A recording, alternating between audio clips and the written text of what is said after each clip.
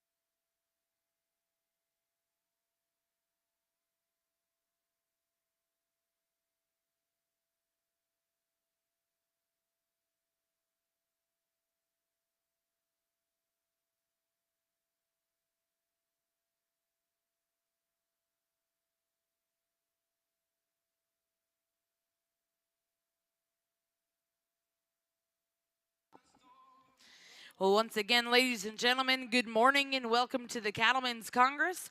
We are excited for our third year here in Oklahoma City. We are going to get started in Ring 1 with your Super National Shorthorn Show. We'll be starting in your Bull Show, Class 1 Late Spring Bull Calves. We'd like to welcome our judge back today, Mr. Jeff Gooden.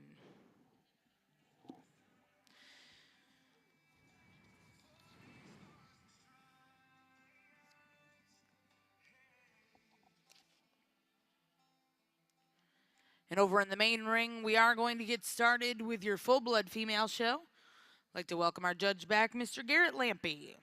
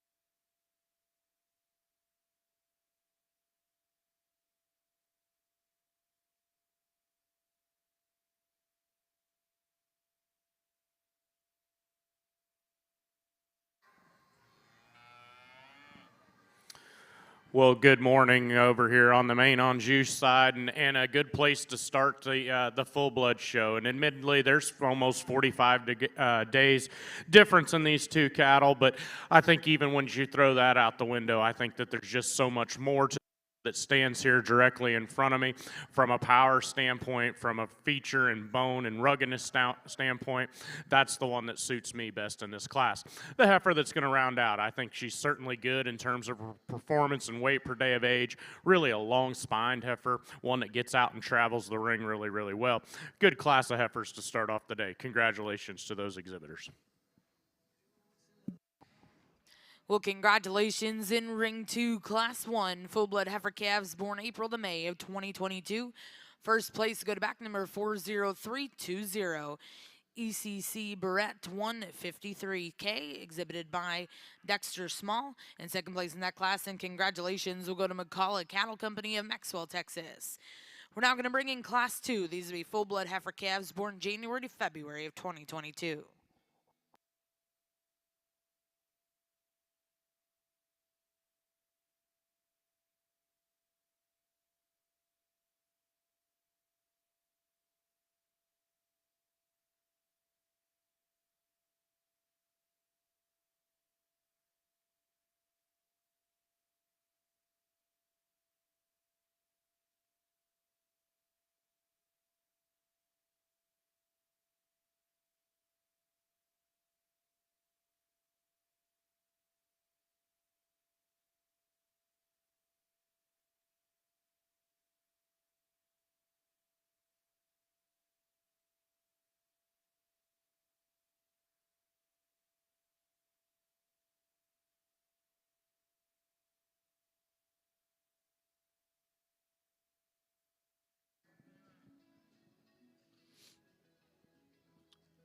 Well, good morning over here on the Shorthorn side, and what a nice way to start. It's a pleasure to be back here to evaluate your Shorthorn cattle today.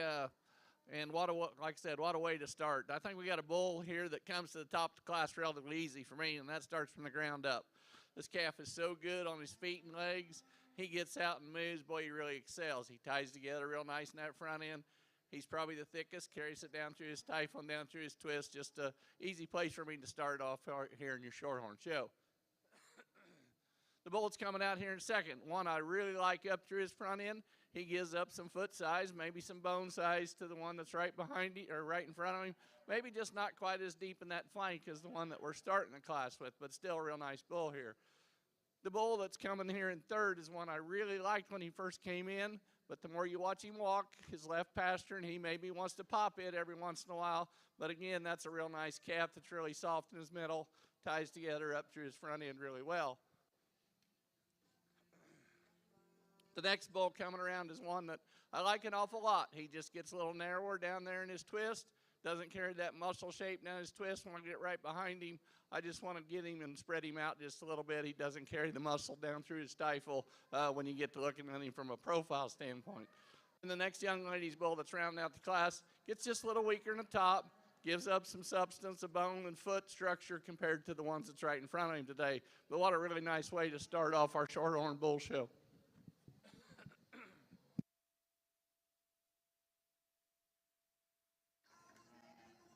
As we get into our second class of full-blood females, I think two heifers that contrast quite a bit in their type and kind. Quite simply for me, the heifer that's going to lead off this class, I think is just bolder in the way that she's constructed. There in the center portion of her rib cage, she's more dimensional. From that standpoint, shows more outward curvature to her rib. And still with one that's probably a little stouter in her bone work, a little bigger footed. Now, without a doubt, the heifer that stands directly behind her probably reads better on paper. She's probably a shot leaner and more attractive when you study her through the front 1/3 of her body. I just wish that she had that extra shape and dimension that the heifer that leads off the class does.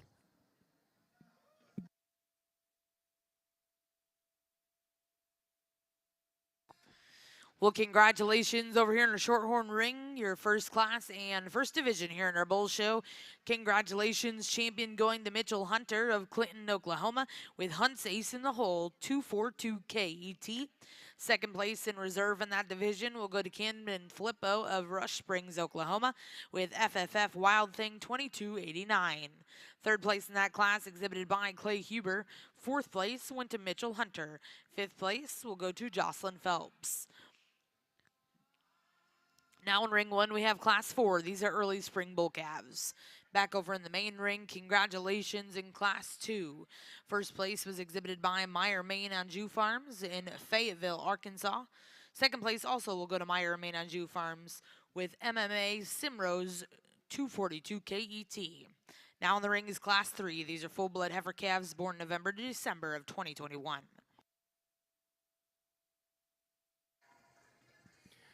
We have a December single entry here, and one that I think can stand some competition. Just when you study that one from a balance standpoint, I think that she ties in very smoothly behind her shoulder. I think she's built nice and constructed well out of her hip and into her hind leg. I'd probably like to lengthen that one stride out just a shot out of that front end, but one that I think is certainly good in terms of her look and her balance and the way she's constructed down her top line. Nice single entry there for that young man.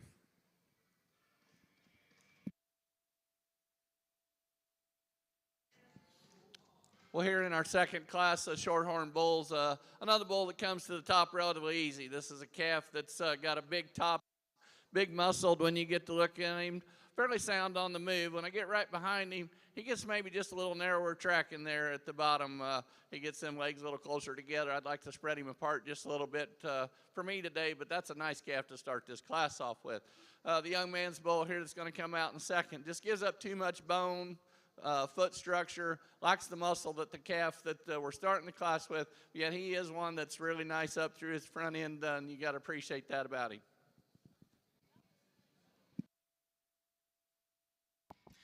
Well, congratulations. Back in the Shorthorn ring, results of Class 4 early spring bull calves.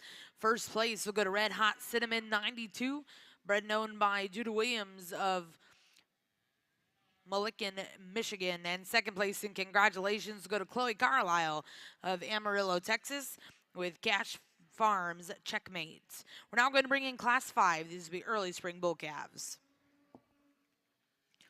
Back over in the main ring, results of Class 3. First place in congratulations we'll go to Fancy Creek Farm and Prairie Farm of Sherman, Illinois with FCF 142B Indian Princess 111J.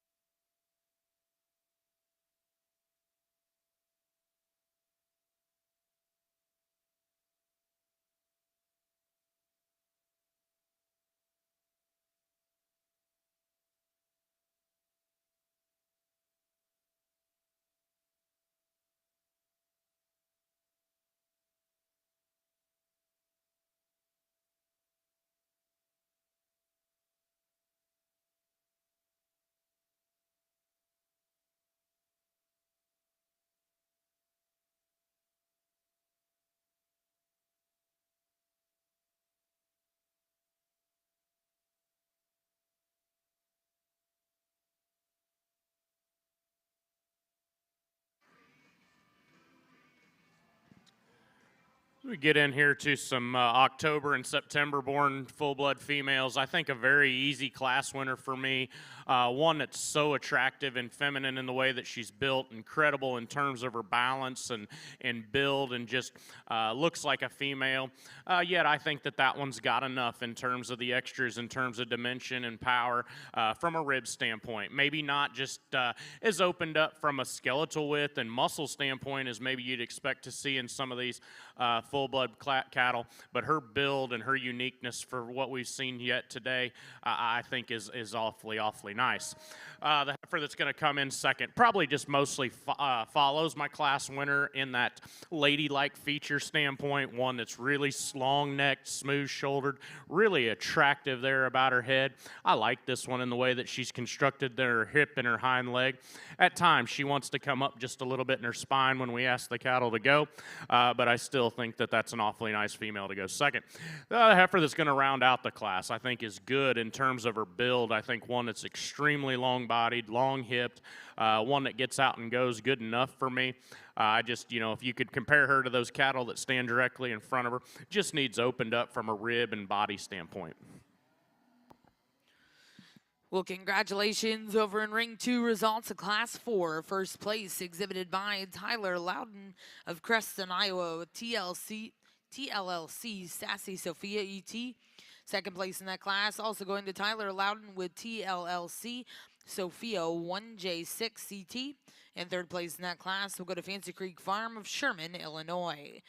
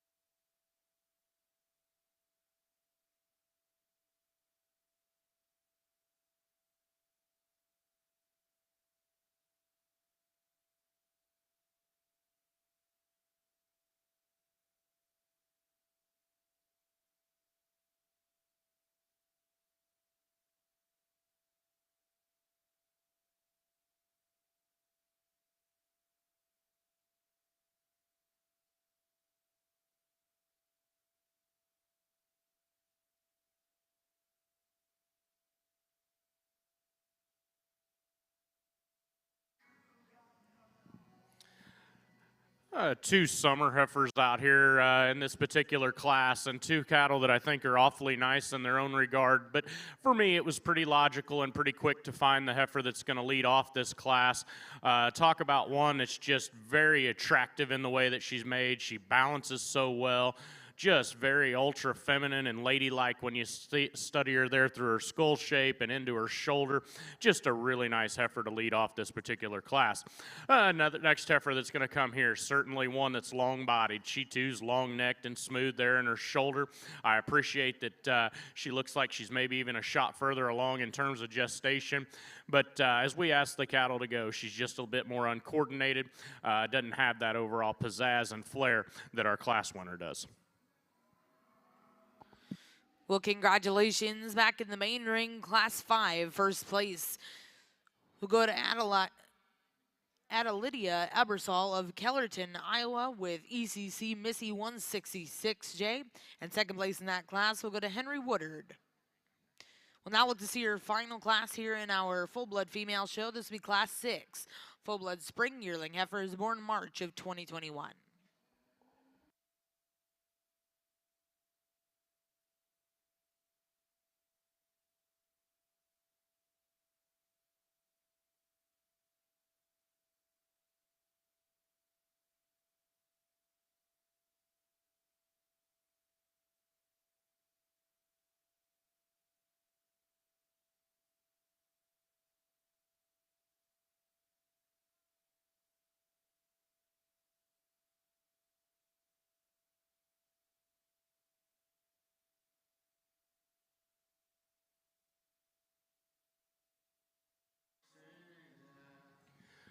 Well, I think, excuse me, I think a really nice single entry here as well, and one that I like in terms of that added length when you study her from the top side of her shoulder to her pole, really long in that regard. One that's set back very good in the angle to her knee and the slope to her shoulder. Still, very attractive. And then yet when you get in kind of behind that one or on top of her, that's one that's got some shape when you study her outward curvature to her rib and with the skeleton. Good single entry. Congratulations to you. Well, congratulations in our final class over here in your full blood Maine show. First place, we'll go to ECC Anya 112J, exhibited by Adelaida Ebersol of Kellerton, Iowa. We'll now bring those first and seconds in over here in your full blood ring, and our judge will select his grand and reserve grand champion, full blood female.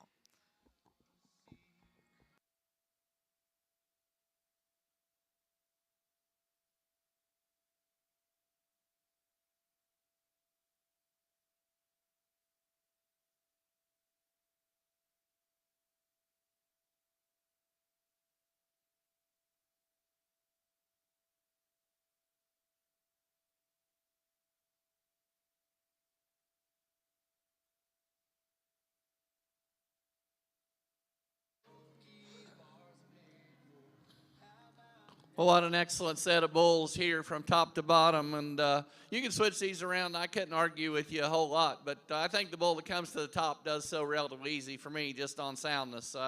I'm kind of a soundness freak. They gotta hit their stride. They gotta be good from the ground up, and I think this one really excels at that. When you get to analyzing him, he's got a nice muscle shape. When you get to looking at him, ties together really nice up through that front end. I think just a logical place to start off this class with. It gets a little closer, second, third, and fourth. I'm going to go with the bull that I think follows as far as soundness compared to the bull that we're starting with. He maybe gives up just a little bit of foot size, maybe just a little bit of bone, but a calf that when we get him out here on the move, I like him an awful lot. I really like the way that neck ties into that shoulder. I think he's really smooth and nice right through there, and I think just a nice place to land there in second.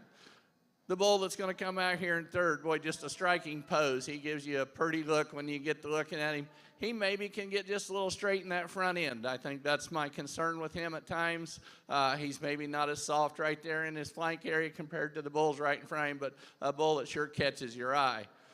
The next young lady's bull that's going to come out next, when you get right behind him and follow him, he's not as easy tracking. He doesn't want to move off those hind two legs quite as well as some of the bulls right in front of him. He maybe just gets a little straighter in that hock. I'd like to see him just spread apart when I get right behind him when we get him out here on the move. Then the next young man's bull that's rounding out the class, definitely the high performance bull in the class. He wants to struggle on the move, maybe a little narrow in that pin set, probably just maybe a little coarser in that shoulder for me today, but a really good class of bulls here.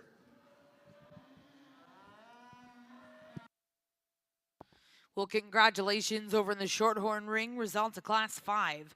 First place exhibited by Armstrong Farms of Saxonburg, Pennsylvania, Bullum Family Shorthorns, and Little Cedar Cattle Company, with BFS LCC AFLC Direct Deposit 2254 ET. Second place in that class will go to Paint Valley Farms of Millersburg, Ohio, with PVF Tank 72K ET. Third place was exhibited by Savannah Vogel of Hamill, South Dakota. Fourth place, and congratulations, will go to Tyler DeGroot. And fifth place will go to Don Kegwin. We'll now bring those first and seconds in. Our judge is going to select his champion reserve here in your early spring bull calf division.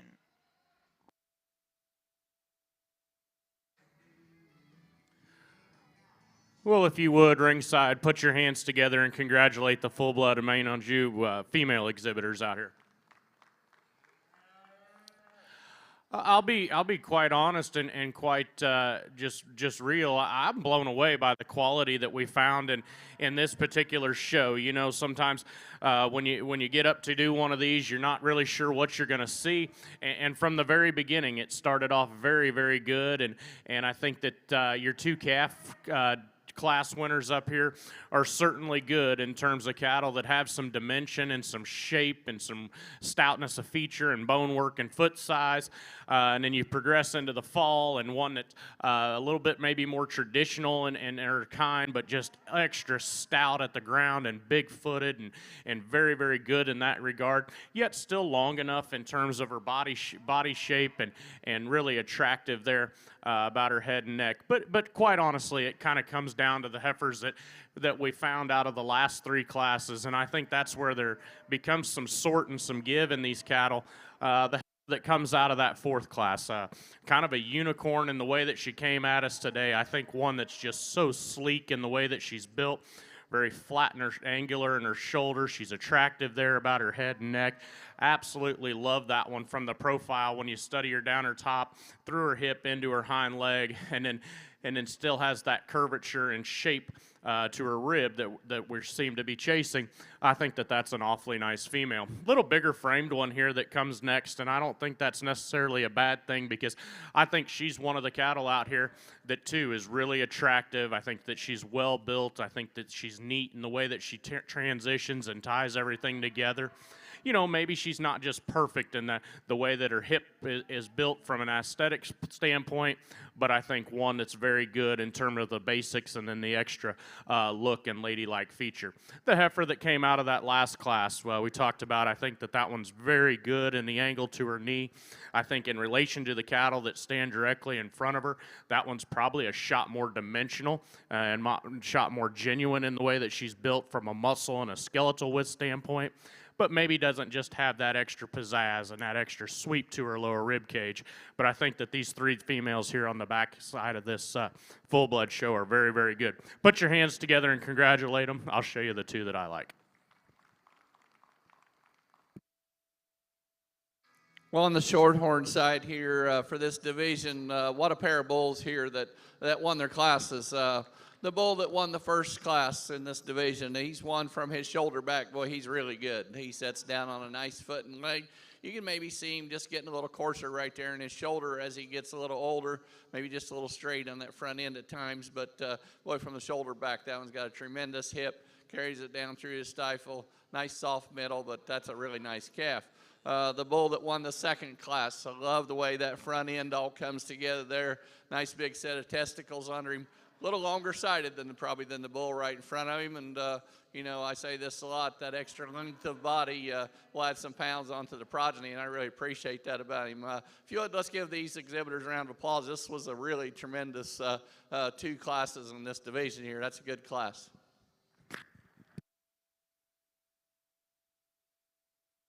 Well, congratulations over here in your full-blood Maine show, your champion. Coming out of Class 4, congratulations to Tyler Loudon of Creston, Iowa, with TLLC's Sassy Sophia ET.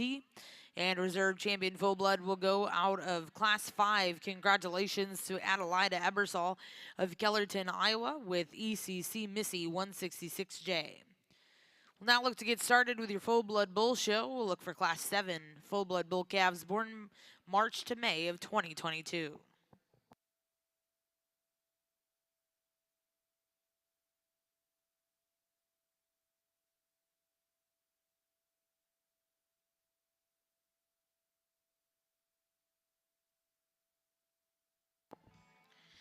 And congratulations back over here in the Shorthorn ring, your champion in that last division, coming out of Class 5, exhibited by Armstrong Farms, Bullum Family Shorthorns, and Little Cedar Cattle Company with BFSLCC, AFLC Direct Deposit 2254 ET. And reserve champion will come out of Class 4. Congratulations to Judah Williams with Red Hot Cinnamon 92. We'll now look to get started with your next division here in our Shorthorn Bull Show. This will be Class 8 Junior Bull Calves.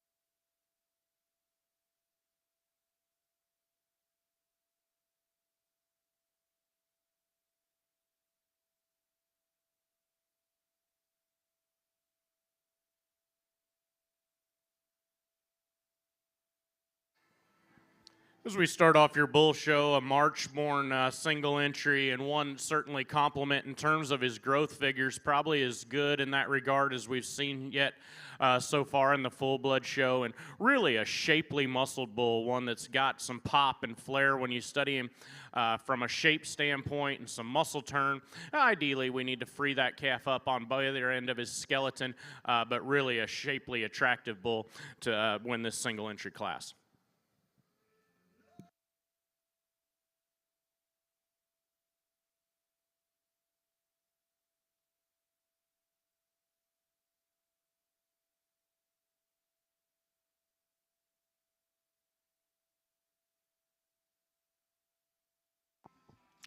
Well, congratulations over here in the main ring. Results from Class 7. First place went to FCF 132A Red Slinger 25K, exhibited by Fancy Creek Farm in Prairie Cross of Sherman, Illinois. We'll now bring in Class 8. These will be full-blood bull calves born January to February of 2022.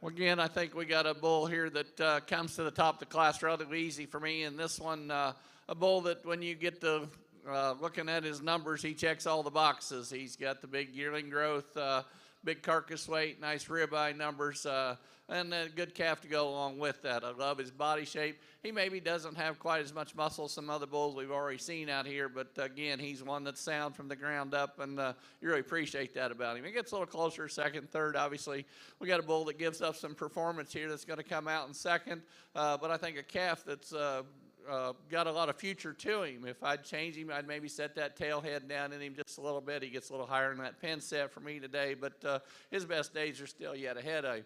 Then we come out with a bull that's really green in his overall makeup. I think with some time and some feed, this bull's going to get a little better. He gets just a little off on those hind legs when we get him out here on the move. He gets to want to hawk in just a little more than I'd like to see. But a nice bull to start the class off with.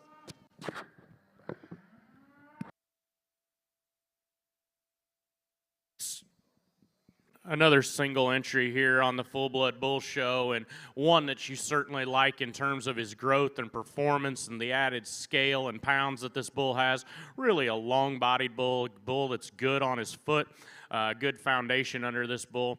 It is stout-muscled as well. Good single entry there, bull, to lead off that class. Well, congratulations back over in the full-blood ring.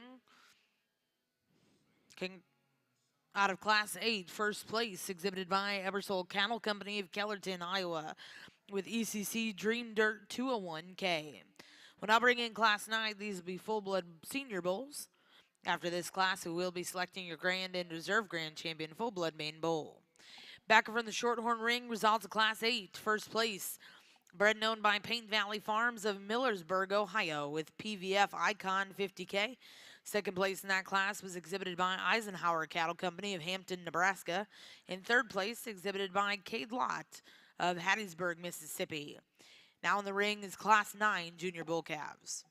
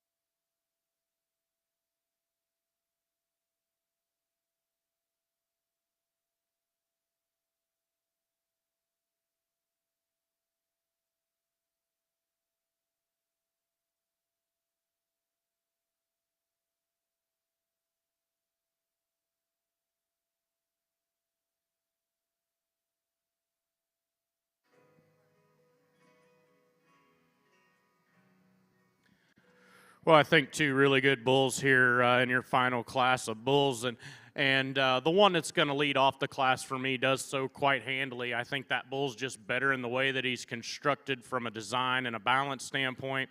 I'm more comfortable with the way that that one's built down his top line and out of his hip. He's not just the freest moving one out here, but a bull that's got some size and some scale and attractiveness and neatness about him. I think that that's an awfully nice bull to lead off this class. I think good turnout value in the bull that comes in next, and one that's certainly shapely from a muscle standpoint. He's really dimensional from there. He's just a little plainer in the way that he comes at us today, a little flatter, or just a little plainer in his presentation, a little finer in his bone work, but certainly a good beef bull that has tremendous turnout value. Congratulations to those exhibitors.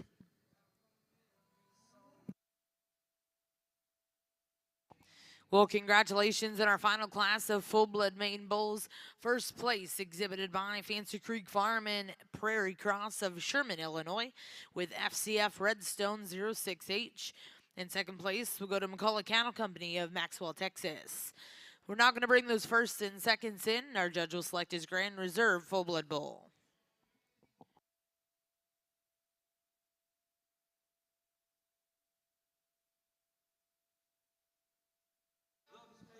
Well, another nice pair of bulls here, and obviously some differences here. It's a matter of give and take. There's some things I'd like to change about both of these bulls. I think the calf that I'm going to start the class with does so on soundness when I get him out here on the move. He's maybe not the most attractive off them hind legs on the move, but he's got a little more set, but I'd rather have one that's that way than a little too straight, and I think this calf here wins this class on soundness between the two. I'd like to maybe change him off that front end. He gets a little wider in that chest for me when he gets on the standstill, but a nice calf to start the class. The bull that's going to come out here in second, he's one that just struggles a little more for me on the move. He misses his stride just a little bit on them hind legs when he hits where that front foot takes off. He's just a little short of that stride, gets a little shorter or choppier in his step. I'd like to maybe set that tail head down in him just a little bit for me today. But nice pair of bulls that you could switch them around if you want to. But for me today, I'm going to use the bull that I think is a little sounder. Well, congratulations over here in the Shorthorn ring. Results of that last class. First place exhibited by Kane Agater of Seward, Nebraska, with JSF Kane Broadway, 830 KET. In second place, we'll go to Brock David Studer of Creston, Iowa.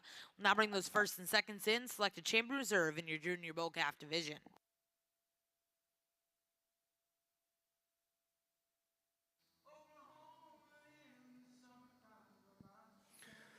Well, maybe not some of the numbers that we've seen in some of the bull shows throughout the week, but I think tremendous quality. And I think as we finished up the full-blood female show, as I mentioned, I was blown away and quite honestly a little bit surprised just how good they are. And I think that trend continues out here when we get these 4 full-blood Maine bulls out here. I think that there's some value in these cattle from a muscle standpoint, from a dimension and shape standpoint.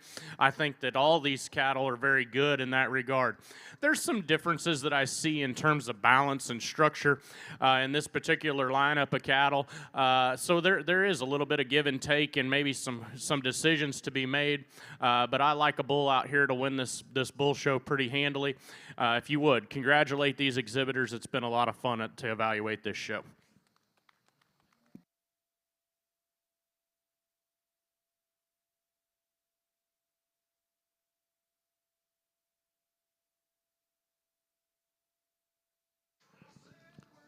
Well, the Shorthorn side here for this division, we got a pair of bulls out here for this division that's little differences in types and kind. The young lady's bull here is one that's attractive from a profile standpoint. He doesn't maybe quite have the foot size, maybe the muscle shape is the one right behind him, but a bull that checks a lot of the boxes for yearling growth and carcass numbers when you get to analyzing the paperwork, one that I really appreciate about that. The bull that won this second class, as we talked to him in class just a minute ago, he maybe just gets a little straighter in that front end, maybe just gets a little spread in that chest for, but still a bull that when we get him out here on the move, I really like him an awful lot. He's got a lot of muscle shape, carries down through his top, a real nice calf. For me today, this young man's going to be your champion bull, and I'm going to use the young lady to be your reserve. Congratulations. Appreciate it. Well, congratulations back over in the main ring. Your champion full blood bull coming out of Class 9, exhibited by Fancy Creek Farm in Prairie Cross, Sherman, Illinois, with FCF Redstone 06H, and reserve champion coming out of Class 8. Congratulations to Ebersol Cattle Company of Kellerton, Iowa, with ECC Dream Dirt 201K. Again, congratulations to those exhibitors.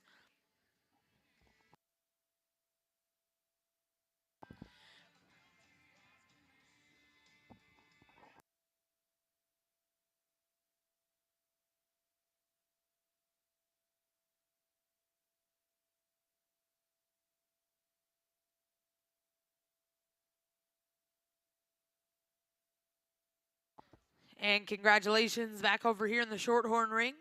Class 10, your junior bull calf champion, coming out of Class 9, exhibited by Kane Agater with JSF Kane Broadway 830 KET, and reserve champion will come out of Class 8. Bred known by Paint Valley Farms of Millersburg, Ohio, PVF Icon 50K. Now in the ring is Class 12 winner bull calves.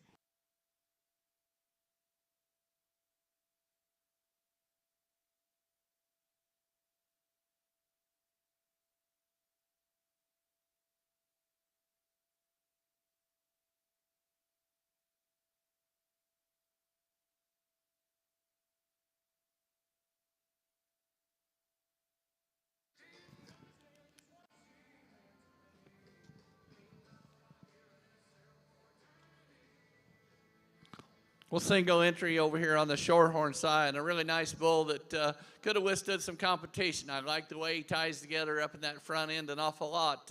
He's one that you like him on his feet and legs. He maybe gets a little softer in that pastern, but again, we'll take one that's that way a little more than one gets up on his toes. He maybe doesn't have as much muscle as some other bulls that we've seen out here, but he's going to be a fun one to compare to some other ones here in a little while. Well, congratulations, Class 12 first place. We'll go to Little Cedar Cattle Company, Delisle Farms, and Lehman Cattle Company with Little Cedar Currency 2146. We'll now look to see Class 13 senior bull calves. This will be the final class in this division.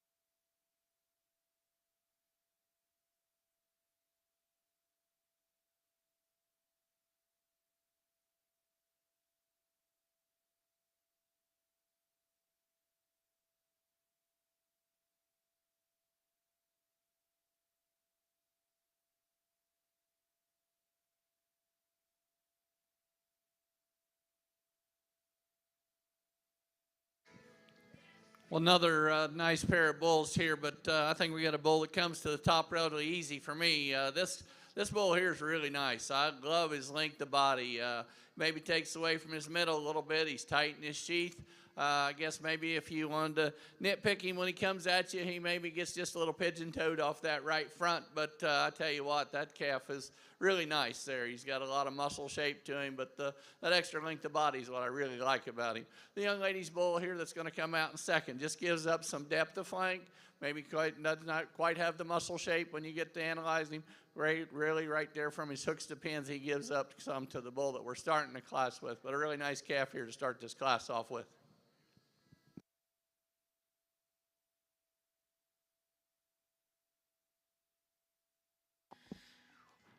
Well, congratulations. Back in the Shorthorn ring, results class 13. First place was exhibited by John Allen of Saxonburg, Pennsylvania with Armstrong Ruger 2066. Second place in that class went to Emery Robertson of San Marcos, Texas with 5R Outsiders Pride. We'll now bring those first and seconds in, select champion reserve in this division.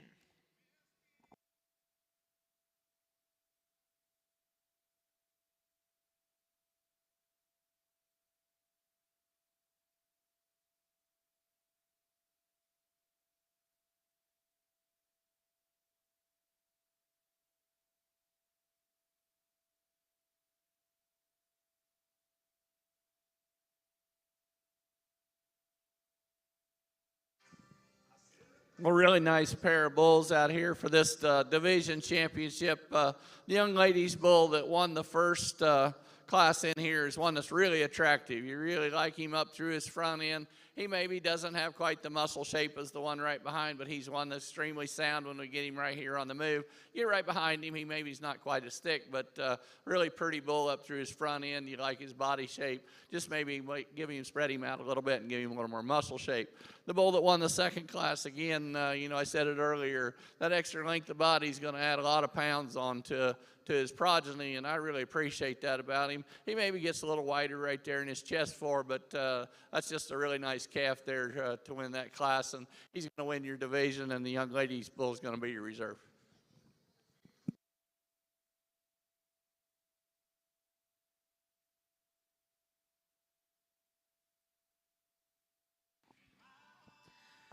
Well, congratulations, your senior bull calf champion coming out of class 13, Armstrong Ruger 2066, bred and owned by John Allen of Saxonburg, Pennsylvania, and reserve champion will come out of class 12. Congratulations to Little Cedar Cattle Company, Delisle Farms, and Lehman Cattle Company with Little Cedar Currency 2146. We'll now look to start your next class. This will be class 17, late spring yearling bulls.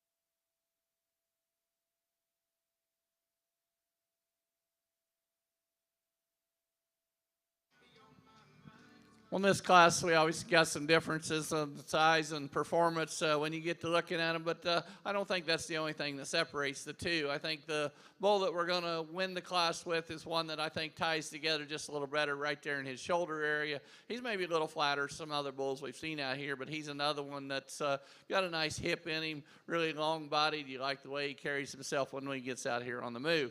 The young lady's bull that's going to come second is one that just gets a little weaker right there in his heart, a little coarser right there in the top of his shoulder. That neck doesn't tie into that shoulder quite as well. Look at him out here on the move. He wants to slope just a little bit from his hooks to pins. Doesn't move off those hind two quite as well, but nice pair of bulls.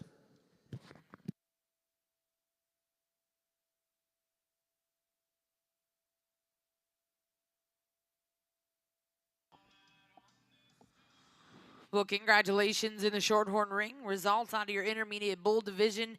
Your champion will go to Dason Cash of Fay, Oklahoma with DC Impact. And reserve champion will go to back number 60404. Chosen Select 1712, exhibited by Valentin Del Rio of Sunset, Texas. We're now going to bring in Class 20. These will be early spring yearling bulls.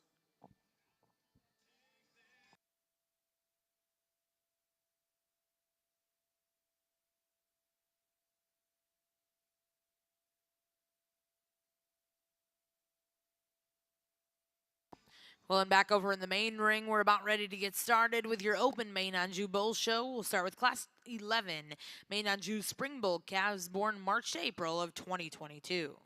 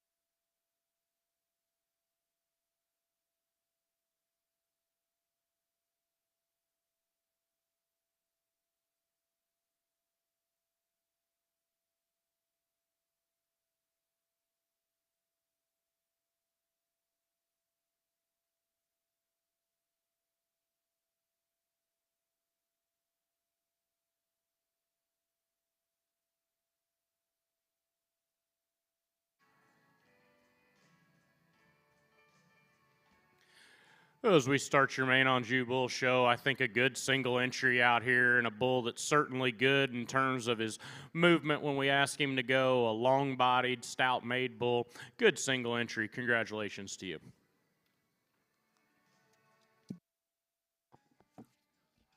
Well, congratulations over here in the main ring, and a good way to start our Maine Anjou Bull Show. Class 11, first place exhibited by Laramie Blakely of Oologah, Oklahoma, with DRCC Kingsman ET. We'll now bring in Class 12. This will be Maine Anjou Spring Bull calves born January to February of 2022.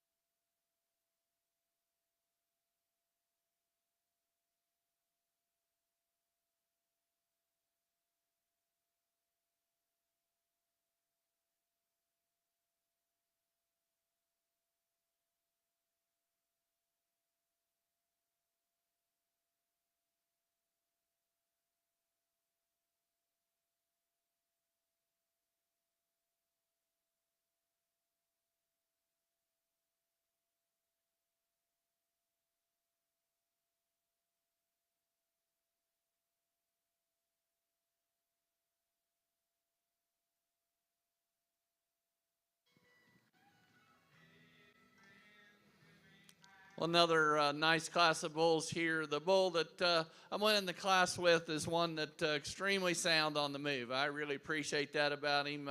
You look down at his numbers, he's got some tremendous growth numbers and tremendous carcass numbers, and you know, he's a show bull, and that sometimes don't always go together, but that one there is a pretty nice one to start this class with.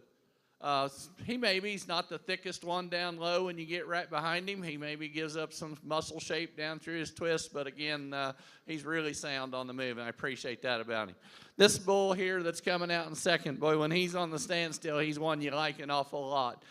We get him on the move, probably is where he gets a little maybe disappointing compared to the one we're starting the class with. You get right behind him and watch him walk, he gets maybe just a little bow-legged right behind there, but I think that comes with that extra muscle shape that he does have. Also, maybe that little bit of shoulder comes with that also. It's a little give and take there. I'd just like to make him just a little smoother right in that front end, make him just a little better right there from behind when I get to looking at him and following him down the ring. The bull that's rounding out the class, just a really nice calf here, really complete. He just got in with two really good bulls today. Well, congratulations in the Shorthorn ring. Results of Class 20. First place, bred and owned by Kate's Farms, is CF Payweight XET. Second place in that class went to Lane Blankenship of Orlando, Oklahoma. In third place, exhibited by Pfizer Pulled Shorthorns and Dason Cash. We'll now bring in Class 21. These are junior yearling bulls. This will be your last class in our junior bull division.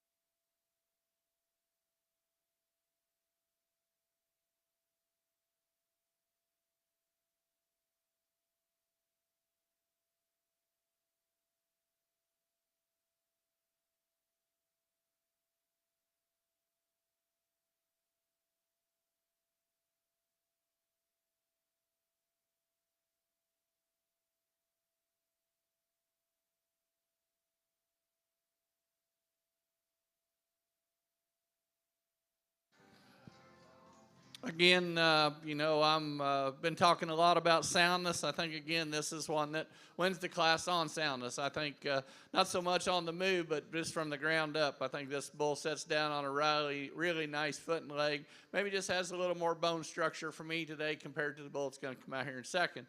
I'd like to maybe stretch him out through that front end. He gets a little compact and jammed up there in his front end, but from the shoulder back, that's a really good calf to win this class. The young man's bull that's going to come come out here in second. He too maybe just gets a little coarser right there in his shoulder, just not quite as stout from the ground up, but he's another one that, when you get right behind him, has a tremendous muscle shape, carries it down through his top and down through his twist. That's a nice pair of bulls here in this class.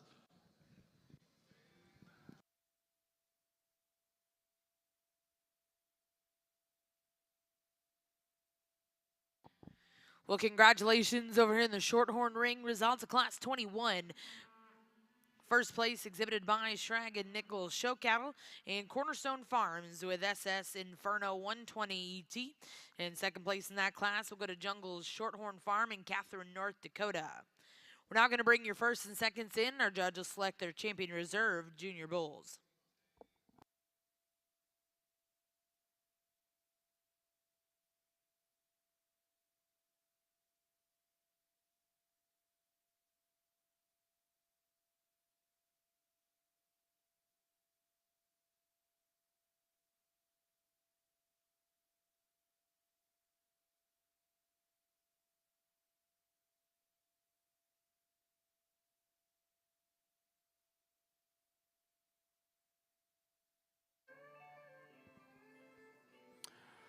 Wow, what a pair of bulls here on the top end of this class. And you know, I think when you come out here and you evaluate cattle, you know that there's always going to be give and take. But I don't know that I've been in a pair of cattle that I think are both so good yet so different in their build and just the way that they come at us today. Yet I still think that they're both extremely high quality. And I think depending on what your cow herd base is and what you need to do, I think that these two bulls can certainly do a lot of different things, and I think that these two bulls complement each other extremely well. For me, I'm going to use the bull here that stands directly in front of me. I just see as that one is just a shot more opened up, and I think that that one's more genuine when I get in right behind the cattle. I think he's bigger behind his blade. I think he's bolder in the way that he's constructed there in his hip and from his hooks to his pins. He's a shot wider skeleton in that regard. A big-footed bull, an athletic bull. I absolutely love the foot shape and just the extras that this bull gives you because I think that that's an awfully nice bull here. You know, in comparison to the bull that stands directly behind him, you want to talk about the bull that's going to be second in here, just eccentric in his look and just a wild-looking creature, if you will, just to be that high tie-in on the top side of his skeleton, so elevated there about his head and neck. I think that the difference is that bull's just a shot rawer when we study him there in his forerib, a shot rawer in the way that he transitions there. But two extremely good cattle on the top end of this class. Young lady brings us a nice bull here that's going to be third, and unfortunately she runs into just a buzzsaw and then those two bulls that go directly ahead of her, because this bull's long-bodied. He's certainly sound in his structure, just not as powered up and unique as the two cattle that win this class. Congratulations to those exhibitors.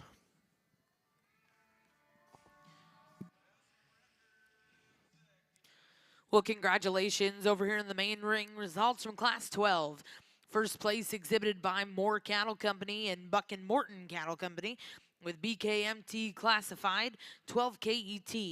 Second place in that class will go to MCCF Keno ET, exhibited by Candace Muir and Silvera Brothers. Third place in that class, and congratulations, goes to Sarah Rimple of Athens, Texas. We'll now look to see Class 13 Maine Anjou Winter Bull calves born November to December of 2021.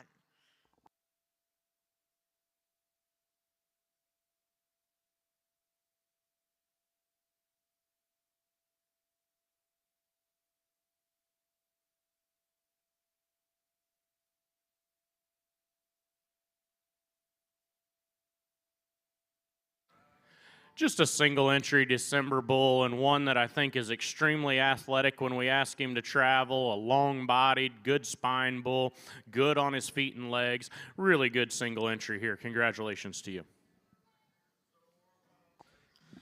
Well, congratulations back in the main ring. Results of Class 13. First place will go to Ladd Landgraf with Medill, Oklahoma, with Ladd jump first, 120J. We'll now bring in Class 14 Maine Anjou Spring Yearling Bulls born March, April of 2021. Well, over here on the Shorthorn side, the water's starting to get pretty deep. This is a nice pair of bulls. There's some differences in type and kind between these two. The bull that won the first class is one. Boy, he's really attractive from a profile standpoint, and you get to analyzing the numbers if you want to look at that and help determine how to breed your herd. This one here's got an awesome set of numbers. Maybe if I changed him when I get right behind him, he's maybe not as muscular as the bull right behind him, but boy, he just ties together up in that front end so well and so attractive from this view right here. The bull that's going to come out here in second, he is the massive one when you get right behind him down through that muscle shape up across that top. If you'd change him, he gets maybe just a little bunched up right there in his front end, but that's taken away from a really nice bull. And in the seconds, the bull that was second in the first class is one that, boy, standing still and he gets parked. I like him an awful lot. He maybe just gets a little bow-legged right behind when we get to looking at him. Maybe just not quite as good right there in that front end, but a nice calf. And the bull that was second in the second class is one that has a tremendous muscle shape. He just gives up some bone and foot structure, some foot and some bone structure compared to the ones right in front of him. For me today, I'm going to use the young lady's bull here to be your champion and the young man right behind to be your reserve.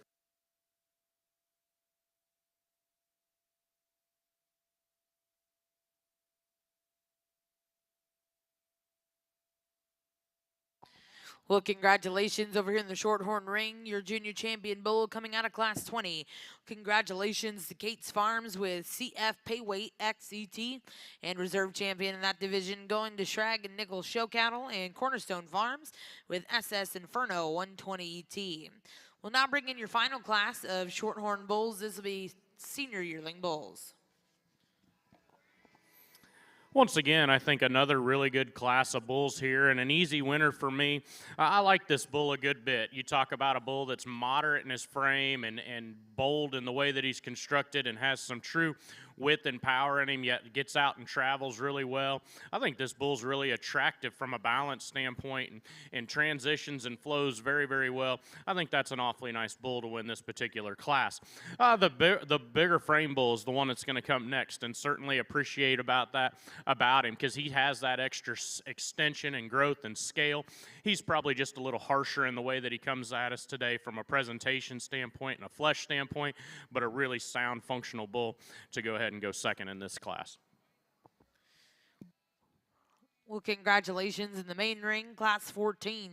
First place will go to K&A Jester 50JET, exhibited by List Livestock of Algonia, Iowa. Second place in that class, and congratulations to Austin Dunn of Terrell, Texas, with RRRC 283J. We'll now bring in your final class of Maine Anjou bulls. This will be Class 15, senior bulls born September to December of 2020.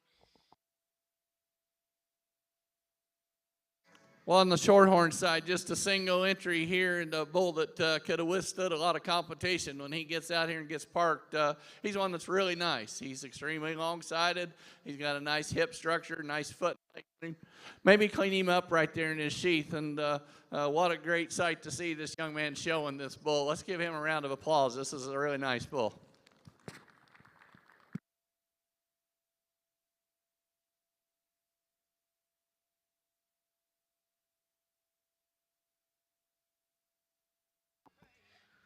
Well, congratulations back to the Shorthorn ring.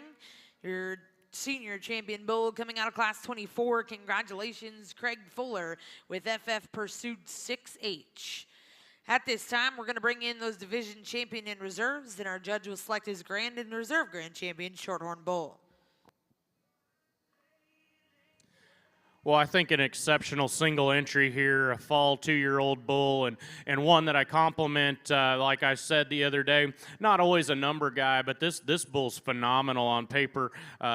Just when you compare him to the breed averages, I think that bull is exceptional in that regard. A very attractive, well-balanced bull, one that's very neat in his head and neck. He's long there. He's smooth-shouldered, really nice when you study him there, and the design to his hip and his hind leg. I think a high-quality single entry bull. And congratulations over here in ring 2. Results of your final class of Maine Anjou bulls. First place exhibited by Rachel Ann Carlson of Plattsburgh, Missouri, with RRRC Prince Money 817H. Well, over here in ring 2, we're also going to go into your grand drive of our Maine Anjou bulls. We'll bring in all of those first and seconds out of each of our classes, and our judge will select his champion reserve Maine Anjou bull.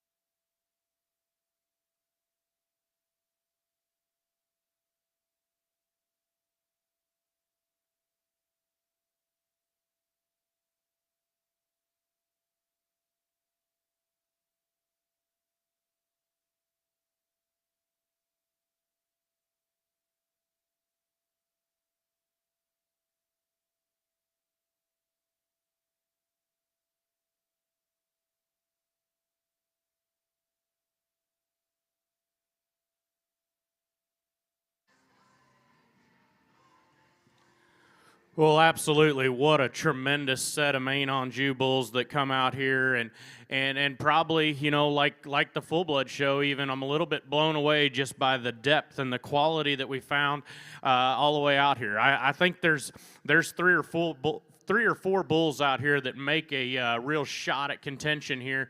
And I think that these cattle are different, and I think that there's good and there's tremendous value in some of these bulls out here, depending on where you want to lie and where you want to put your priorities.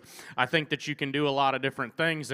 And guys, I think that that's so important when we talk about a breed that's on the rise and a breed that a lot of us from the outside have shown a lot of interest in, because I like I said, I think there's three or four bulls out here that a guy can latch onto and not only use to win a show, but then take them back and use them in your program and study them and mate them up on the different cows that you have, and be very happy and get some cattle in a show ring setting that I think are the ones that can generate and make the next generation better. I just, to talk about him briefly, the bull that came out of the first class, just tremendous in terms of growth and performance. Bull that's stout in terms of his muscle and his bone work, one that's still attractive to me. He's maybe a little harsher than a few of the bulls that come out here, but still a high quality individual that I think certainly needs to be commemorated for that.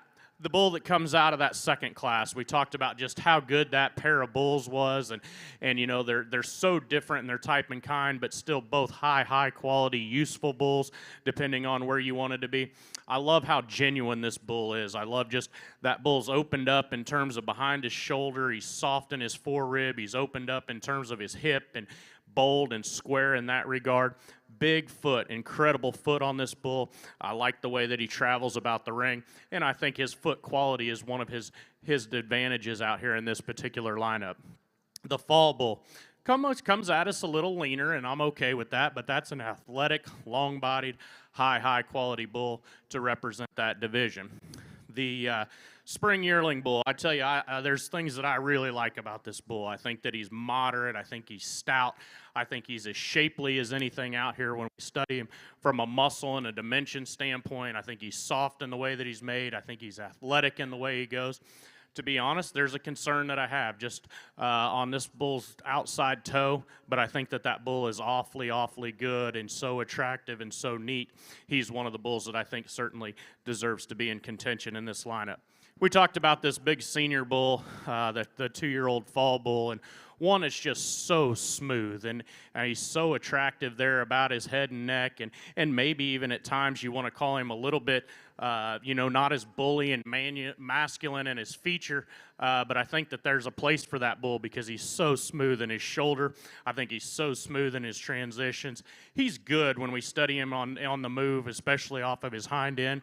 At times I want him to reach just a bit more out of his front end, but I think an awfully good bull. He's in great shape and good rig. We commented just how good that bull is on paper. Guys, I think this lineup of bulls is absolutely incredible. If you would, put your hands together and congratulate the Maine Anjou breed.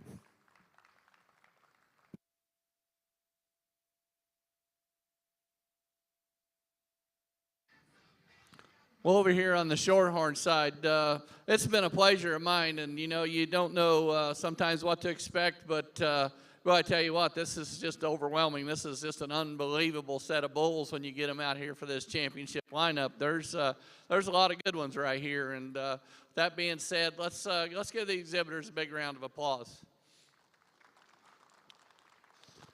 The young calf down here that won the first class, he may be the soundest one out here, but it's hard to go out there and use a calf, but they're going to have a lot of fun with that one on down the road there. He's tremendous muscle shape, sets down on a really good foot and leg, ties together really nice in that front end.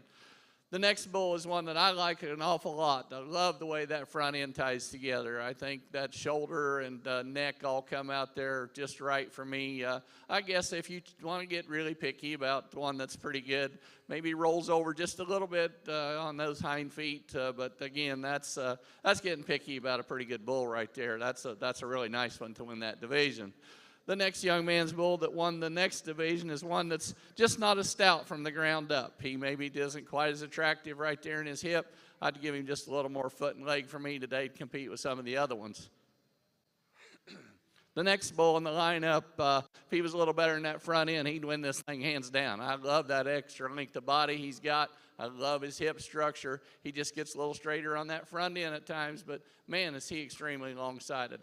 Like I said, he's going to add some pounds onto his progeny. He's really clean sheath, but he just gets to wanting to tip over on that front end at times and just gets a little straighter.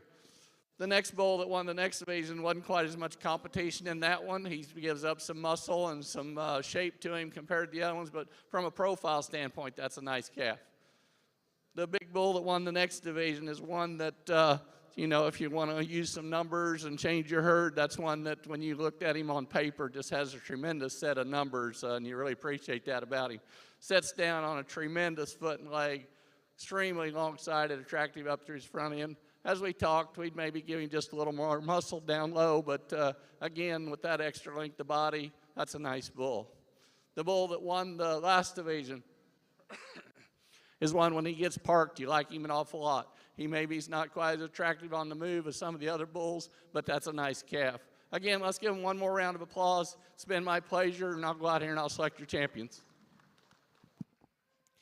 Well, congratulations back over in the Maine Anjou ring. Congratulations to your Maine Anjou champion bull, exhibited by Moore Cattle Company and Buck and Morton Cattle Company with BKMT classified 12 KET. And reserve champion came out of class 12, List Livestock with K&A Jester 50 JET. The bull that's pulling in here that was reserve in that division, he's another one from his shoulder back. He'd be one of the ones to really compete. He maybe just gets a little jammed up in that front end for me, maybe just a little more compact all over. But again, tremendous hip, tremendous foot. Just a really nice calf here. That being said, I'll go out here and I'll select your reserve.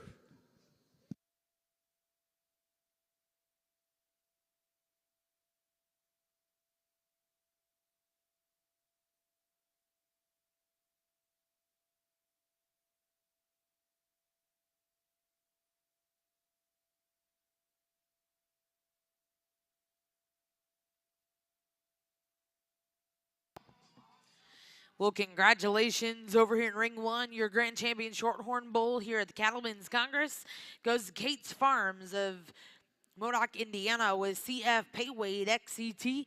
And congratulations, your reserve grand champion Shorthorn Bull. Coming out of class 5, exhibited by Armstrong Farms, Saxonburg, Pennsylvania with BFS LCCC AFLC direct deposit 2254 ET. Congratulations to our Shorthorn Bull exhibitors. Once again, congratulations to our champion reserve and your reserve owned with Armstrong Farms, Bolam Family Shorthorns, and Little Caesar Cattle Company. We are going to head to the backdrop over here in the Shorthorn ring, and we'll get started back up in just a moment with your Shorthorn Female Show.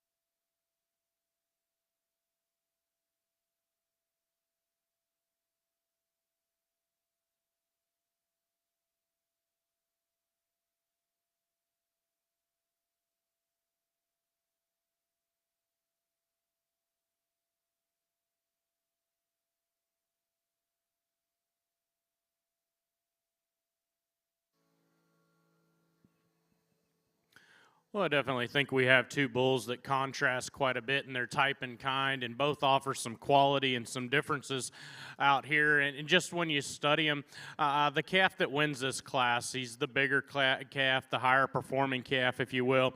I think both these cattle are comparable in terms of their figures when we look at them on paper. I probably like this calf just a shot better on the move than I do on the standstill, because there's at times I think that, well, I think he could be plenty upright there in his knee and maybe a little bit rigid out of his hock. But when we ask him to go, he actually reaches and goes with some ease and some flexibility. I think there's just a shot more grow and future in this particular calf, a more size and scale, and that's his decisive advantage and why I think he wins this class. If you like him a little bit more moderate and round and huge bellied, then maybe the calf in second fits your bit just a little bit more. I don't think that calf's any more coordinated when we ask him to go off of his hind two. For me, he probably just gives me a little bit of a quick look, but two really nice bulls to start off your Maine Angus division.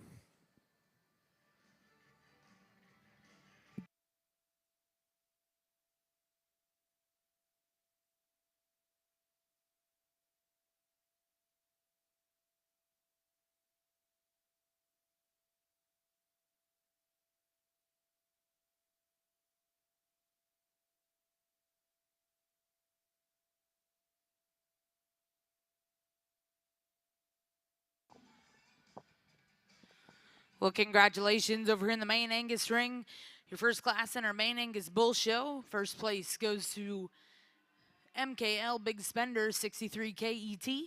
And second place, and congratulations to Madison K. Loschke of Kingsdown, Kansas.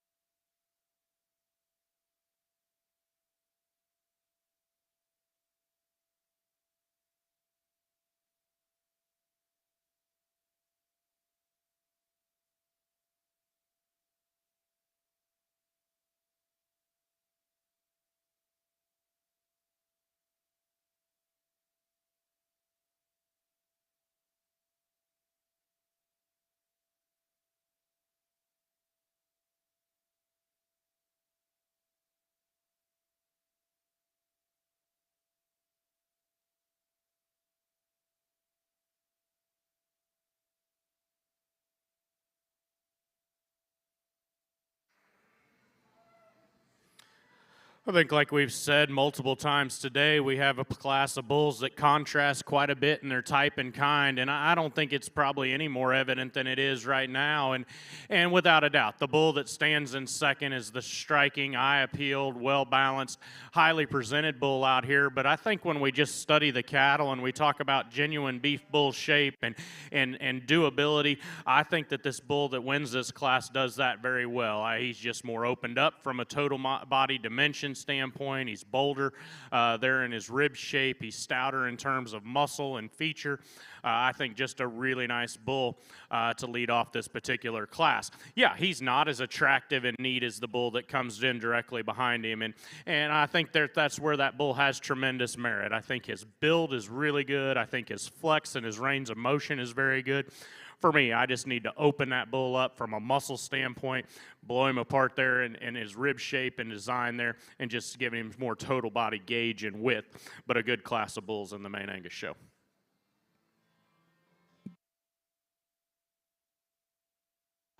Well, congratulations in Class 17, first place. We'll go to Brett Jones of Ardmore, Oklahoma with JFRMS Liston 5JET. And second place exhibited by Jason Minner of Atkinson, Illinois. We'll now bring those first and seconds in and select a grand reserve in our Maine Angus Bull Show.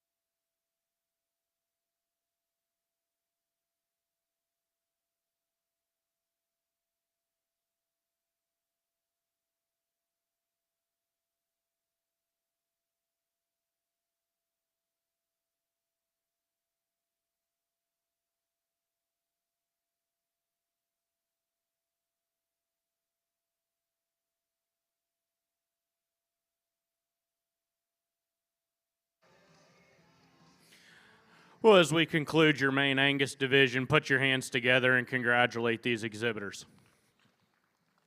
Just 4 bulls to represent your Maine Angus breed, but I think all 4 of these bulls are extremely nice in their own regard. I think probably have 4 different bulls standing out here, and I think that's okay.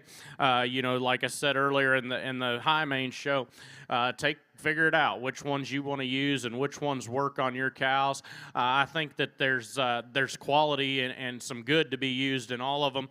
I do. Like I said, just in class, I think that the 2 bigger bulls contrast quite a bit in their type and kind. In fact, they're pretty night and day for me. But I think that's the best 2 bulls that come out here today. The bulls out of your last class will be champion in reserve. Well, congratulations, your grand champion Maine Angus bull here at the Cattlemen's Congress, coming out of Class 17, Brett Jones of Ardmore, Oklahoma, with JFRMS Liston 5JET. And reserve champion will also come out of that same class, Min Moving Forward 180 JET, exhibited by Jason Minert of Atkinson, Illinois. We'll now look to get started with your Maintainer Bull Show. We'll be looking for Class 18 Maintainer Spring Bull calves born March to April of 2022.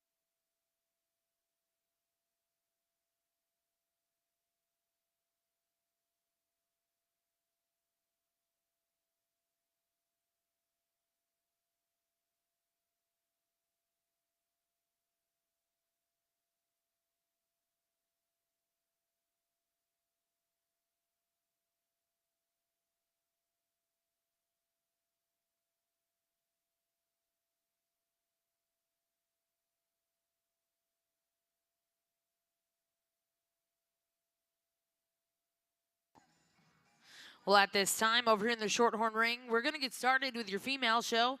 First class in the ring will be Class 1 Late Spring Heifer Calves.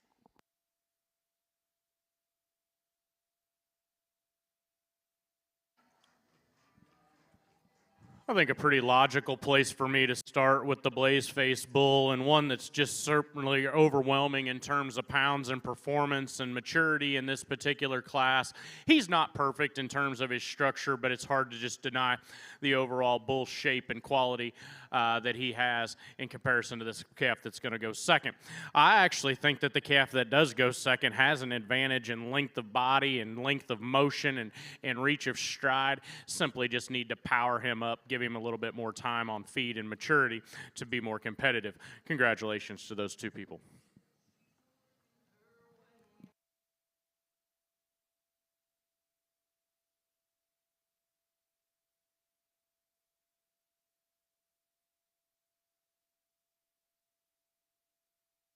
Well, congratulations over here in Ring 2. We have gotten started with your Maintainer Bulls Show Class 18. First place will go to FFF Made to Believe 2219, exhibited by Camden Flippo of Rush Springs, Oklahoma. And second place in that class, exhibited by Ethan Wire of Great Bend, Kansas. We're now bringing Class 19. These will be Maintainer Spring Bull Calves born January to February of 2022.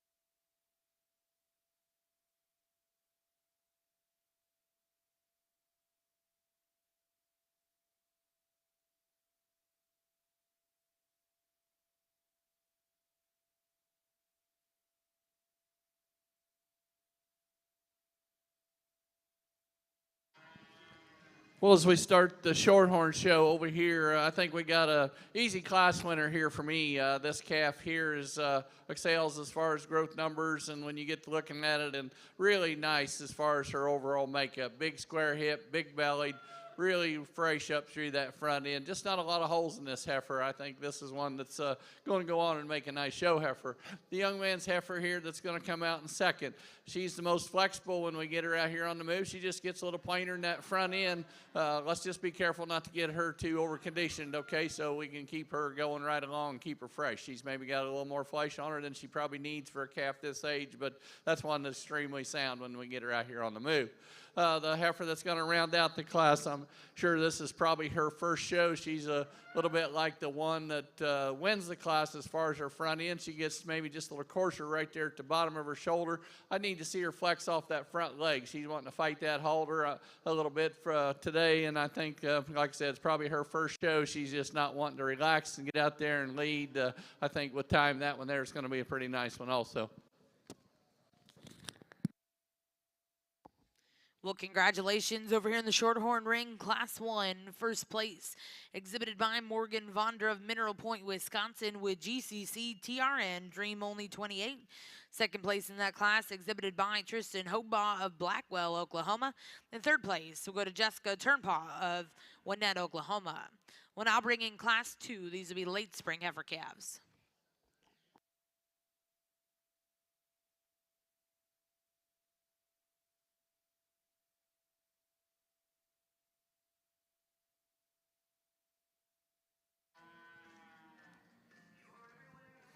Well, once again, I think two really nice bulls out here in this February-January class, and two bulls, once again, that contrast quite a bit just in their type and kind, and I think that there's certainly some give and take when you study the cattle from a muscle standpoint, but I land on this bull here that stands directly in front of me. Tremendous in his figures there on paper. Certainly commend him for that, but he's the bull that's just so smooth in the way that he transitions there from his shoulder to his forerib. one that's just very attractive in the his hip and his hind leg. I think his angles are very good. You know, I did. At first, I questioned, is that bull just opened up enough for me in terms of muscle and skeletal width? But I think that his balance works very well in the way that that bull ties in, and particularly when we study the two cattle out of the hip and the way that they're built there from hooks to pins, I think that that's a big advantage. Couple that with his good figures on paper. Without a doubt, the bull that's going to go second is the stouter, wider gauged, heavier muscled bull. But with that, he's just a little bit rawer in his design, maybe a little bit bolder in his shoulder, a little bit more tight there in his forerib, but a stout, heavy muscled, big structured bull. Congratulations to those two young people.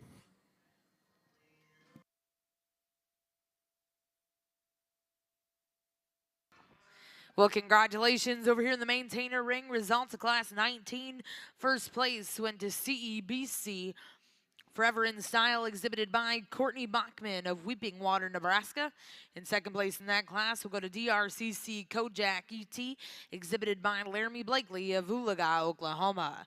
We'll now bring in Class 20 maintainer winner bull calves born November to December of 2021. Well, nice class of June heifers here, and this heifer we're starting the class with, I like an awful lot. I like the way her front end all ties together.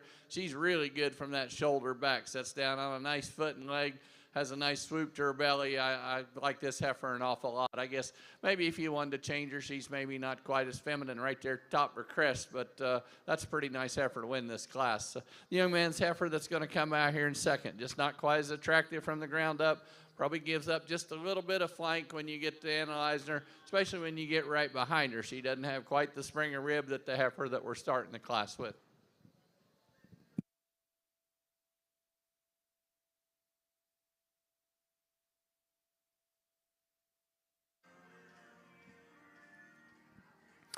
Well, I think a November bull that comes out here is a single entry to us, and one that I like a good bit in terms of just his flexibility and his range of motion. I think that bull's very good in that regard.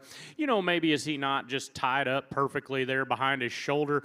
No, but I think that kind of lends to that bull's extra flexibility and certainly enough power and ruggedness and masculinity in that bull. I think a very good single entry. Congratulations to you. Well, congratulations over here in the maintainer ring. First place in Class 20 will go to Langford's Maine 1659 JET, exhibited by Cash Langford of Okmulgee, Oklahoma. We'll now look to bring in Class 21 maintainer fall bull calves born September to October of 2021. Back over in the Shorthorn ring, results from Class 2 late spring heifer calves. First place exhibited by Adeline Vaughn of Maxwell, Iowa, with AFVF Dream Lady 204 ET. In second place in that class, exhibited by Wesley Stone with Reba 22. Now in the ring is Class 3 late spring heifer calves.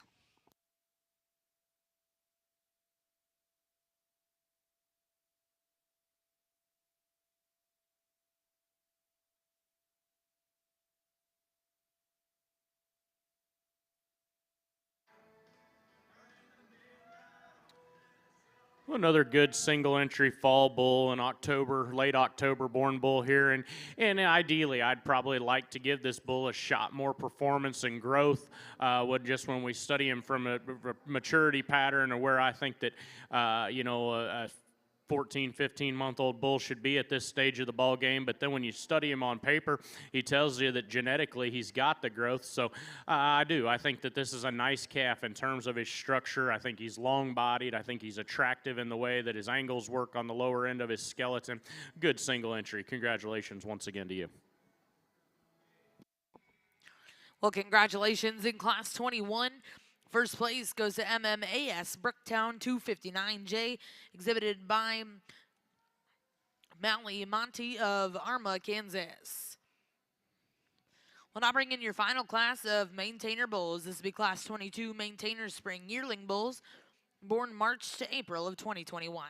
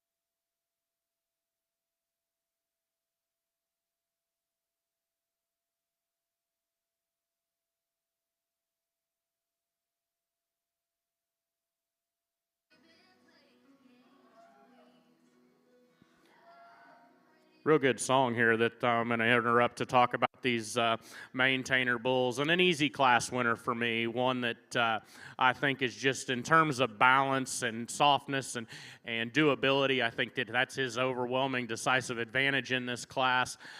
Bull that you like in terms of his total body dimension, a moderate frame bull, easy flush, and highly presented to us today.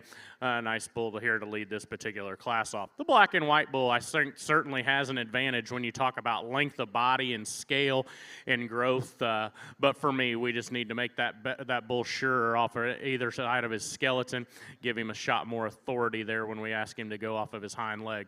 Congratulations to those people.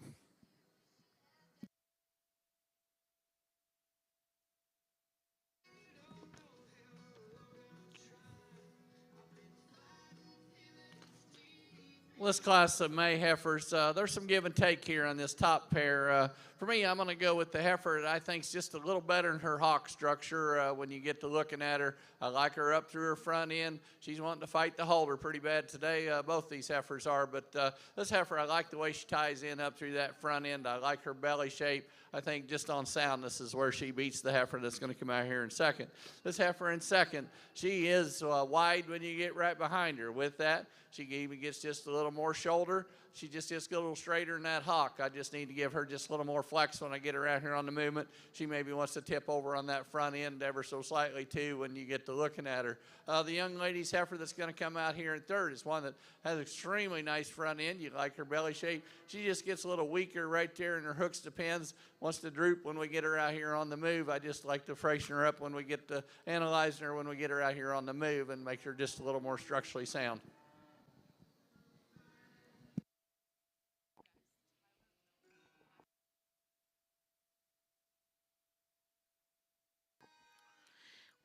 Well, congratulations back over here in the maintainer ring. Results of that last class. First place exhibited by Silveris Brothers of Fireball, California, with JABRSIL Daddy's Home 115J. And second place in that class exhibited by Samantha Newman. Currently in the main ring, we are going to select your grand and reserve grand champion maintainer bulls. Back over to the Shorthorn ring, results of Class 3 late spring heifer calves. First place exhibited by Dixon Fry of Independence, Iowa, with Nallswood Myrtlebow K52. Second place in that class exhibited by Barrett Griffin. Third place will go to Jocelyn Phelps. Now in ring 1 is Class 4 late spring heifer calves.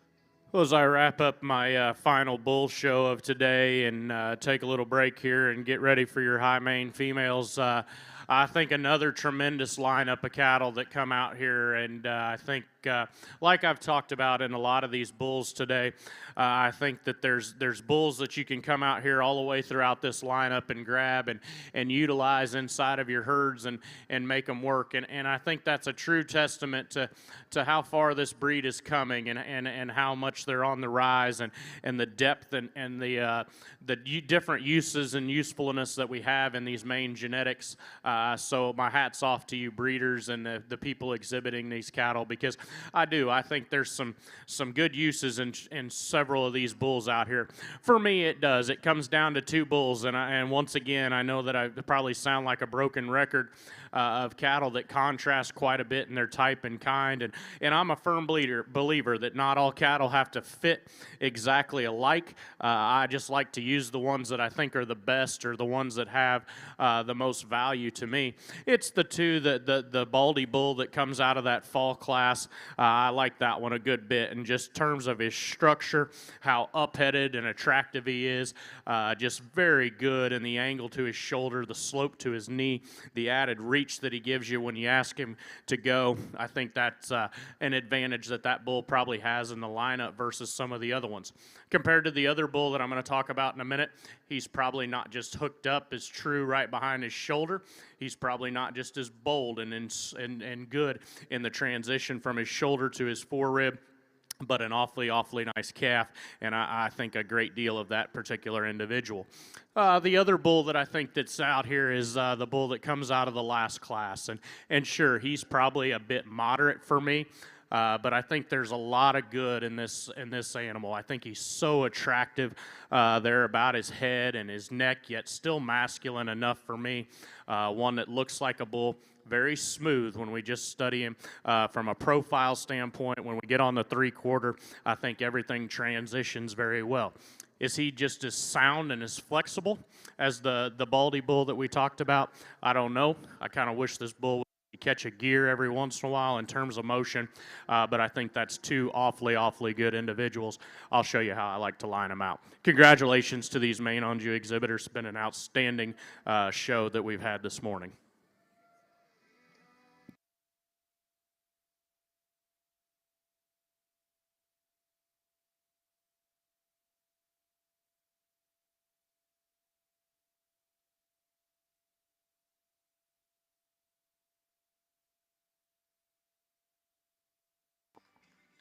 Well, congratulations, Grand Champion Maintainer Bull coming out of Class 22. JABRSIL Daddy's Home 115J, exhibited by Silveris Brothers of Firebaugh, California. And congratulations, your reserve champion comes out of Class 20, Langford's Maine 1659 JET, exhibited by Cash Langford of Okmulgee, Oklahoma.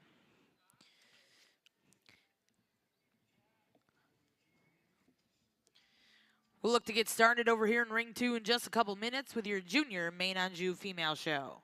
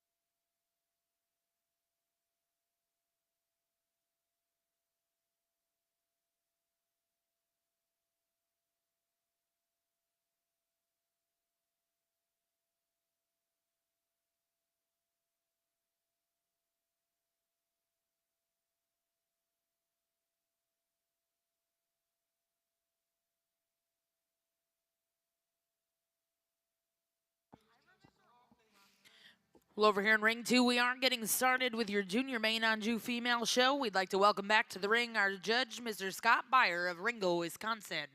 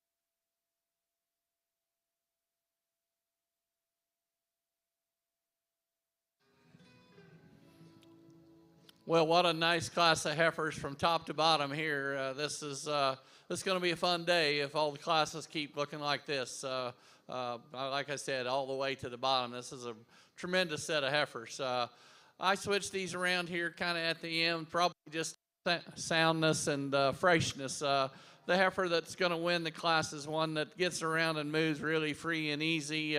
When she first come out, I just thought maybe she wasn't quite as thick right behind there, maybe just a little narrower from her hooks to pins, but she is really green, and I think that's the advantage that she has. She's probably a little fresher in her overall makeup compared to the next two.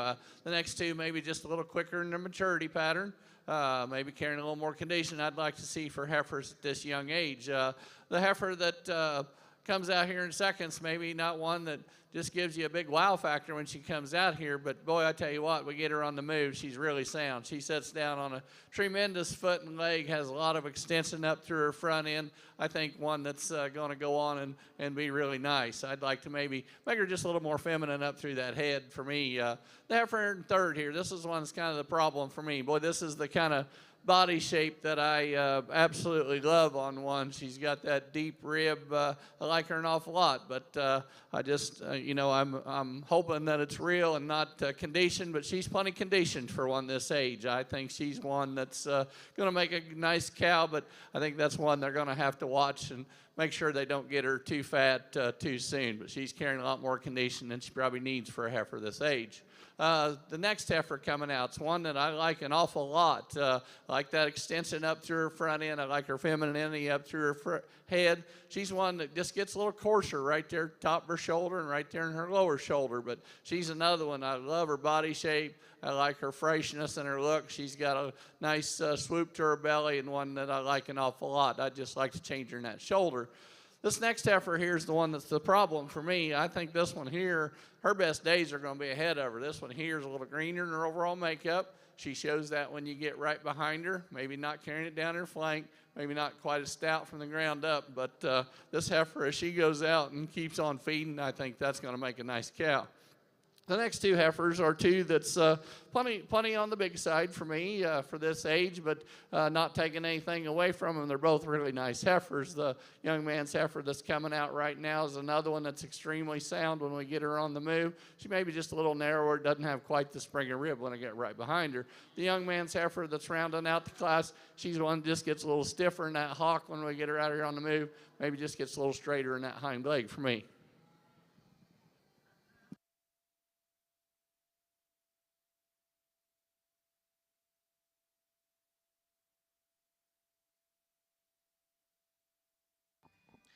Well, congratulations over here in the Shorthorn ring. We have the results from Class 4. First place exhibited by Miller Smith of Pendleton, Indiana, with CF Mona Lisa 2101 UHXCT. Second place in that class exhibited by Abilene Sullivan of Lawton, Oklahoma. Third place exhibited by Caitlin Berg of Osage, Iowa. Fourth place, we'll go to Morgan Brooks with SFF Roses Are Red. Fifth place in that class exhibited by Josie Heater of Raymond, Kansas. Sixth place went to Dason Cash of Fay, Oklahoma. And seventh place, and congratulations to Zach Johnson of Chickasha, Oklahoma. We'll now bring those first and seconds in. Our judge will select his champion reserve here in your late spring heifer calf division.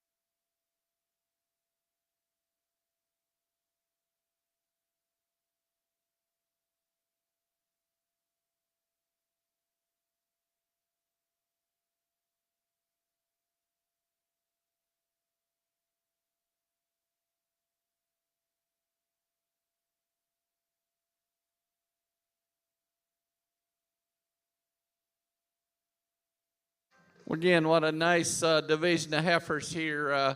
Like I said, this is going to be a fun day if they all keep coming looking like this. For me, it's pretty easy in this division for your champion reserve. I think we got some heifers up here at the front that at their best days are still ahead of them. But today, I think the young man's heifer in the cowboy hat, I thought that pair was extremely close. The young lady will be your reserve.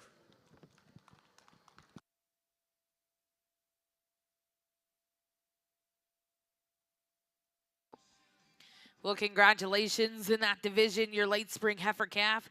Coming out of Class 4, congratulations, Miller Smith of Pendleton, Indiana, with CF Mona Lisa 2101 UHXCT and reserve champion in that division. Coming out of the same class, Abilene Sullivan of Lawton, Oklahoma, with CCBF Crystal Dream 15 GET.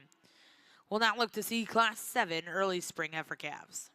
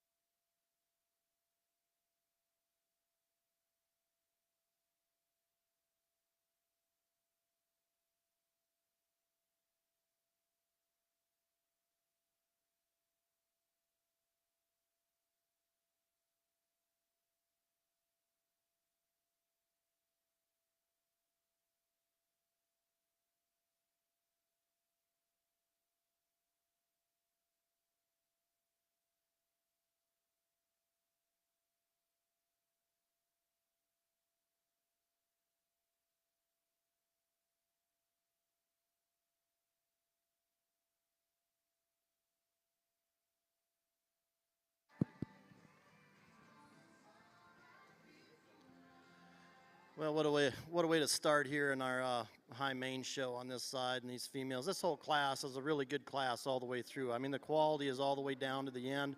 There's a lot of good, useful parts in all these females all the way throughout this class. We get on the top end here, and there's some give and take in these top four. And again, I'm going to say I'm not going to pick them exactly the same. I'm just going to go with what, as far as structure and the way they're made from the ground up and how they can move and handle themselves and balance together and tie in together. That's what's going to sort it for me. So I'm not really worried about picking pairs and matching up cattle. I'm just matching up what I think the good qualities are in each of these cattle and bring them to the top. This heifer that starts the class, again, what a just a striking view. She's so balanced and so solid, just ties in from that neck into that shoulder and forerib down through that lower rib cage. A female, again, her biggest advantage, I think this one just gets out and motors. She is super sound at the ground, covers her track, and gets out and goes. You know, for this age, is she pushing the envelope a little bit as far as size, maturity, and condition for me? Yes, I guess I'd like to see her tone down just a little bit more. And I guess that's what I appreciate about the next two heifers that come next. I really like this heifer in second. Very exquisite made through that first 1/3, long spine, level top. She transitions very well. I love the tightness to her chest floor and then starts in that forerib and explodes out into that rib cage. Just a lot of internal dimension in this female. You know, she maybe gives up some of that power and mass compared to our class winner, but again, you project this one down the road. I think she's in the right shape, the right condition. Certainly going to give that one a run for her money down the road as she matures out. I really appreciate that about her. Young lady's heifer that comes next, again, probably the greenest heifer in the class, but if you analyze her as far as structure and foot size and flexibility and the way her knee sets back into her, the way she uses that hock when she gets out and travels, you know, I'm gonna be okay with using one that's a little bit greener because I think everything's there. She has the right shape to that barrel. She has the right shape to the lower portion of that rib cage. She's as far as maturity goes compared to some of the heifers in this class, but again, I think everything there is there, and the structure is good enough. She's just going to go on and go further. Young man's heifer in fourth. This is one I struggled with. I love the power and the mass in this one. Similar to our power and mass of our class winner. To me, she gets a little bit shorter spine. She doesn't tie in quite behind that shoulder into that spine quite as good. She doesn't tie in quite as good from that hip out to that pin set. Set her in motion. I'd like to free her up just a touch. And again, maybe it's just fighting the halter here today just a little bit. But again, that's a real high quality one there in fourth as well. I love the overall maternal look and the skull shape in this heifer that comes next. Really long muzzled. I like the way the eye socket sets. Very feminine made and feminine featured. Nice maternal look. She gives up some foot size. She gives up some bone work and structure work as she gets out and goes. A really level-topped, long spine type of female. I love the length from hooks to pins in this female as well. When you analyze her, it doesn't quite match up to her front end. She gets a little bit shorter coupled for me up through that first 1/3. I'd like to stretch her out just a touch and get her to free up and change that angle to that move and flexibility in that hock and that pastern just a bit more. A real nice heifer here the young man in the cowboy hat has. Again, just a nice, good, solid type of female. Again, one that just gets a little plainer looking for me through that first 1/3, a little bit more common looking. But again, everything's there. It just doesn't have the bells and whistles, but again, a very nice female. Young lady that rounds off the class, again, probably the youngest heifer in the class, and you can see that as far as maturity pattern, but very feminine. I love the way the neck comes out top side of that blade. She's really true down in her underline. We set this one in motion, gets a little bit tighter in that spine. I'd like to relax that just a touch as she gets into that loin junction, into that hip. But again, an outstanding class to start off our high Maine show. Well, over here on the Shorthorn side, I got a heifer that I thought come to the top of this class relatively easy for me. I think she does so from the ground up and on as far as her hip structure. She's big, square hipped, big footed, big bone. Like that about her. I like the way her front end comes out just a little better than this heifer that's going to come out here in second. Just a nice heifer to start this class. This heifer in second is one that's really attractive when he gets her stopped and parked. She maybe just slopes a little bit ever so slightly from those hooks to pins. She just gives up some foot and bone to the heifer that we're starting the class with. The young lady's heifer that's going to come out here in third is one that's just a little smaller bone, smaller footed. She's fighting the halter pretty good today. Makes her look a little less attractive out here on the move. She gets a little shorter and choppier in her stride when we get her out here on the move. But if that heifer ever relaxes and gets filled in, I think that's going to be one that's going to make a nice cow. The heifer that's rounding out the class, she just gives up some belly shape for me today. Just not quite as deep in that flank. Maybe not straight in her lines. Gets a little weaker in that top. Not as square from her hooks to pins, but that's a nice class of heifers there.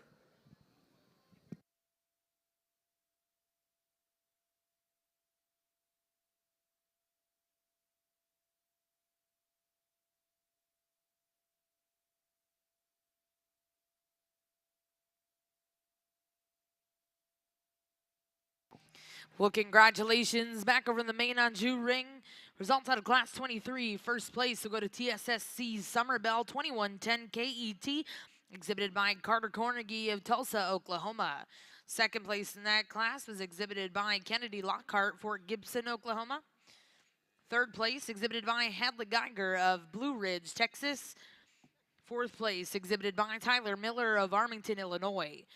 Fifth place in that class went to Emma McLean of Stillwater, Oklahoma. Sixth place exhibited by Henley Hassenbeck of Elgin, Oklahoma. Seventh place will go to Barrett Howe of Lyons, Texas. And eighth place in that class, and congratulations to Lillian Christian of Purcell, Oklahoma. Now in ring 2, we have Class 24, Maine Anjou Spring Heifer Calves, born April of 2022. Back in the Shorthorn ring, results from Class 7. First place exhibited by McKinley Evans of Lorenzo, Texas, with SN Chasing Dreams 229 ET. Second place went to Mark Inskeep of Lafayette, Indiana, with CF Crystal Lady 290 URX. Third place in that class exhibited by Lauren Berg of Osage, Iowa. In fourth place went to Caitlin Moffitt of Indianola, Iowa. Now in ring 1, we have Class 8, Early Spring Heifer Calves.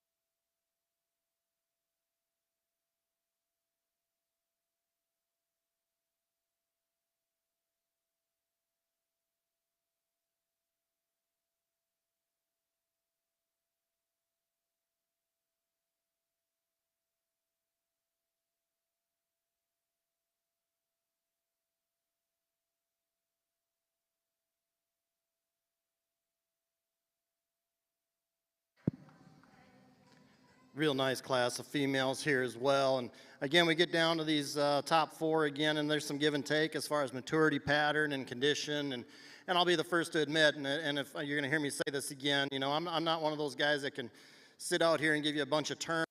Just the cow guy in me and how we raise cattle at home. You know, these two females, you know, they're plenty conditioned right now. That's enough for me. But again, these cattle look good and they're made right, and they put a lot of good things together.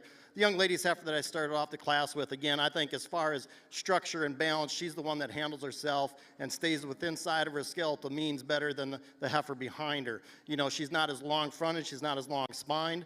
But again, everything ties together. It comes out of the top side of that blade, nice soft swoop to that rib cage. I love the transition behind that shoulder blade into that forerib, out through that hip.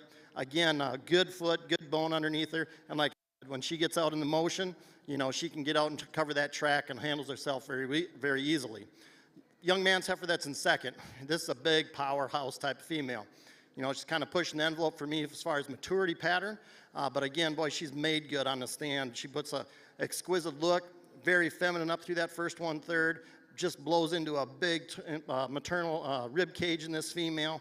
You know, long and square. She's definitely longer spine than our class winner. But with that length of body and the power and mass that she has, to me, she gets a little bit shorter coupled off that front end. I'd like to take that point of that shoulder and bring that out just a touch. She gets a little bit narrow based on the move on the outside hoof for me. Two heifers coming next are two of the greener made type of females, and I appreciate that about them. I think these are good functional type of cattle, well-designed type of females. You know, they give up some of that shape and maturity look compared to our two class winners, but again, I think this heifer has enough shape to that lower rib cage. You can see this growth pattern in this female. She's long and extended, very attractive from the side. Really nice female there, just gives up some of the power compared to the two ahead of her. Young man's heifer here next, kind of the same thing. This female, though, when she gets out on the move, again, I like to free up that pasture and free up that hock just a touch. Gets a little bit tighter in that spine right behind that top of that shoulder blade there. I'd like to relax her down her top just a touch when she gets out on the move. Big, powerful type of female here coming next, young lady has. You love the added bone and mass and structure. To me, she gets plainer in that jawline down into that chest. Again, I like to change the angle to her shoulder just a touch, set that knee back in her just a bit more, get her to get out and go. Again, I'd like to tone her down as far as maturity pattern as this female progresses down the road. Young man's heifer here, again, big top, big hip female. When you see this one in motion, she struggles off that front end. We need to change the angle of that shoulder, need to change the angle of that hock just a touch, get her to flex out, soften her up in that flank as you read her through that body cavity out throughout her rear end. Again, the baldy heifer coming next. Again, a nice young maternal looking type of female the young lady has. Again, just doesn't have the bells and whistles. We need to modify her both ways on front and rear as she gets out on the go. Really nice moderate type of female that rounds off the class. Young man brings us. She's got the added power and mass. She gets plainer and coarser through that first 1/3 and just carries that jam. She's kind of jammed up all the way throughout her body when you get her out in motion. I'd like to free her up and stretch her out just a touch. But again, nice pair of females on the top end.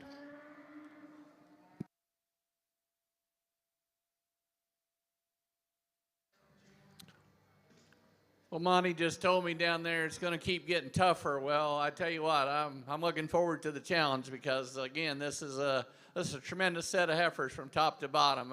I absolutely love this heifer that we're starting this class with. I think I love her belly shape, I love her hip, I love her foot and leg.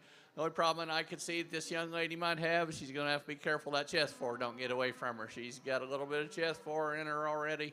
And she don't look overly conditioned to me, so you know, that's something that she might want to keep an eye on as she feeds her out and feeds her along. But I tell you what, I think this heifer winning this class is a really nice one.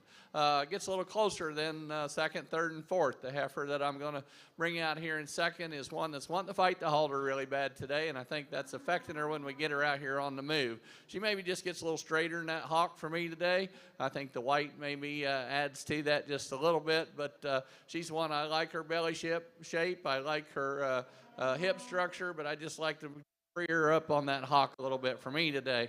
The next two pairs are extremely close for me. I'm going to go with the heifer to me that I think has the kind of shape that the ones that I've used right in front of her. I like the way her front end ties together. She too maybe just gets a little straighter than that hock out here on the move. She wants to slope from her hooks to pins when we get her on the move. The next heifer was kind of the problem heifer. When she first came in, she hit me pretty hard. I like that extension up through her front end. I like her hip structure. She maybe just gets a little toed out and up on that front end ever so slightly when she gets out here on the move. I'd like to keep them under her just a little better, maybe just a little coarser right there in that shoulder, but I think that's one that's an awful nice female. The next heifer here coming out from the shoulder back, I think she's a lot like our first couple heifers. She just loses some femininity and freshness up through that front end, up in that neck and that head area for me today, but another one that's got a nice belly shape, big straight top in her, square top when you get to looking at her. The next two heifers just give up too much power for me today compared to the heifers that we're starting the class with. The young man's heifer here, she is not quite as square from her hooks to pins when you get to looking at her compared to some of the other ones. The lady rounding out the class is one that just gives up so much as far as her depth of flank and depth of belly to the ones that we're starting the class with.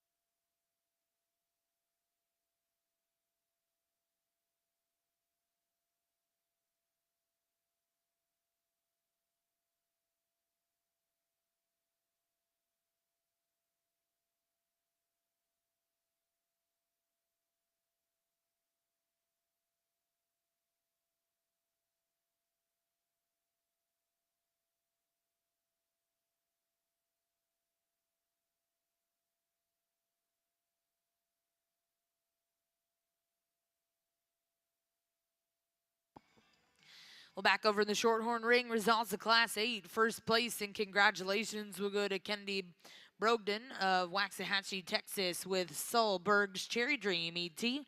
Second place in that class exhibited by Keegan McGrew of Gettysburg, Pennsylvania. Third place went to Guy Hendrickson of Charlotte, Montana. Fourth place and congratulations to Laramie Piper of Caldwell, Texas. Fifth place went to Tyler Vondra of Mineral Point, Wisconsin. Sixth place in that class exhibited by Landon Marvel. In seventh place will go to Isabella Delgado. Now in ring one, we have Class 9 early spring heifer calves. Back over in the junior Maine Anjou ring, results from Class 24. First place and congratulations will go to Ratliff Cat Call 212 KET, exhibited by Aubrey McCurry of Hutchinson, Kansas. Second place in that class exhibited by Cutter Prince of West Point, Nebraska. Third place exhibited by Kristen Hesselmeyer of Gerald, Texas. Fourth place went to TJ Mills. Fifth place in that class exhibited by Clara Cross. Sixth place will go to Emery Mills. Seventh place to Rebecca Purvine. Eighth place in that class, and congratulations will go to Benjamin Burling. Now in ring two, we have Class 25, Maine Anjou Spring Heifer Calves, born March of 2022.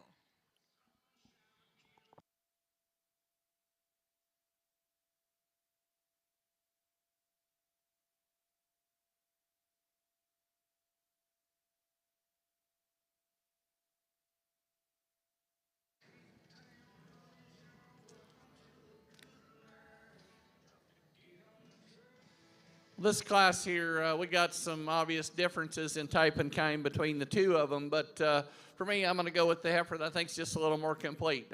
Granted, she's given up some weight per day of age to the heifer right behind her, but I just feel like she's just a little more complete for me today.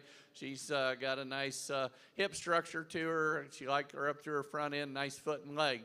The heifer that's going to come out here in second just gets a little straighter on both ends when we get her out here on the move. She gets a little straighter in that hock. I just like to soften her up in her middle, and when I get right behind her, she doesn't have quite the spring of rib that the heifer that we're starting the class with.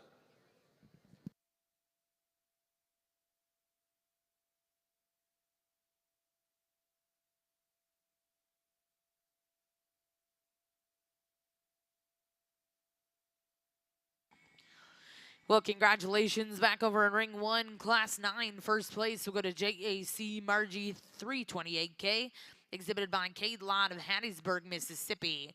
In second place in that class, we'll go to Case Glazier of Loyal, Oklahoma. We'll now bring in class 10, early spring heifer calves.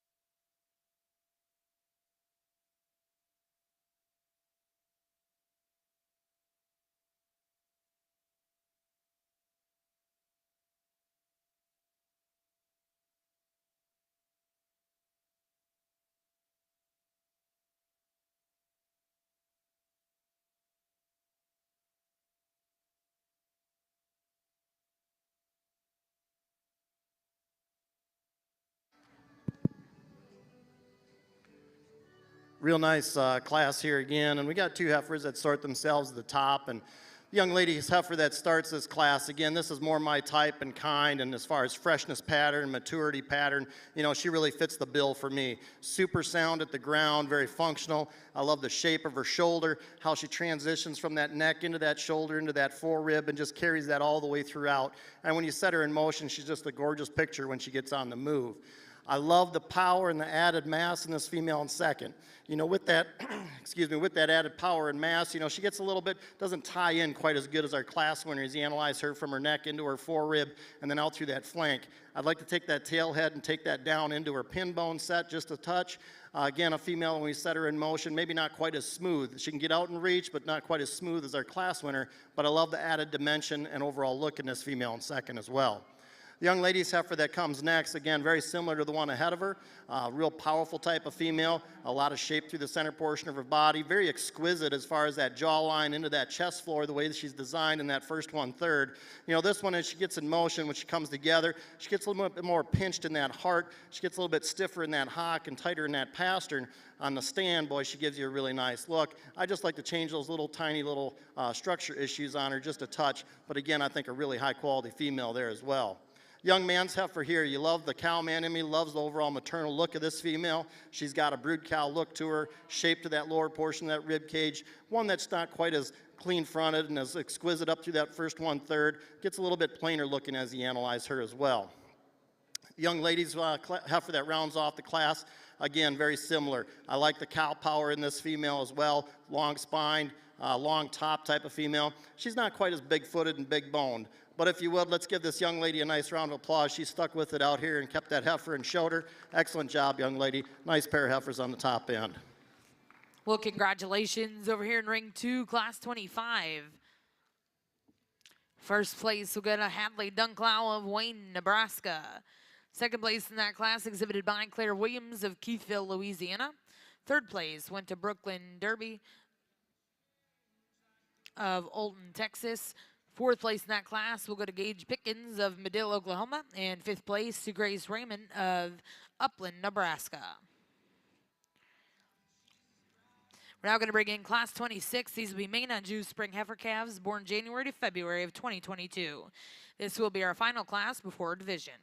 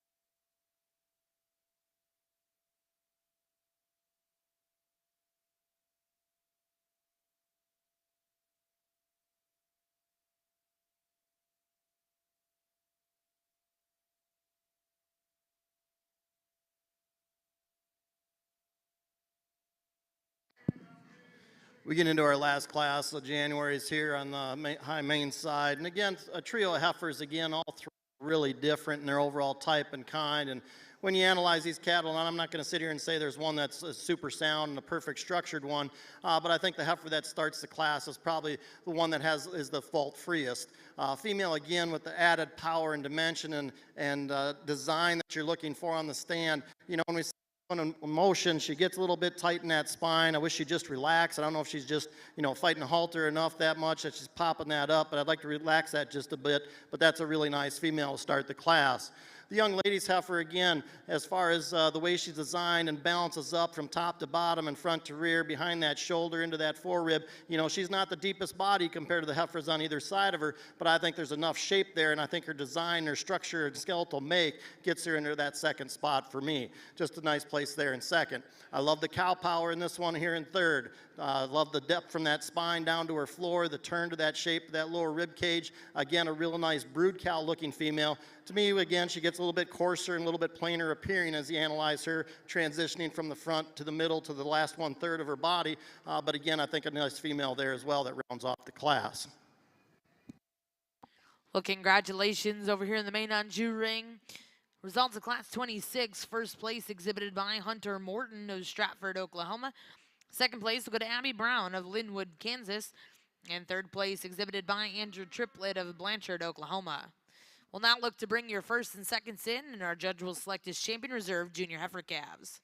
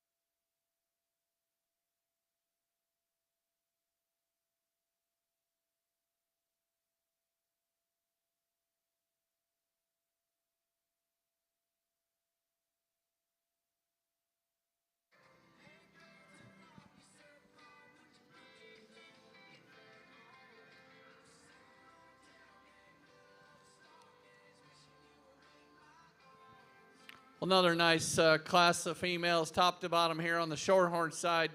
We got one that comes to the top relatively easy in this class. From her shoulder back, she's one that's I like an awful lot. She's big hipped, big bellied. She maybe just gets a little more of a terminal look right there in her head and neck. I'd like to extend that out just a little more for me to make her just a little more feminine, but I think a real nice female to start the class off with. I really like this heifer that comes out here in second. She's the one that's got the kind of belly shape I like. She is a little more feminine up through her front end and up through her head. She just gives up some power and some substance to the heifer that we're starting the class with. The young man's heifer I moved up here to third is one that when he gets her parked, boy, that's a nice one to look at. I like her an awful lot. She just gets a little coarser right there in the top of her shoulder blade, maybe just a little more bunched up. I'd like to maybe lengthen her out just a little bit for me all over, but a nice heifer. The next heifer here is another one. When she gets parked and on the standstill, you really like her an awful lot. She's got that extension up through her front end. She's a little greener in her overall makeup. Maybe not quite as good from her hooks to pins as some of the heifers that's up towards the top of the class. The young lady's heifer, I moved down a couple spots. She just gets a little shorter in that front end, a little coarser in that shoulder for me today. Just not quite as soft in that middle compared to the heifers in front. Then the next three heifers are heifers that are really close. The heifer I moved up here that's right here coming out next is one that I think is just a little more longer fronted, a little more feminine. I think that's the advantage she has over the next two. The next heifer is a high performing heifer, obviously. We just need to make her a little more feminine up through her front end for me today. The heifer rounding out the class, I just need to fix that tail head on her for me today. Just gets a little straighter on both ends when we get her on the move.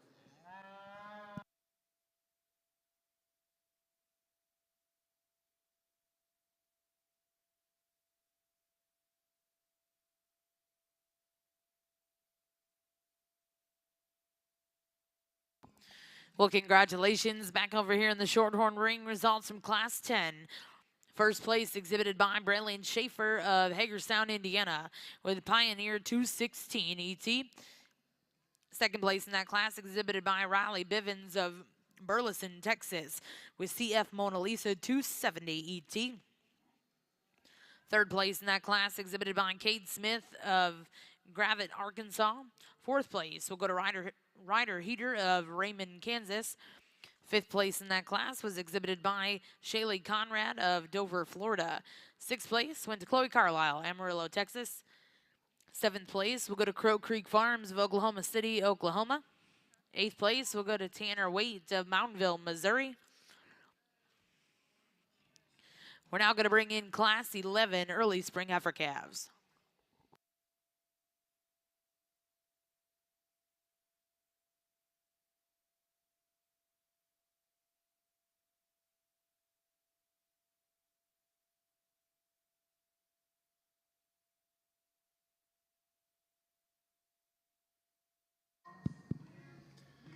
Well, if you would, let's put our hands together in this first division on our high Maine side.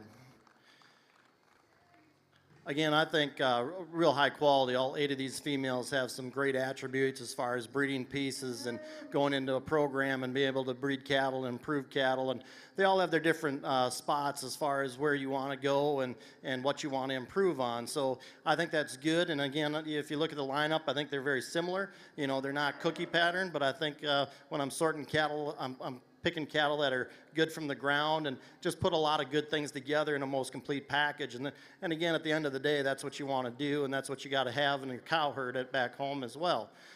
This first class winner again in May, and like I said in class, you know, as far as condition goes for May, for me, she's pushing a little bit. I don't think she's out of the realm. But again, I think a female that is so well designed and so soft in her overall look, in her muscle pattern, in her body cavity, and again, a female, when we set her in motion, she just gets around and covers some ground and is very relaxed in her overall skeletal design. And everything puts together. And again, you get her stuck from the side, she gives you all the look and all the phenotype that you want, but yet still very maternal looking as well. I like the heifer out of the second class as well. She's very similar as far as from her shoulders back compared to the one ahead of her. Then the overall design, the way she's made, you know, that neck comes out top side of that shoulder. You know, at times compared to some of these heifers, she might get outside of herself. I'd like to change that shoulder just a touch. She gets a little bit wider based up front for me. I'd like to tuck that in underneath her, but again, that's being critical on an awfully good heifer there as well. The heifer out of that third class, and like I said, you know, it's more my type and body shape and as far as condition, where they're at in their stage and their maturity. She's more my kind and more that you can see down the road. She's just going to keep going. You know, there was some heifers in that class that were more powerful, more advanced, but this one is just puts so many good things together. Just transitions so nice. She's good at the ground. I love the way that shape and that lower portion of her rib cage is, and you can just see this one as a big bred next year. Boy, she's just going to put a lot of good things together. Heifer out of the last class, again, she was a real powerful female in that class. You know, as far as structure in that class, they probably can't compete with the 3 that are out here ahead of them. But again, that female's got a lot of good to her, a lot of depth, a lot of power and mass, just like to modify her just a touch structurally. So I'm going back in my head a little bit. There's 2 ways we can go here. I'm going to take one more look and get you a champion reserve. If you would, let's give these kids another nice round of applause.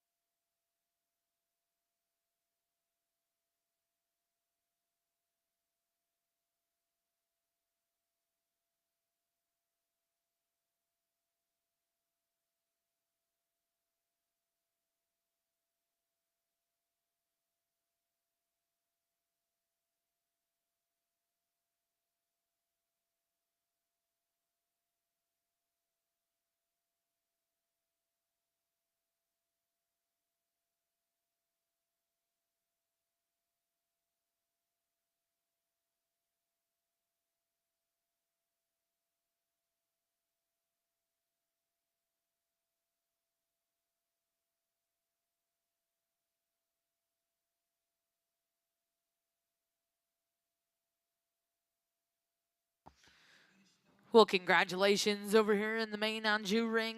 Your junior heifer calf champion coming out of class 23, TSSC's Summer Bell 2110 KET, exhibited by Carter Cornegie of Tulsa, Oklahoma.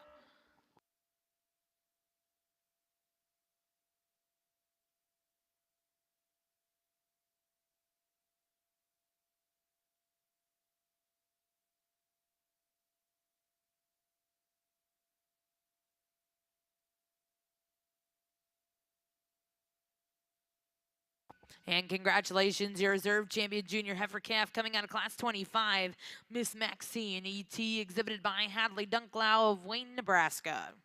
Again, congratulations to those exhibitors. We'll now look to get started with your fall heifer calf division. We'll bring in class 27, Maine Anjou winter heifer calves, born November to December of 2021.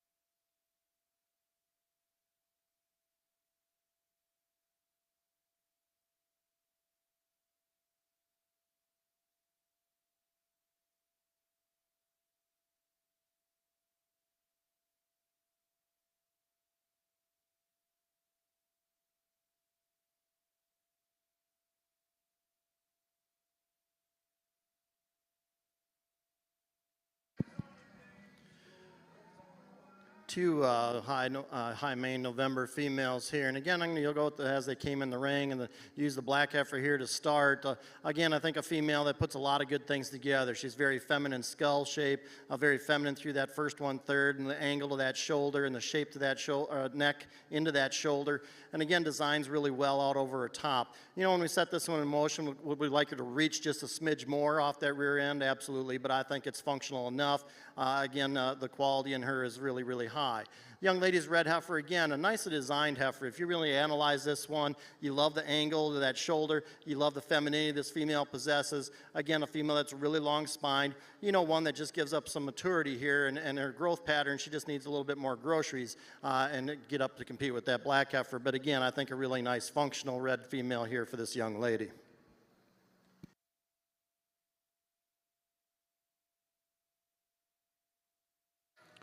Well, on the Shorthorn side, another nice class of heifers, and I'll be the first to tell you there's a lot of differences in type and kind in these first three. I think the heifer that's going to win the class, when we get her parked, I like her an awful lot. She maybe gets a little shorter fronted when she's leading, but she's fighting the halter pretty bad. I guess my biggest concern is reproductively. She gets a little smaller right there in her vulva area, but again, that's taken away from a really nice heifer that we get her out here on the move. I think she's just extremely sound, especially when she gets her parked to love her up through her front end. I think that's the advantage maybe she has over this heifer in second. This heifer in second, when she stops, she wants to tip over just a little bit on that front end. She gets a little straighter fronted, a little wider in that chest floor, but from there back, I think that's a tremendous female here to come out in second. The young lady I moved up some spots is one that kind of was my concern in the class. Boy, I like her an awful lot, but she's carrying a little more condition than I'd like to see. She's starting to show it in her chest floor. I'm a little worried about her maturity. I think she's going to be a little quicker maturing maybe than some of the other heifers in here. But boy, I like her body shape. Just worry about that front end holding together as she goes on out. The next heifer coming out is one that's an awful lot like the first one, maybe just not quite as long fronted for me today. Just gets a little bunched up on the move. I just like to extend her and give her a little more maternal look up through that front end. The next heifer is one that has a little extended front end. I just like to tie her a little different right there at the top of her shoulder. For me, maybe not quite as soft in that middle as the ones that's right in front of her. The young lady's heifer that's rounding out the class. This is one that has that extra extension up through her front end. She just gives up some power to the ones that's in front of her today, but that's a nice heifer also. Well, congratulations back over here in the main ring. Results from class 27. First place will go to NCC 15% 119J, exhibited by Claire Norris of Eudora, Kansas. Second place in that class will go to Morgan Ray of Stephenville, Texas. Now in ring 2, we have class 28, Maine Anjou fall heifer calves born September to October of 2021. Back in the Shorthorn ring, results of class 11 early spring heifer calves. First place exhibited by Skylar Ward of New Paris, Ohio, with SFF Mona Lisa Reward AV215ET. Second place in that class was exhibited by Caroline Schumann of Kimmel, Indiana, with CFNB Demi 250 RBXET. Third place in that class went to Sheridan Fox. Fourth place will go to Alyssa Carter. Fifth place, and congratulations to Jensen Wurstler. And sixth place was exhibited by Ella Helton. We'll now bring in those firsts and seconds, and our judge will select his champion reserve in your early spring heifer calf division.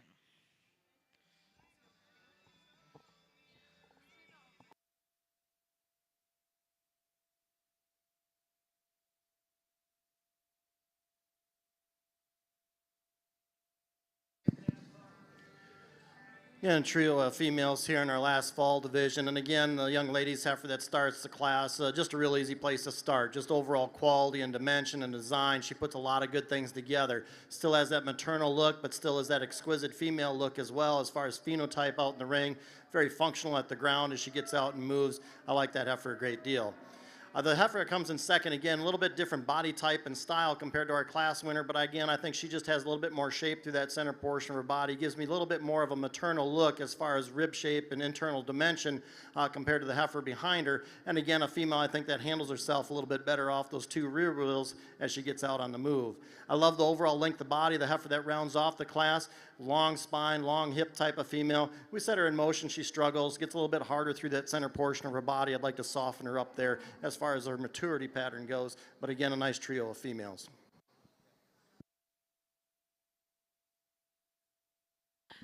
Well, congratulations over here in ring 2, class 28. First place goes to PQG Grace 9JET, exhibited by Paisley Gass of La Mesa, Texas.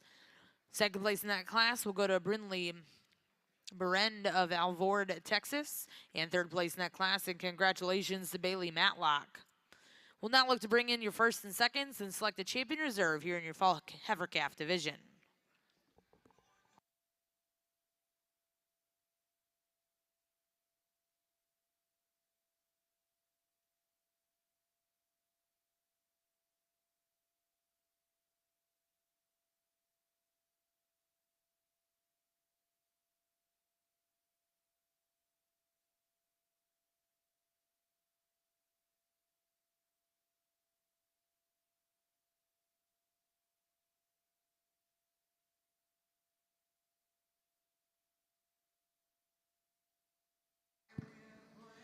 Well, again, not a real big division here, but again, I think the two females that win those classes, again, are both very high quality females. And yeah, they both match up and complement one another very well as their overall design and maternal look and eye appeal and attractiveness from the side. And yet, as far as structure goes, I think it's a wash there as well. I think they're both very functional in that aspect. And again, for me, I guess it comes down to those two. And for me, I think the one out of the second class just has a little bit more there. Of course, she is the older one, but again, I think there's just a little bit more there as far as power and mass and shape compared to the other class winner. So I'm going to go ahead and use that one for our champion for reserve, and then we're going to use our class winner for reserve there as well.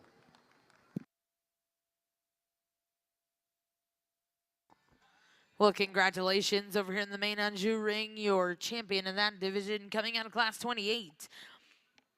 PQG Grace 9JET, exhibited by Paisley Gas of La Mesa, Texas. And reserve champion in that division will come out of class 27. Congratulations to Claire Norris of Eudora, Kansas. We'll now look to start your next division here in our Maine Anjou show. We'll bring in class 29. This will be your only class in this division. These will be Maine Anjou summer yearling heifers born May to June of 2021. On the Shorthorn side here, as we pick this Spring Heifer Calf Championship, let's give the exhibitors a round of applause. This is a really good set when we get them back out here. The young lady's heifer that won the first class is one that, boy, you love her when she gets parked and gets that head up in the air. She's big, square hipped. I like her belly shape. She maybe gets a little restricted on the move, but again, that's a pretty nice heifer. The heifer that won the second class is one that has the body shape that I absolutely love. I love her up through her neck and head area. As we talked to her in class, she may be going to have to watch that chest floor a little bit, but boy, from there back, that's a really nice one. She is probably stout bone to some of the other ones in here? Probably not, but I don't know that we need them. Maybe as stout as some of these cattle are, but I think that's an awful nice heifer here that won that second class. The heifer that won the third class probably wasn't quite the competition, but a heifer that gave up some weight per day of age, and she obviously does when she gets back out here. But from her shoulder back, that heifer's built really nice. I like her an awful lot. She gets some groceries in her. She'll probably catch up with some of these heifers. The heifer that won the next class is one from the shoulder back that is really good, and she is one of those ones that is powerful from the ground up. Tremendous bone, tremendous foot. She maybe gives maybe not quite the maternal look up through that front end and head and neck area, but from the shoulder back, that's one that's really nice. Got a nice body shape. I just like to make her a little more feminine up through her front end. The heifer that won the last class, when this young lady gets her parked and when she wants to cooperate, this one has as good a look as any of them does, but maybe just a little shorter up through that front end, maybe not quite as thick right behind, but boy, she's got a nice belly shape to her, going to make a tremendous cow. This was a pretty tough division. I'm going to go out here and select the one I like the best for me that I think's the freshest and going to go on to make the better cow of the bunch. With that, let's give them one more round of applause. This is a really good set of heifers here.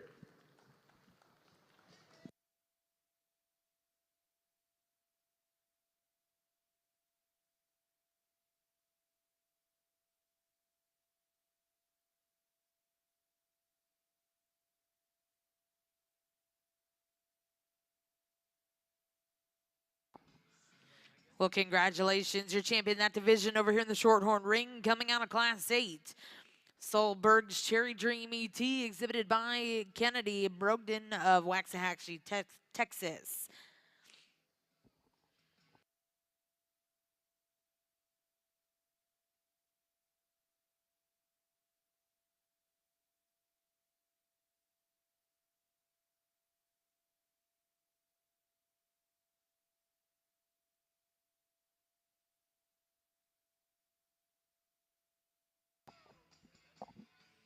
And congratulations, reserve in that division coming out of Class 7. S&N Chasing Dreams 229 ET, exhibited by McKinley Evans of Lorenzo, Texas. We'll now look to start your next division over here in the Shorthorn ring. We're going to bring in Class 14 Junior Heifer Calves.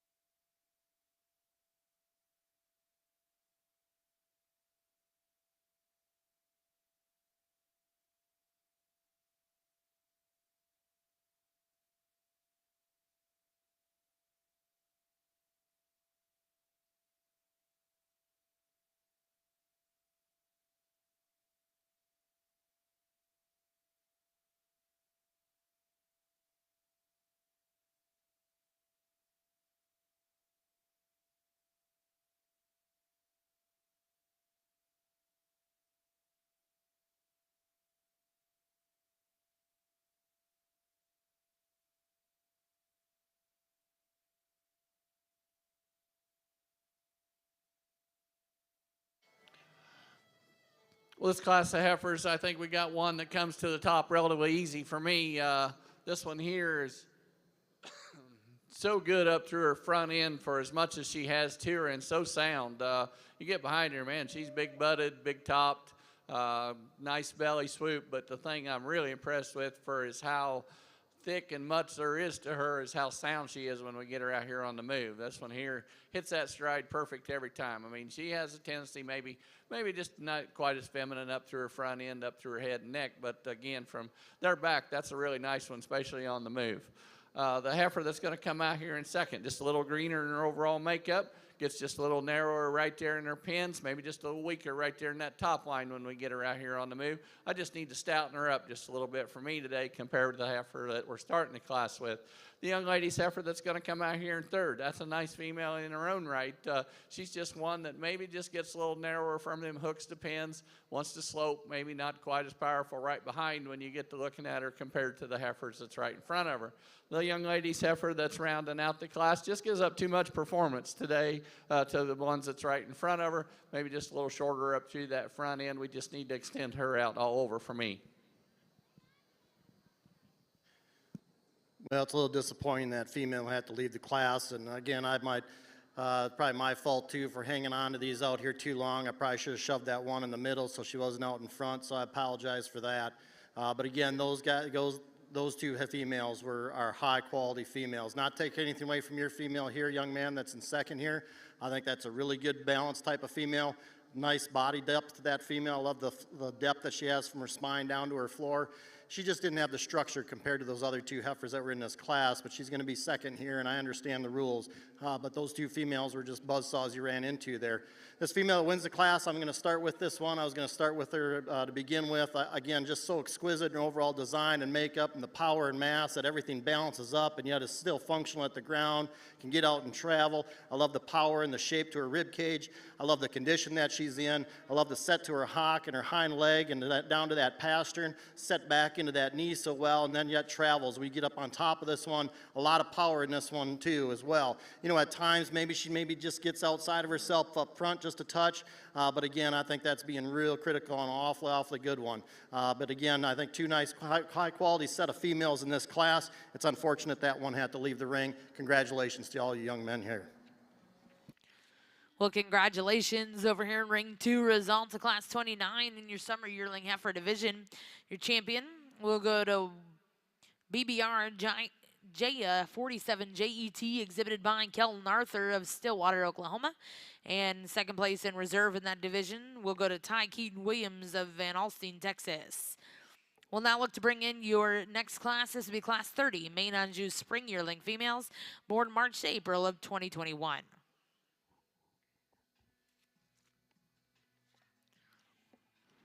Back in the Shorthorn ring, results of class 14. First place went to CF Cristalucci 230 RKXET, exhibited by Paige Wickard of Wilkinson, Indiana, bred by Sarah Rose Sullivan, Dunlap, Iowa. Second place in that class was exhibited by Carter Meyer of Needville, Texas, with CF Max Rosa 245 RKXET. Third place in that class went to Reagan Easton of Bethany, Illinois. And fourth place in that class, and congratulations to Maggie Bass of Burton, Kansas. Now in ring 1 is class 15, junior heifer calves.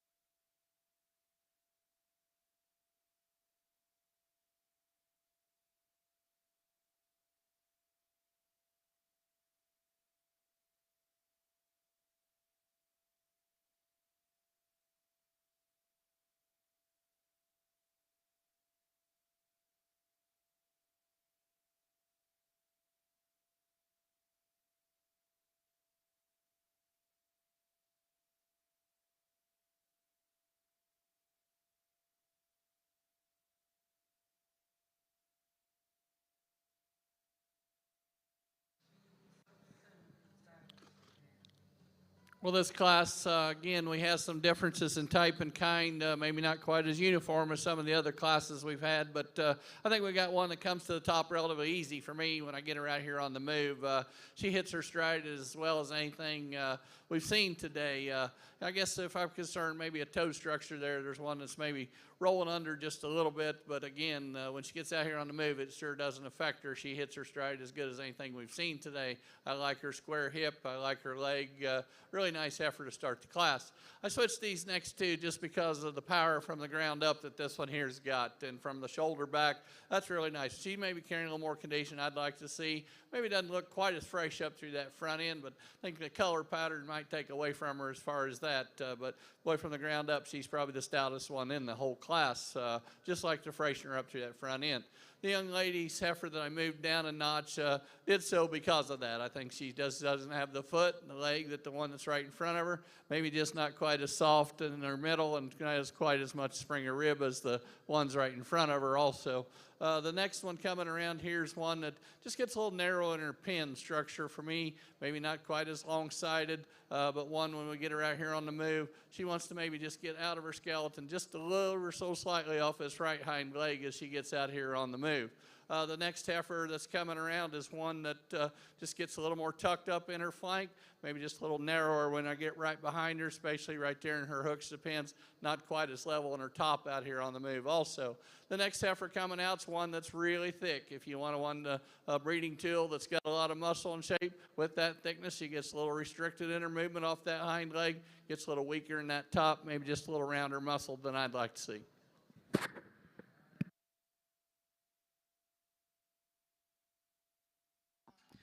Well, congratulations in Class 15. First place exhibited by Michael Frisbee of Buckingham, Iowa with CF Mona Lisa 222 LLXET.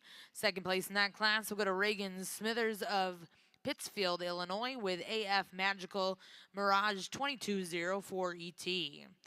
Third place in that class exhibited by Kimberly Holland of Tecumseh, Oklahoma. Fourth place went to Kate Lott of Hattiesburg, Mississippi. Fifth place exhibited by Brock David Studer, and sixth place will go to Caitlin Moffitt.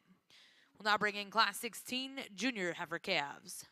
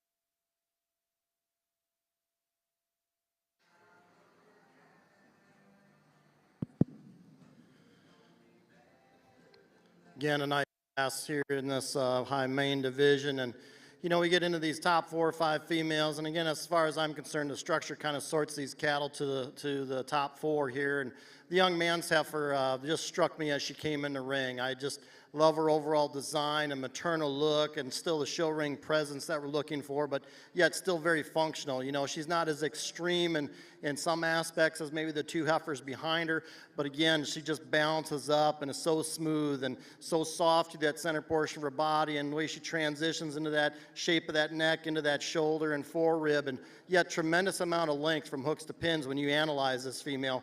I think that's a great advantage in this one, is that she has that added length from hooks to pins. She's very true and square out that hip. And again, like I said, when you set this one in motion, she looks almost better on the move than she does standing, and yet still gives you a striking look on the pose. You know, I struggle between these next 2 heifers, and again, they're different in their type, and again, like I said earlier, I'm not going to follow cookie cutter patterns. I'm going to follow cattle that are structurally good, and I think that balance up the most, and I think this young lady's heifer does that best for me. She balances better from front to rear and top to bottom. She holds her spine just a touch better on the move when she gets out and travels. You know, is she a little bit plainer neck than our class winner? Absolutely, but I think it's still feminine. I love the shape to her skull and her muzzle. Again, she's very feminine and ladylike looking. She's a little bit more moderate than the heifers on either side of her, and I guess I like that about her. She's really fresh in her overall type and pattern and the condition that she's in. I just think a really nice place to fall into second. There again, when you set that one in motion, she's very comfortable inside of her skeletal design. I love the added power and mass in this heifer in third. You get behind her, she is the stoutest, biggest top, biggest hip, biggest quartered female, and yet still gives you a nice maternal look as far as her shape to her rib cage. She's big boned and big footed. Again, when you get up in that first one third, she gets a little bit plainer for me, you know, and with that added power, you're going to have some of that. I think it's still designed and put together nice. It just doesn't tie it in quite as well as the other 2 heifers. She gets a little tight in that top for me as well.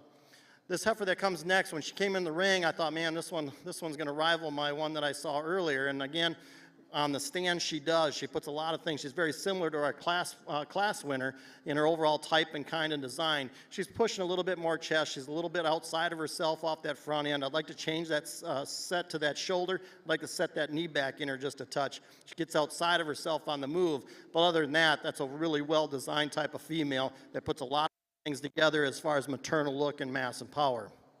I like the added length in this heifer that comes next. This one here too, when you set her in motion, you see her stand. We need to modify that hock just a touch. Gets underneath herself just a bit more than some of the other heifers. Kind of gets a little struggles when she gets out on the move off that front end. But again, I think a real nice brood cow look type prospect there as well. Young man's white socked heifer here that comes next.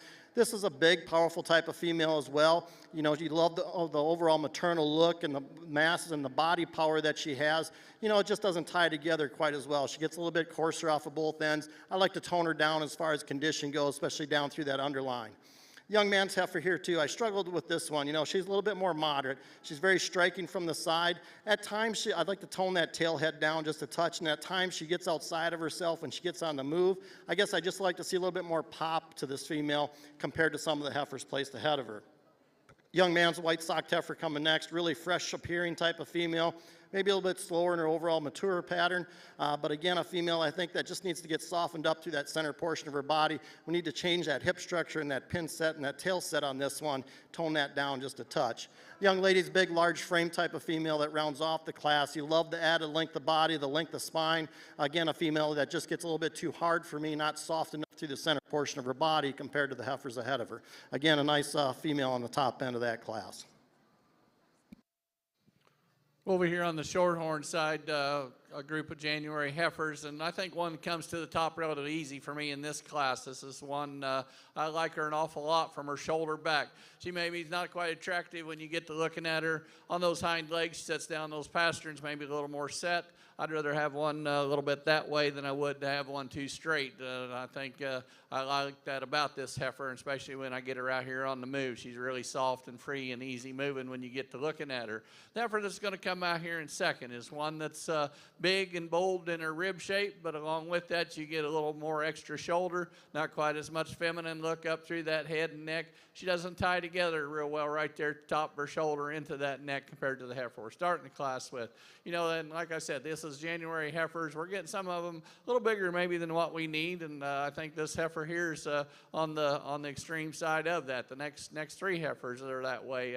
You know, I'm not here to say what's too big, what's too small, but these are pretty borderline for me as far as size-wise. But this heifer is nice and feminine up through her front end. Maybe just gets a little disappointing right behind. She gets a little shorter on her stride off those hind legs. Wants to get out of her skeleton just a little bit, not walk quite as free and easy off those hind legs.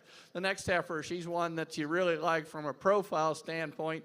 Get right behind her. She just doesn't have the springer rib that the heifers that we're starting the class with. You like her as far as her foot and leg when we get her on the move. Same way with the next heifer. The next heifer just gets a little wastier right there in her throat, right underneath her jaw there. Maybe like to feminine her up through that neck and head area for me today. She too is getting just a little on the large size for me. The white heifer rounding out the class. She just gets a little slope from those hooks to pins. She just gets a little narrower when you get right behind her compared to the ones that start in the class.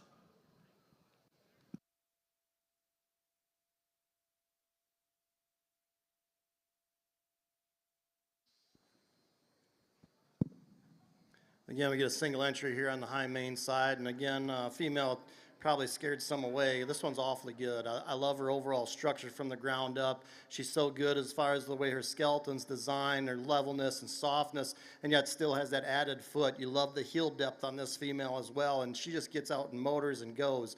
Just the overall general, soft, maternal, still yet eye appealing, and still has that sharp design and phenotype that we desire. Again, just a great female here in a single entry class.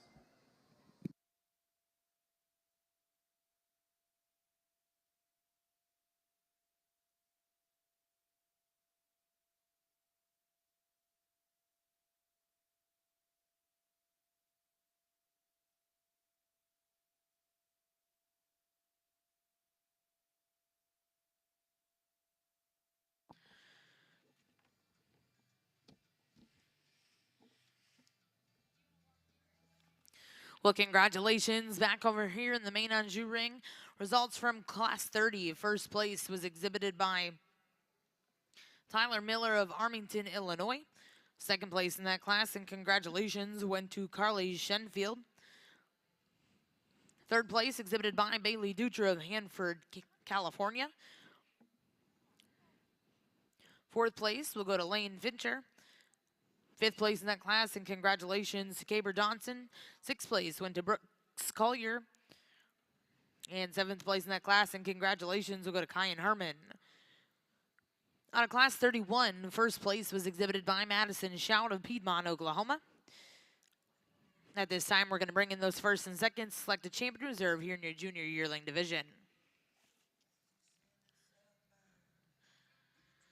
Back over in the Shorthorn ring, results of Class 16 Junior Heifer Calves. First place went to SN Margie 214 ET, exhibited by Travis Beckstrand of Waldorf, Minnesota. Second place, and congratulations to Riley Bivens of Burleson, Texas. Third place went to Cooper Hetrick of Fremont, Ohio. Fourth place, exhibited by Cornerstone Farms, Winchester, Indiana. Fifth place will go to Autumn Berg of Osage, Iowa. And sixth place, and congratulations to Jacob Bergman of Brownsville, Wisconsin. Now in the ring is Class 17. This will be your final class here in this division.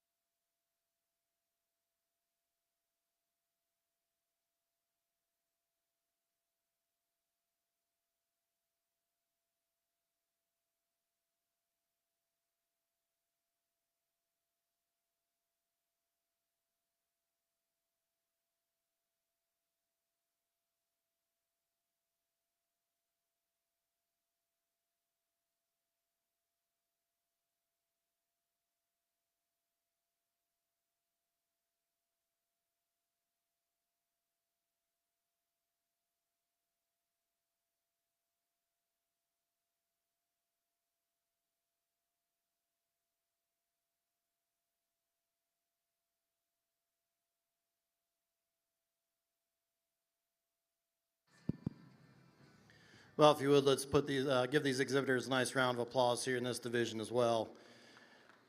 You know, we had the one class that was really big and very competitive, and again, I think those two females out of that class are really high quality females. There was some give and take in there as well, and the heifer that we landed on was one that was just put together and good at the ground and sound and maternal looking and still had that overall phenotype and look and presence that we were looking for. You know, when you analyze this female again compared to the one out of that second class, again, maybe one that's not quite as heavy structured down low compared to the one out of that last class. But again, I think it's very adequate, and I love her foot shape and her heel shape in this one as well. You know, both these females, you know, I know we're in the Maines, and with this breed, we're supposed to add some muscle and some dimension to them. These two heifers are very smooth muscle patterned. I mean, they've got some width and dimension up high.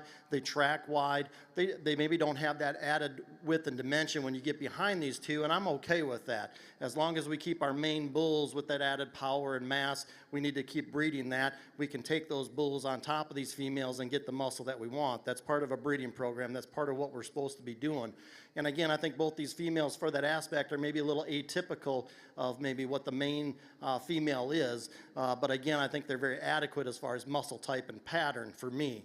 Again, there's some give and take between both of those. You know, out of the second class, you know, she was a single entry, so, you know, and she really didn't want to behave, but now she gets out here and she sets up, and she's got that added bone. She's got that added heel and foot size, so flexible on the move and soft. You know, is she quite as exquisite and maybe as feminine skulled as maybe the one ahead of her? No, but yet she still has that overall maternal and feminine look, the shape to her neck and the shape to that shoulder. You know, if you're going to get critical on this one, would you like to clean up that brisket there a little bit? Yeah, that's being pretty picky, and for me, that doesn't bother me much. I know that that's going to go away as a cow. All these cattle are going to clean up and freshen up that way, and I understand what it takes to get one here. Otherwise, I think that one's very fresh in her overall appearance, very smooth and natural in her overall shape and design, and I like that one quite a bit. Again, I think it comes down to those two class winners. I'm going to take another look, and I'll pick you a champion reserve. If you would, put your hands together, nice set of females.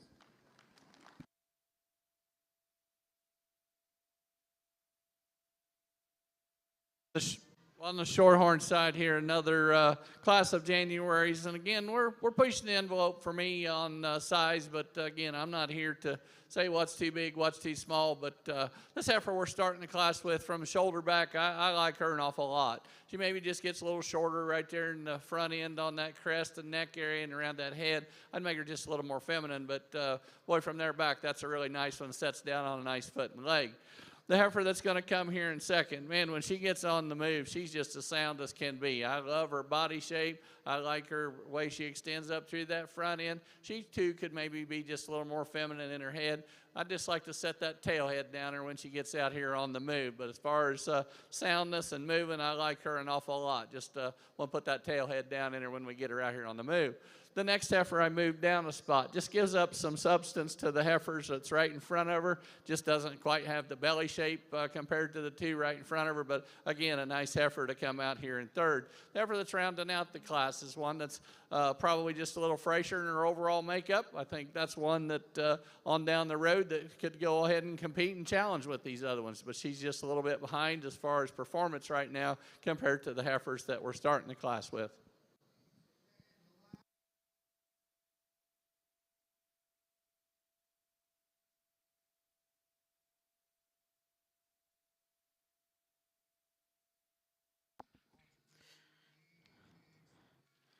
Well, congratulations over here in Ring 2 results in that last division.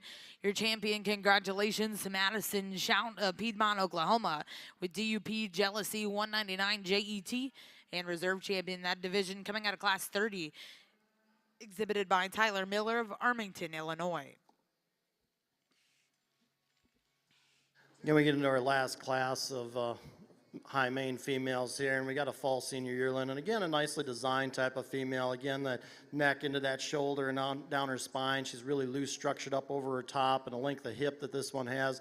Again, when we set her in motion, she's very functional at the ground. A female, again, that just for me, I'd like to see a little softer through the center portion of her body. I'd like to see a little further along in as far as pregnancy, but again, I think a nice functional type of female.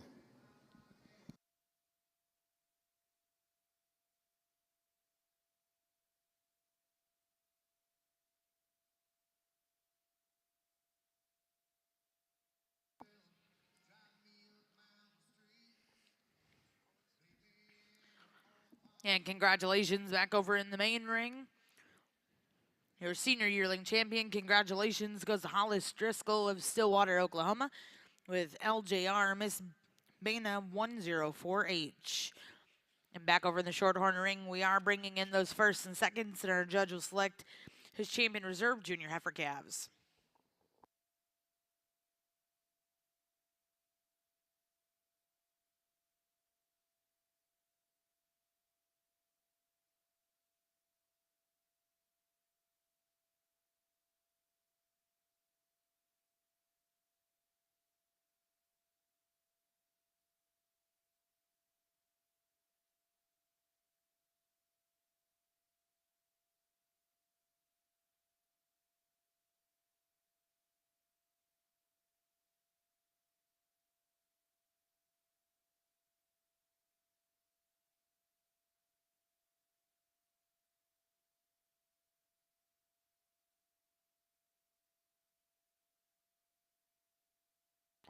Well, and at this time over here in our main ring, we are going to bring your champion reserves in. Our judge will select his grand and reserve grand champion, junior Maine Anjou females.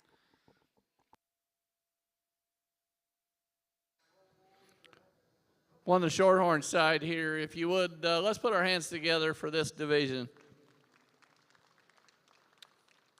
4 outstanding heifers when we get out here for this division championship. The young lady's heifer that won the first class, so much power to her when you get right behind her, so much power from the ground up. You'd maybe think it would restrict her movement, but it sure doesn't. And to be that much nice up through her front end, I think just a tremendous cow prospect and just a really heifer here that won that first class. The heifer that won the second class is one that I like an awful lot. She's maybe got a toe issue right there on the outside of that left hind foot, but again, that's getting pretty critical of a really nice heifer. I like her belly shape. I like the way her upheadedness is, how feminine she is. The next heifer that won the next class is one that she's the one I talked about, maybe had a little more set to her hind leg, but you know, I'm not going to take that away from her. I'd rather have one that way than be too straight. She maybe just gets a little narrower right there from her hooks to pins, but I think a tremendous cow prospect in her own right. Heifer that won the last class is one that, boy, from the shoulder back, you like her an awful lot. She's got the kind of belly shape I like. She's got the nice square hip. She's maybe just a little shorter up there in that front end, maybe carrying a little extra down there in that chest floor, but again, that's taken away from a really nice female. Again, this has been, I can't wait for the rest of the show to go on because this is an excellent set of heifers out here. With that being said, I'll go out here and I'll select your champion.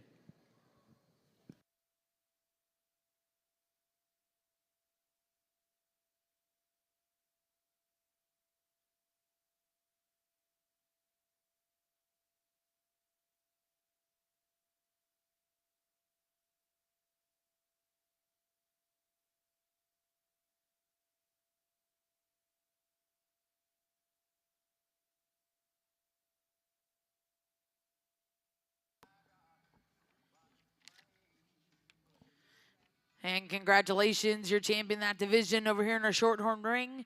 Coming out of class 14, Paige Wickard of Wilkinson, Indiana, with CF Cristalucci 230 RKXCT.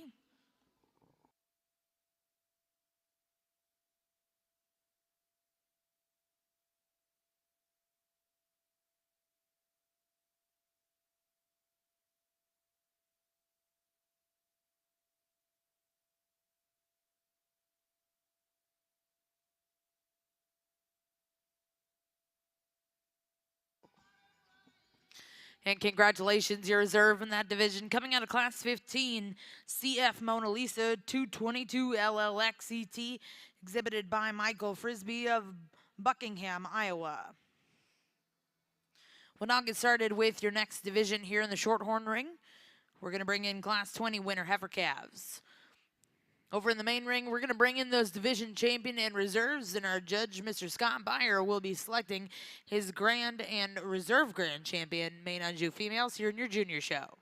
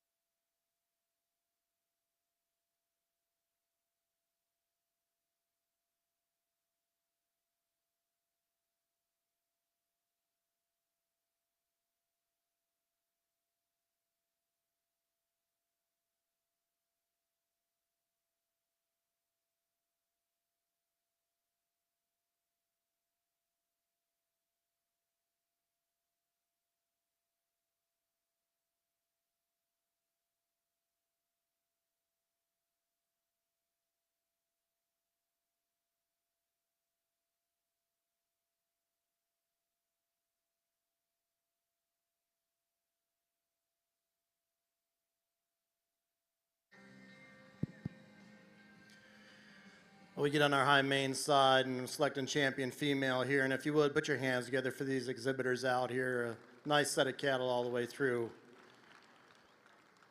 This is the last time I'll be in the ring, so again, I want to, like the other day, I want to thank the Cattlemen's Association, or the Cattlemen's Congress group for inviting me here, and also the Maine Anjou Association for inviting me here to evaluate cattle. I love sorting through cattle. We do it every day at home, and it's a real honor and a privilege to be able to do it at this level. Also, why don't we put our hands together for the Junior Maine Anjou board out here. Did an excellent job getting these classes in and around. Nice job. We get down to our champion, and again, high quality throughout here. You know, these two calves out of that first set, boy, they've got a bright future to them, and they are certainly good enough and well designed enough that you're going to see them down the road and be very competitive next year back here as big breds, and next summer as well. And you know, I'm not one of those guys, and I know I went against my grain and I used a calf the other day, but again, I think there's a couple big bred females here that are super good and super sound, and I know what it takes to keep those coming the way they need to, and so I put a lot of credit in those females that are older and have proven and have run the road and the track record, and you know, just being able to come out here and compete at this level, and so I put a lot of emphasis on there, but I didn't want to take anything away from these calves, because again, I think both these are two high quality females here that are going to have a lot of future to them as well. You know, we get down to it, and it comes down to two for me, and again, I wish there was one more out here, and I apologized earlier for not maybe helping that young man out and getting him in the middle of that. You know, that heifer took off, but that was an awful good female that we sent back to the barns, and that was very unfortunate, but it would make things a little more interesting out here as well. But again, it comes down to two of them for me, and there's slight differences between them. You know, it's the young man here with the white-bellied heifer, a female, again, I think is so well designed and so powerful and massive, but yet still feminine in her overall makeup and the shape to her neck, into her shoulder, and into a nice maternal rib cage in that forerib and down the lower portion of her rib cage. And you get behind this one, this is the stoutest female out here. She's got the widest hip, she's the widest base, she's got the most muscle behind. And like I said, it's the Maine Anjou breed, and we should be adding some of that, and that's what this breed is known for, is adding some of that muscle and dimension to these cattle, and we don't want to go away from that. And I think this female puts that muscle and the femininity all into a really nice package.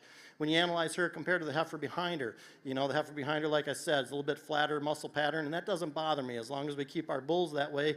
There's a place for this female and the functionality of this female. She's probably got a little bit more foot width and base to her, probably a little bit more bone. She does give up some of that muscle. She's probably not as quite good skulled as the heifer ahead of her, but again, like I said earlier, I think it's all feminine enough and shaped enough. She's extremely long-bodied, extremely soft in her pattern. So it gets really close, I think, between those two. I'm going to take another look, and I'll get you a champion reserve. If you would, thanks again for having me. It was a great honor and a privilege. Let's give these kids another nice round of applause. Congratulations to you all.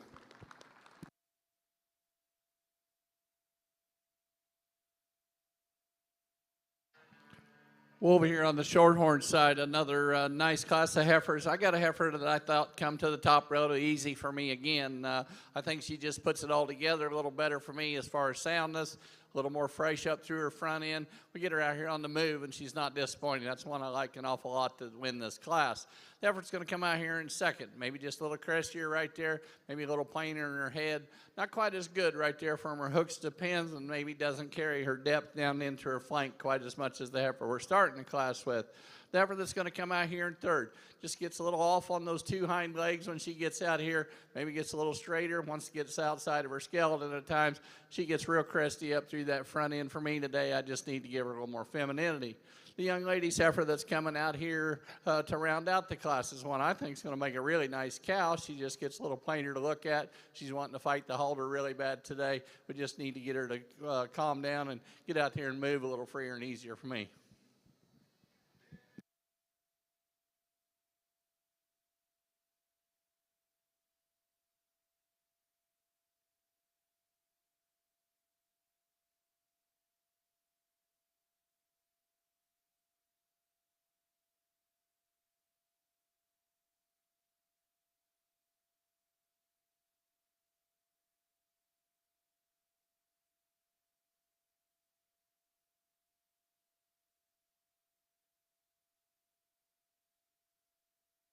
Well, congratulations over here in ring 2, your grand champion female here in our Maine Anjou Junior show.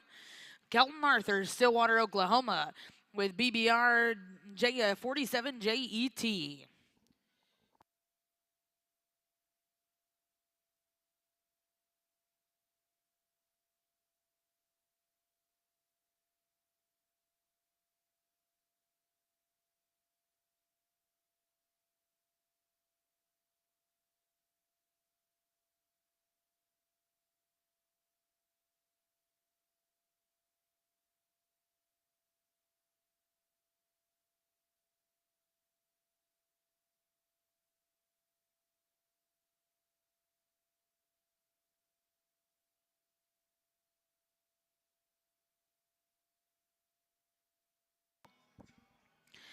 And congratulations, your reserve grand champion, Maine Anjou female here in our junior show.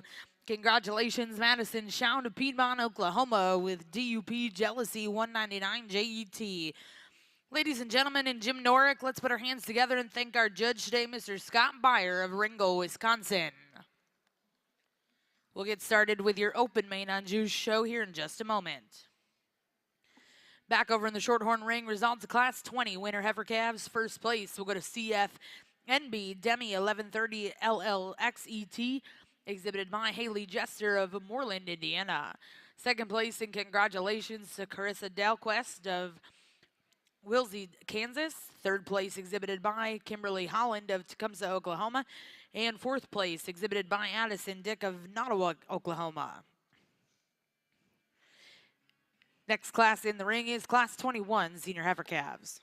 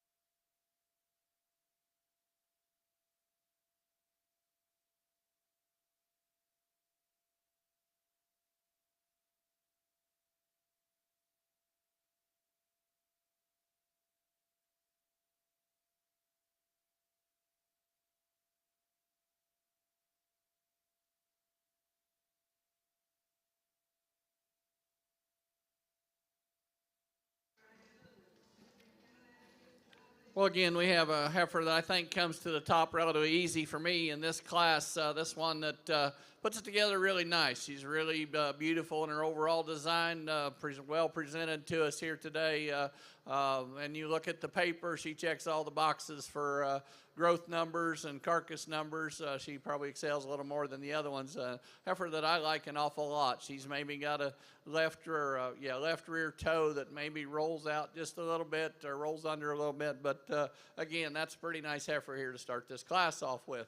That gets a little closer for second and third. I'm going to go with the heifer. To me, it's just a little straighter in her lines. She's maybe got a little more chest forward than I'd like to see. Gets her a little more restricted in her movement, not quite as feminine. The young man's heifer that's going to round out the class is one that gets a little weaker in her heart, a little coarser in her shoulder, maybe just gets a little shorter and choppier in her stride when we get her out here on the move.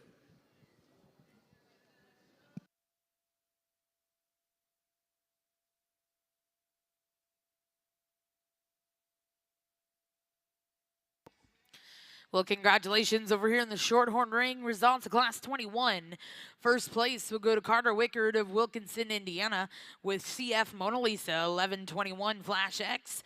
And second place exhibited by Heath Kaiser of Gothenburg in Nebraska. And third place in that class will go to Shane Carlisle of Amarillo, Texas. We'll now bring in those first and seconds, select the champion reserve here in their senior heifer calf division.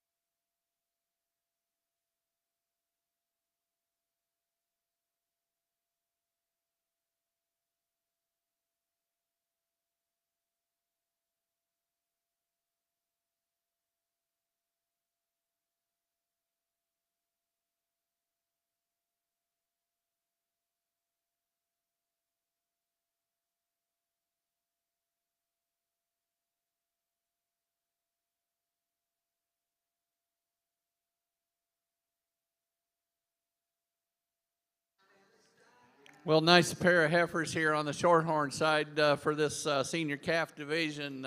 Two that I like really well. These are highly presented to me when you get them out here. Extremely well fitted.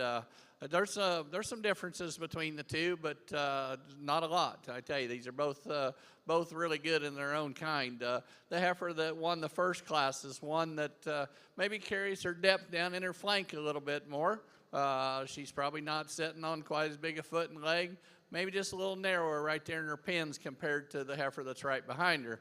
The heifer right behind her, like I said, is maybe not quite as soft in her middle, but boy, is she powerful as far as her foot and her leg and her hip. I mean, she's really big hipped when you get to looking at her. Like we said in class, she maybe left rear toe, maybe wants to roll under just a little, but that's getting pretty picky about a pretty good heifer. I love the way her front end ties together. It's extremely close for me, and you know, your seconds in both those classes were extremely good too. But for me, I'm going to use the young man here in the cowboy hat to be your champion, and the young lady right in front to be your reserve.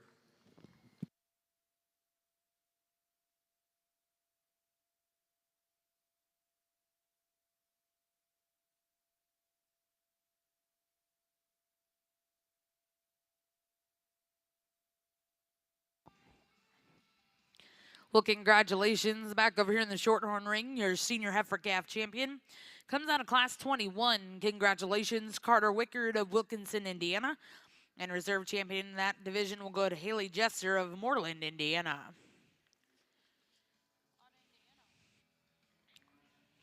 We'll now look to see class 24 summer yearling females over here in the Shorthorn ring.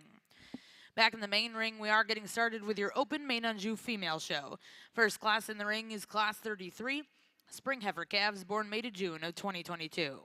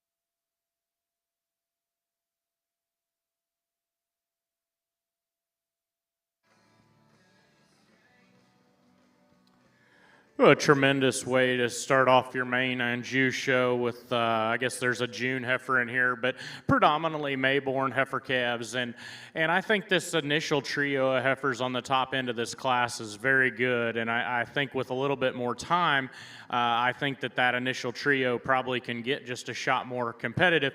But with that said, never a doubt, the heifer that's going to lead off this class was going to win. Just so good in terms of her three-dimensional shape, shape and flexible on the go, yet still has enough look for me. One that's just very maternal looking in terms of a cow power and her dimension. I think that that's a very logical place to start. I do think that it's a little bit closer in the two that go 2 and 3. As it stands today, I think the heifer that goes in second, there's just a shot more to that one. I think that she's probably more opened up and maybe even just a little further along in terms of condition. But I think that one's awfully nice there to go second. Young lady that's going to go third. This one hit me pretty hard when she came into the ring because I think she's got that extra flex on either end of her skeleton. I think she's extremely attractive and youthful and green, if you will, when you study her from a composition standpoint. But that one's very, very neat there. The front 1/3 of her body, I think, is absolutely exquisite. Like I said, I think she's good at the ground. That's the one, I think, in about 90 days, she could make this top trio a shot more interesting because that is a really good built, really attractive one there to go in third. Young lady that's going to come next, one that's certainly good enough for me in terms of her fleshing ability. I think there's some boldness there, but when we ask the cattle to go in motion, that one just needs changed on both ends of her skeleton, make her a bit more ideal and pleasing to the eye when we study her there out of her hind leg. The two heifers that are going to round out the class. I certainly commend these young people. They're in good shape. They're presented well out here today. They're both cattle that have some length of body. Just simply need to mass those cattle up, give them a shot more total body dimension to move up any higher. Good class of Maine Anjou females to start off the day. Well, on the Shorthorn side here, we got an interesting class. The young man's heifer that's going to win the class is obviously getting real close to calving. I mean, she's gonna calve pretty early for her age, but she's making a nice udder and looks really fresh in her overall look. He said it was by accident, and that happens. But hopefully she can handle it, and I think.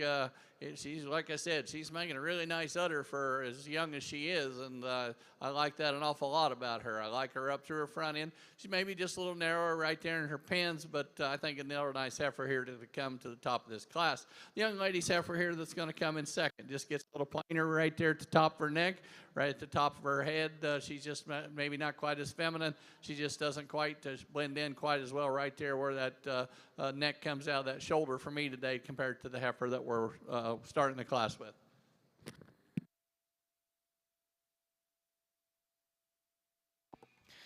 Well, congratulations over here in the main ring. We have gotten started with your open Maine Anjou female show.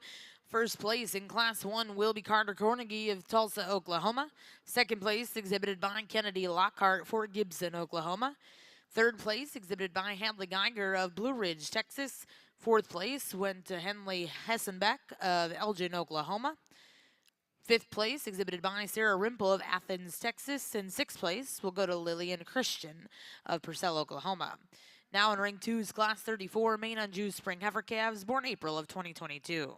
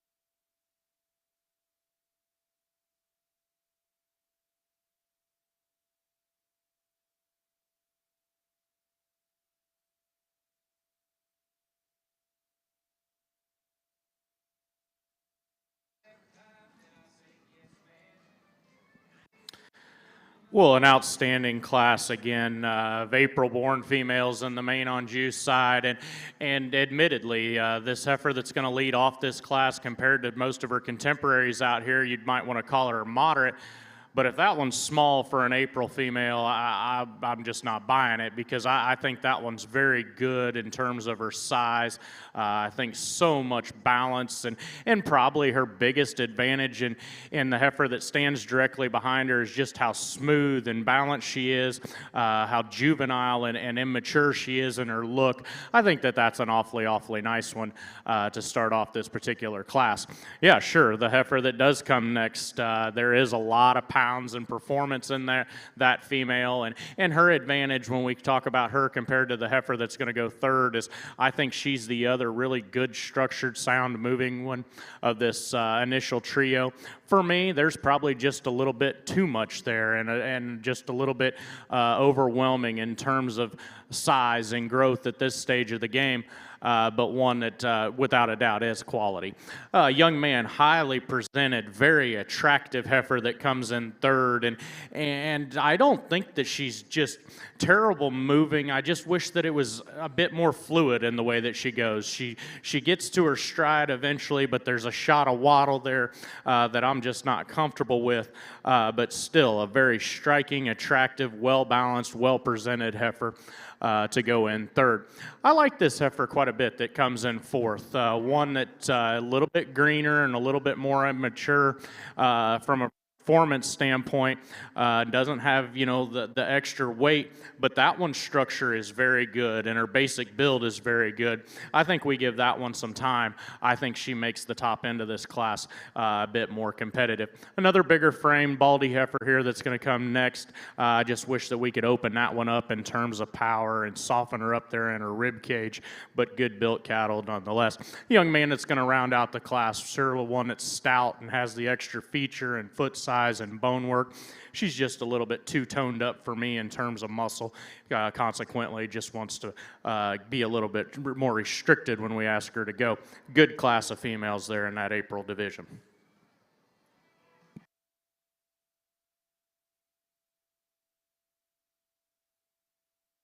Nice pair of heifers here on the Shorthorn side. There's some differences type and kind between these two. The heifer that I'm starting the class with, boy, she's so powerful from the ground up and so sound when we get her out here on the move. She's got a nice body shape to her, big square hip. Maybe it gets a little crestier right there, but that's getting pretty picky about a heifer that I think is really good. We're plenty on the big side for these two, weighing over 14 for their age, but again, that's taken away from a really good female that just gets out and moves so free and easy for as much as she has to her substance and bone to her that she's got. But that heifer wins this class relatively easy for me. The heifer that's going to come out here in second is a little more refined in her overall makeup. She's not as big-footed, not as big-boned, but not taking anything away from her. She's got a nice middle. She's got a nice front end to her. She's just not as stout as the heifer that we're starting the class with for me today.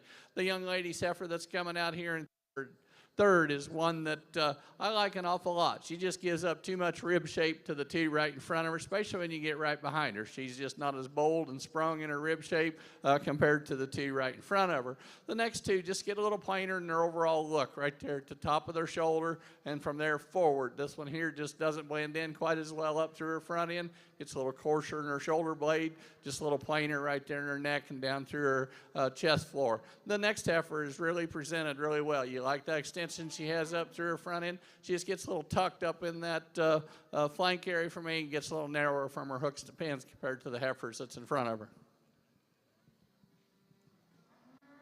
Well, congratulations back over the Maine Anjou ring. Results on Class 34. First place exhibited by Aubrey McCurry of Hutchinson, Kansas with Ratliff Cat Call 212 KET. Second place in that class exhibited by Clara Cross. Third place will go to Cutter Prince. Fourth place and congratulations to Kristen Heselmeyer of Gerald, Texas. Fifth place in that class was exhibited by Rebecca Purvine, and sixth place will go to Benjamin Burling. Now over in ring 2, we have Class 35, Maine Anjou Spring Heifer Calves, born March of 2022. This will be your final class in Division 1. Back to the Shorthorn ring, results of Class 25. First place exhibited by Kinley Boland of Walnut Grove, Missouri, with CG Diana's final reward, 122 JET. Second place in that class exhibited by Weston Ward of Green Forks, Indiana. Third place was exhibited by JC Tweeton of Spring Grove, Minnesota. Fourth place exhibited by Bristol Souls of Sperry, Oklahoma.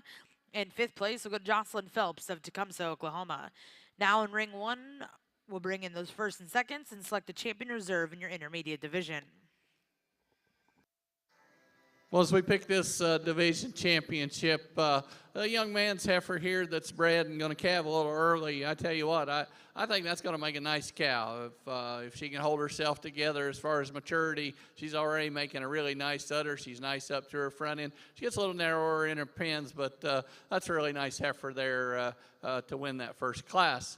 The heifer that won the second class, just big, powerful, big-footed, big boned. You get behind her, you just love how much width she has. Still retains quite a bit of femininity through her right there too. I guess again that's pretty borderline on being big enough for her age, but that one's pretty powerful right there. And then both the seconds, I liked both of them really well. But for me today, the young lady here is going to win this division, and the young lady that was second in that class is going to be your reserve.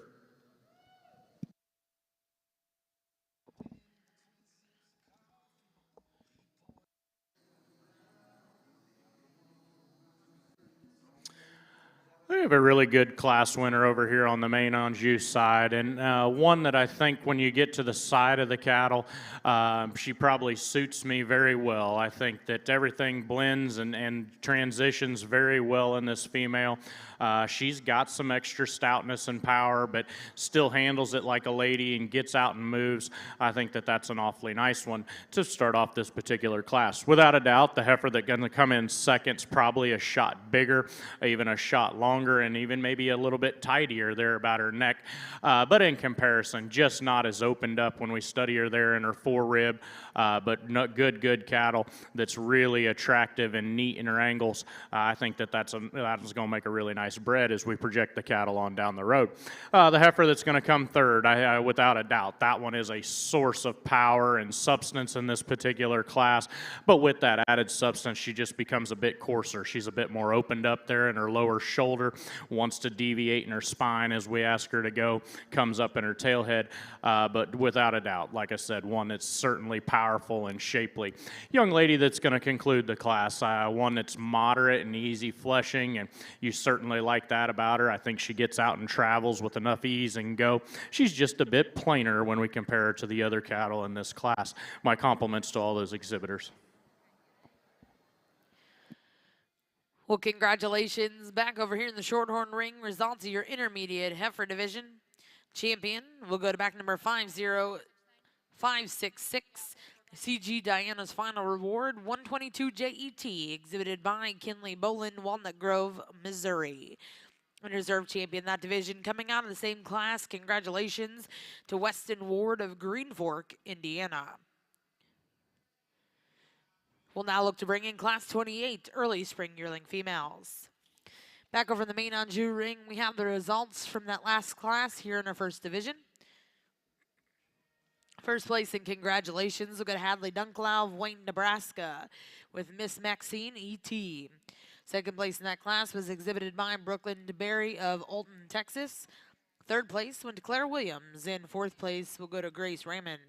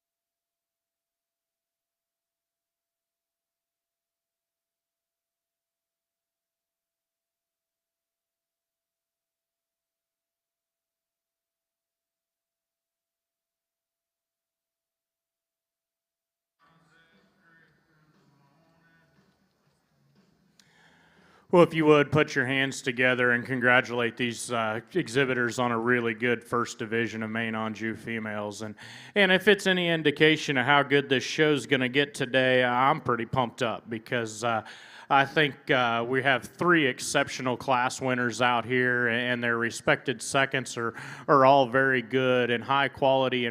And you expect to see that when you come to the big town and get into these good breeding cattle. And I think that there's some trade-off in these three class winners that I like all three of them pretty well. The heifer that wins that first class, I think, did so just from a mass and a substance standpoint. One that we still think very attractive there when you study her about her head and neck. In comparison, maybe that one's already starting to push just a little bit of chest there on the lower side of her skeleton. Maybe not just perfect in the way that she comes out of her hip, but so good and genuine when you study her there in her forerib or lower body cavity. She's excellent at the ground. I think that's an awfully nice female. The heifer that comes out of that second class, maybe she's a shot more moderate than the two heifers that stand on either side of her, but as I commented, I don't think this one is small by any stretch for an April female, and I think that one has so much good in her. She's so soft. Looks like a little cow to me. One that's definitely good in her angles and gets out and travels really well. I think that one's just very smooth when we study her and just so female and ladylike in her character. I think that one too is very nice. The little bigger one here that comes next, and certainly not a disadvantage because she handles it all so well, and she's probably just a shot more powerful than the heifer that stands right in front of her. And two, I think that one's built extremely well. When we ask the cattle to go, I think she's attractive and neat. Just a shot more frame and growth in that one. So good cattle here on the top end of this division. Congratulations to each and every one of them. I'll show you the two that I like.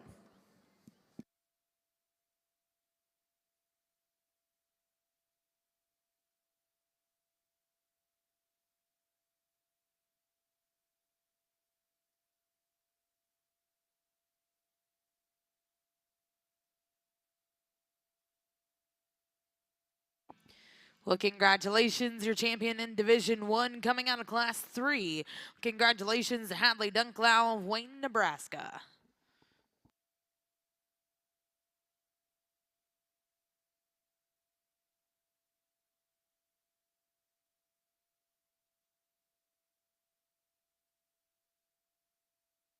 And your reserve champion coming out of Class 34, that's second class in this division, Aubrey McCurry of Hutchinson, Kansas. Congratulations to those two exhibitors. We'll now move into your next division here in our open Maine Anjou female show. This will be Class 36, Maine Anjou Spring Heifer Calves, born May to February of 2022.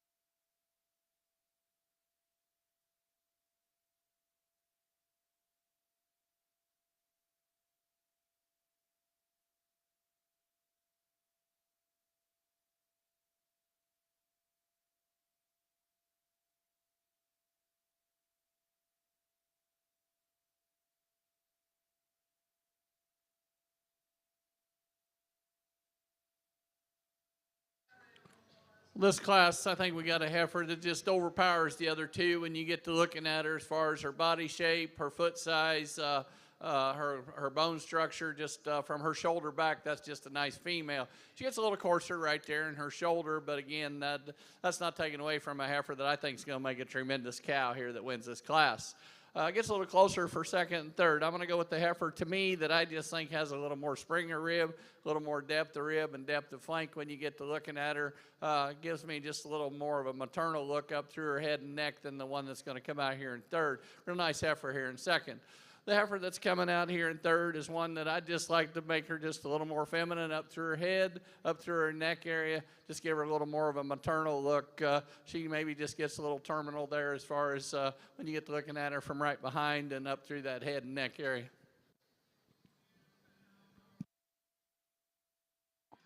Well, congratulations in the Shorthorn Ring, Class 28. First place in your division champion will go to Kaya Hendrickson of Charlotte, Montana, with Sol MFS Dreamy Cherry 1014JET. Second place in reserve in that class will go to Brooklyn Frazier of Meeker, Oklahoma, with KSS Maxim Revival 2110ET. In third place, and congratulations, goes to Dason Cash of Fay, Oklahoma. We'll now bring in Class 31. These will be junior yearling females.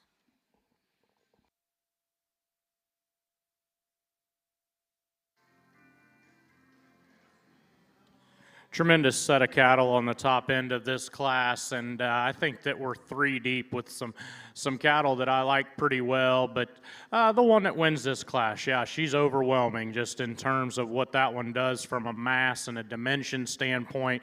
So good there, right there in the center portion of her body. It has some outward curvature to her rib shape and still very, very good at the ground.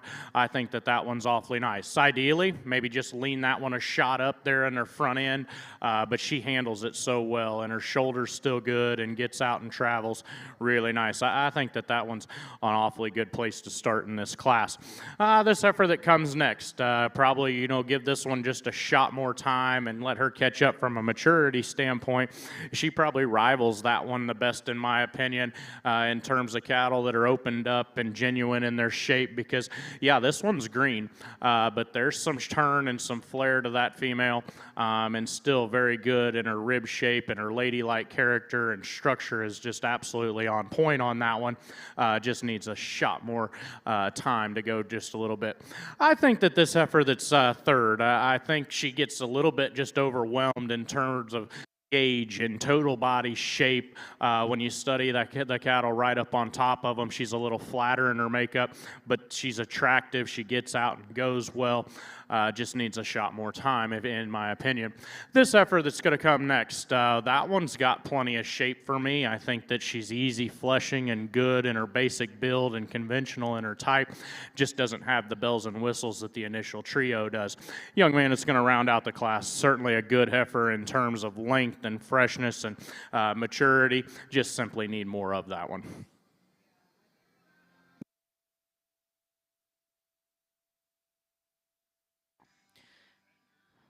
Well, congratulations over here in the main ring. Results of Division 2.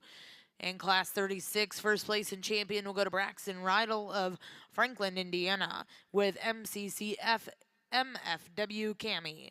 Second place in reserve in that division, exhibited by Tyler Miller of Armington, Illinois. Third place in that class went Hunter Morton of Medill, Oklahoma.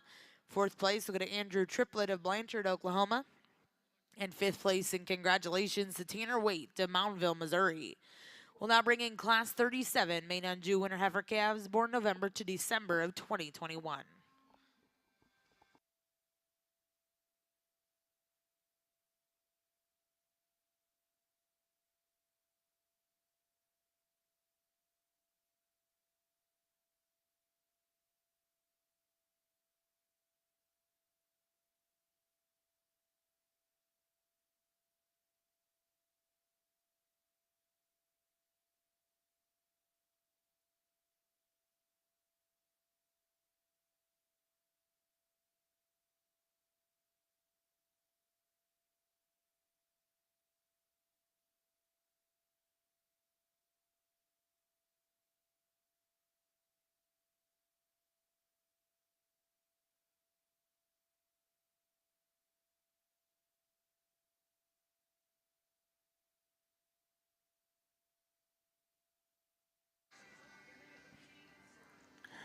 Very good way and a very logical way for me to start in this just pair of heifers out here. The black heifer's just simply so much more of her and so much more in just in terms of quality and growth and performance.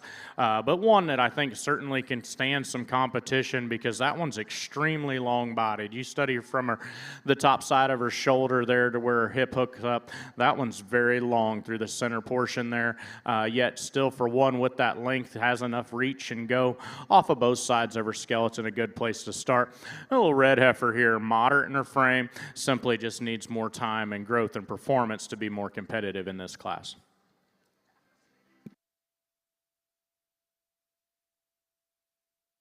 Well, congratulations in that last class over here in our main ring. First place will go to Claire Norris of Eudora, Kansas with NCC 15%, 119J. And second place in that class exhibited by Morgan Ray of Stephenville, Texas. We'll now bring in class 38. This will be fall heifer calves born September to October of 2021.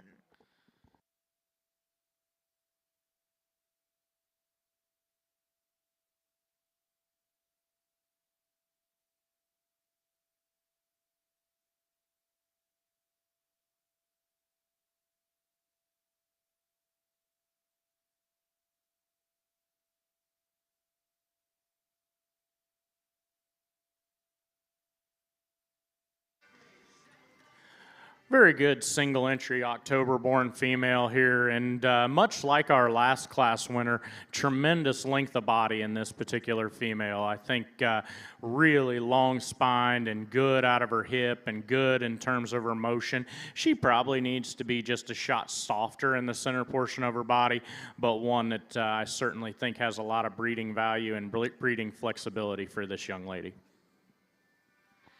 Well, congratulations over here in the main ring. Results at Class 28. First place will go to Bailey Matlock of Andarko, Oklahoma with BK Joyful Breeze 1002 JET. We'll now bring those first and seconds in, select a champion reserve in this division.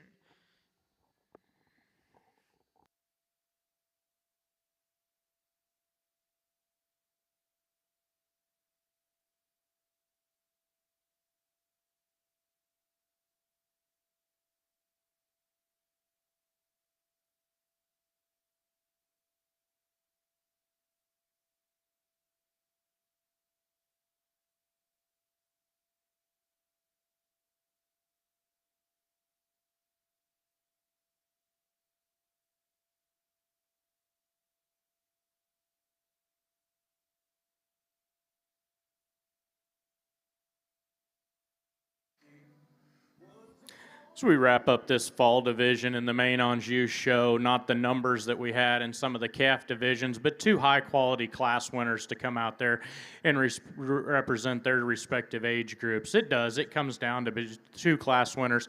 For me, it's pretty easy. The young lady that wins the first class is going to win this division. I think that there's just so much more to that one.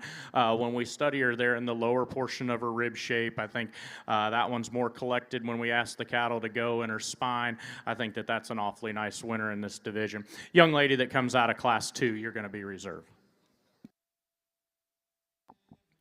And congratulations over here in the main ring, your fall heifer calf champion coming out of class 37, NCC 15%, 119J, exhibited by Claire Norris of Eudora, Kansas. Reserve in that division coming out of class 38 will be Bailey Matlock of Andarko, Oklahoma. We'll now look to start your next division. This will be class 39, Maine Anjou Summer Yearling Heifers, born May to June of 2021.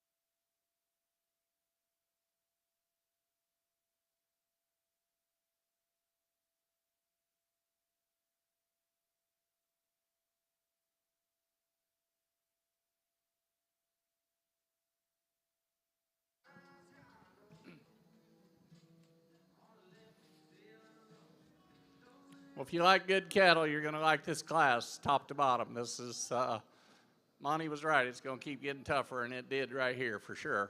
For me, the heifer that wins the class does so on soundness. I love her up through her front end. I think that's the advantage she has over this heifer that's going to come out here in second. Is she as thick? Probably not.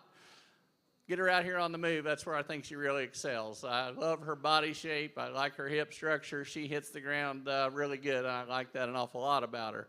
The heifer that's going to come out here in second, she doesn't give me quite the maternal look up through the front end that the heifer that we're starting the class with. She is big and bold in her rib shape. She's big-footed, big bone, big when you get behind her. But I just like to change her up through that front end compared to the heifer that we're starting the class with.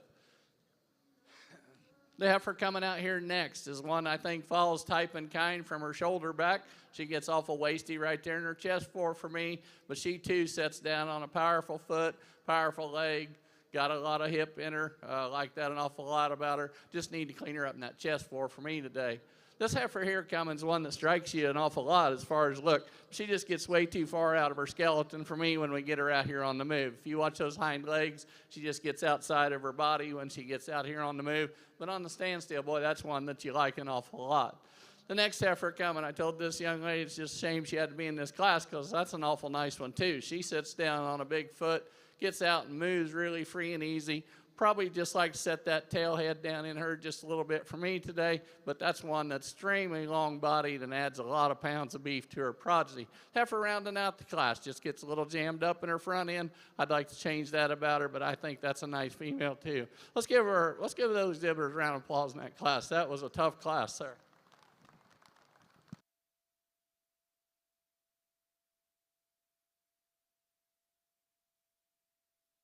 Well, congratulations back over here in the Shorthorn ring. Results of Class 31 junior yearling females.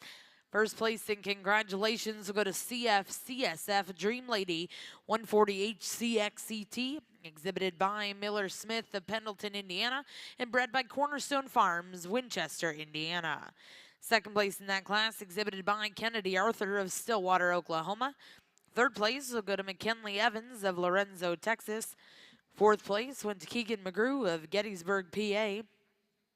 Fifth place in that class, exhibited by Skylar Ward, New Paris, Ohio. And sixth place will go to Lane Blankenship of Orlando, Oklahoma. Now in ring one, we have Class 32 senior yearling females.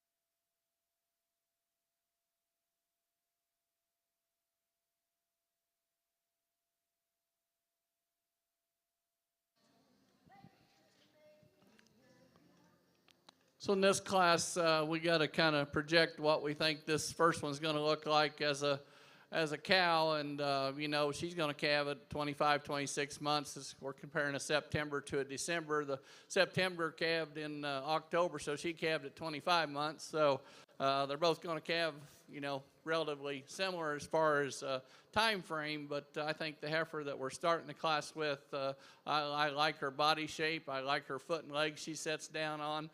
She's got the starting of a real nice udder there, so I think she needs to come to the top for me. The heifer that's already got the coupon on her side with the calf is one that gets just a little wastier right there in her chest floor. I'd like to maybe shorten these front two teats up just a little bit for me today, but she's doing a really nice job with a really nice calf here on her side, and I think that's going to make a tremendous cow.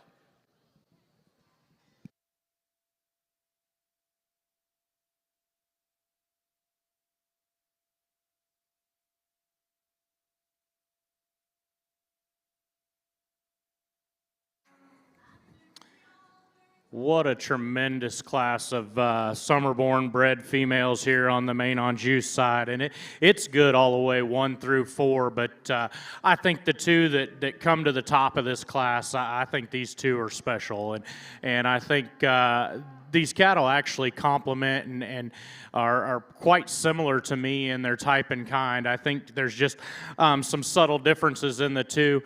The heifer that wins the class, the white-bellied heifer standing right in front of me, I think the best way for me to describe that one is unique, because that one's got that power and that substance that I like to see in them, and cattle that are opened up and true and dimensional from a 3-dimension standpoint, not just deep-ribbed but round-ribbed, and still has some strength of top and some muscle in that female, yet it all ties together so well in the way that she's so attractive. That one's not freaky necked, but I think that one looks like a female, and awfully, awfully good. And I think the advantage that she has in the heifer that goes second, as I read that one, is just being a touch leaner in her composition, a touch longer spined, and then I just think she's a shot more genuine and true when we ask the cattle to go in motion when I study them there off of their hind too. I like this heifer quite a bit that comes in second. She's like my class winner from a boldness standpoint, and one that's opened up and has true beef cattle shape, and still big-bodied and good in that regard. She's probably just a little bit more timid when we ask the cattle to go, but I think that one is awfully, awfully nice. Looks like a female, yet has that extra power and substance. Really a long-sided, attractive one here. This white-legged heifer, so fluent and extra reach of stride on both ends of her skeleton. This one's awfully high quality in my opinion.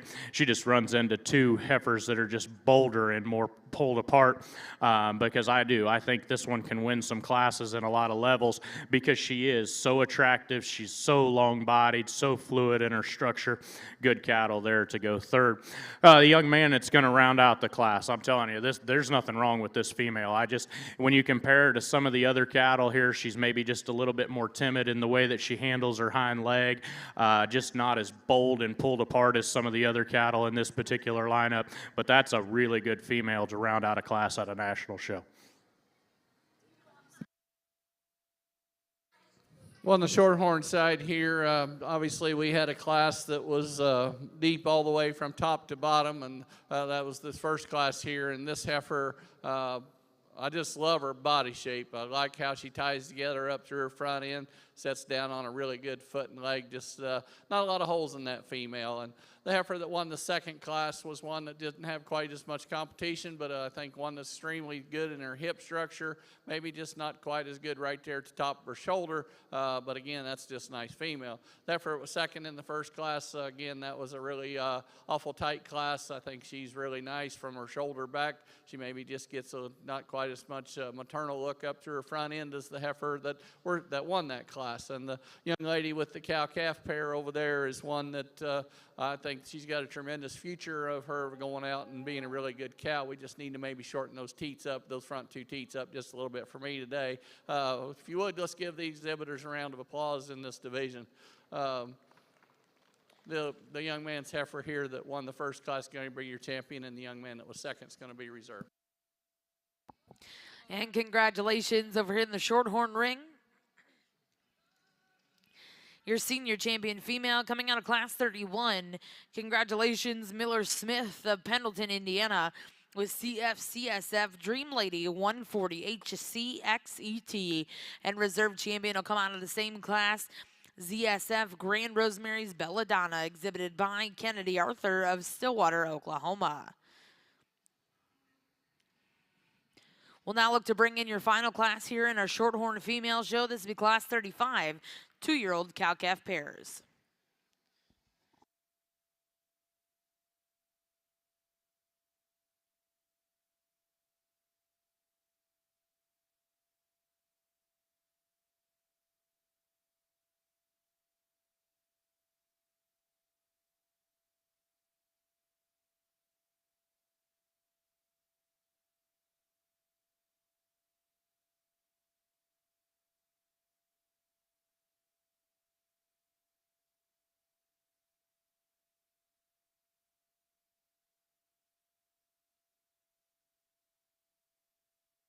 And back over in the main ring, we have the results from that last class and division.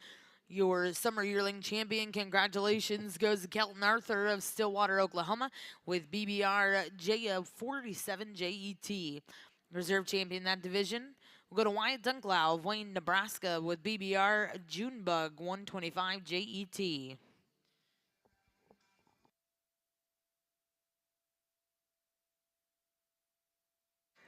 We're a nice 2-year-old pair over here on the Shorthorn side, November 27th calf, and she's done a tremendous job raising this calf. This cow's got a nice udder under her. You maybe make it just a little more balanced if you wanted to change her a little bit, but again, that's a real nice pair that's got a nice coop on her side.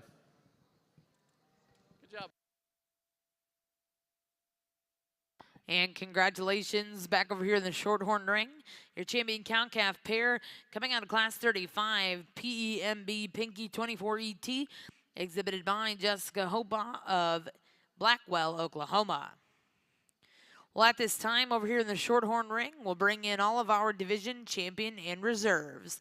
And our judge is going to select his grand and reserve grand champion Shorthorn female here at the Cattlemen's Congress at your Super National Shorthorn Show.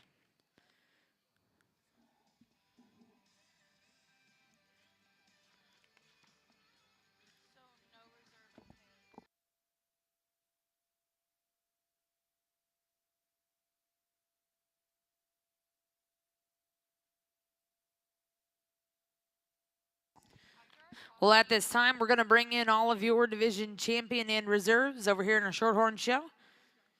Coming in out of your first division in our female show, your champion was exhibited by Miller Smith of Pendleton, Indiana, with CF Mona Lisa 2101 UHXET. Reserve champion exhibited by Abilene Sullivan, Lawton, Oklahoma. Coming in out of your next division, champion exhibited by Kennedy Brogdon of Waxahachie, Texas, with Solberg's Cherry Dream ET. Reserve champion in that division exhibited by McKinley Evans of Lorenzo, Texas.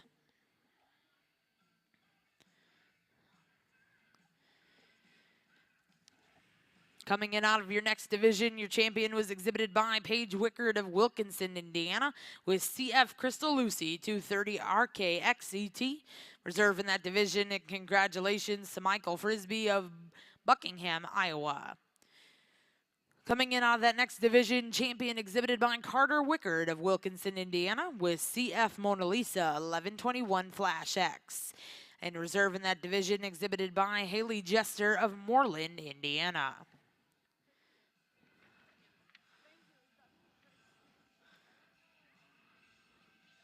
Coming in out of the next division, your champion was exhibited by Kinley Bolin of Walnut Grove, Missouri, with CG Diana's Final Reward 122 JET. And reserve in that division exhibited by Weston Ward of Greens Fork, Indiana. Your champion junior female, congratulations, Kaya Hendrickson of Charlotte, Montana, with Sol MFS Cherry Dream 1014 JET. Reserve in that division exhibited by Brooklyn Frazier of Meeker, Oklahoma. Coming in out of your senior female division, your champion exhibited by Miller Smith, Pendleton, Indiana, with CFCSF Dream Lady 140 HCXET. Reserve in that division exhibited by Kennedy Arthur, Stillwater, Oklahoma. And last but certainly not least, your champion cow-calf. Congratulations to Jessica Hopaw of Blackwell, Oklahoma with PEMB Pinky 24 ET. Ladies and gentlemen, in Jim Norick Arena, let's put our hands together. Congratulate all of our Shorthorn exhibitors here at the Cattlemen's Congress Super National Shorthorn Show.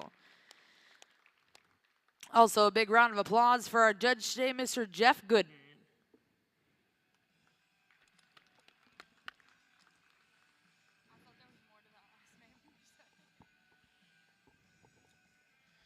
We'd also like at this time to say thank you to not only our Shorthorn Association, but our junior board that's done such a great job out here in the ring. Let's put our hands together for all of them.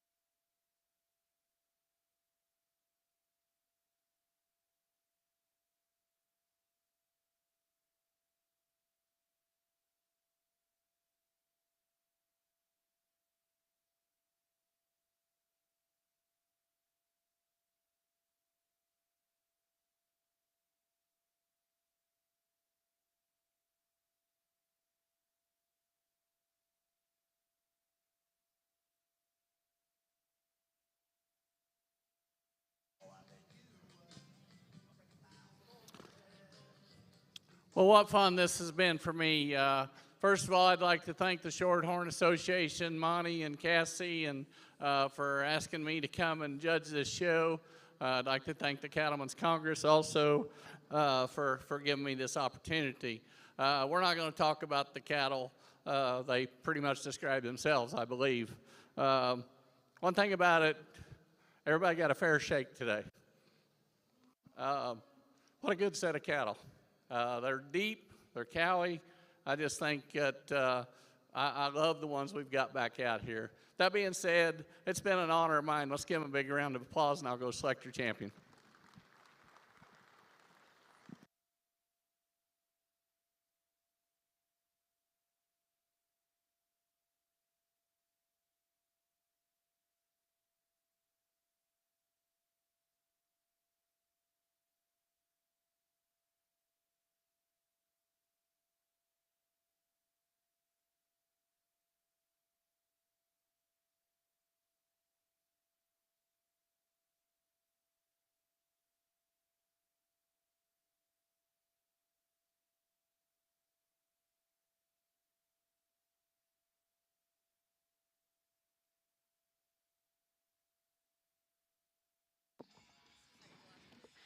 Well, congratulations, your grand champion Shorthorn female here at the Cattlemen's Congress, CF Crystal Lucy 230 RKXET. Congratulations, Paige Wickard of Wilkinson, Indiana.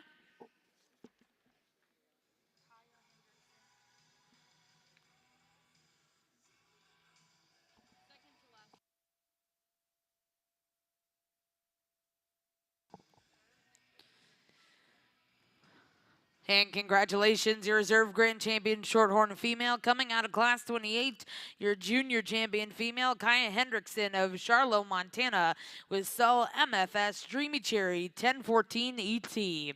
Again, congratulations to all of those exhibitors. Special thank you to our judge once again, Mr. Jeff Gooden.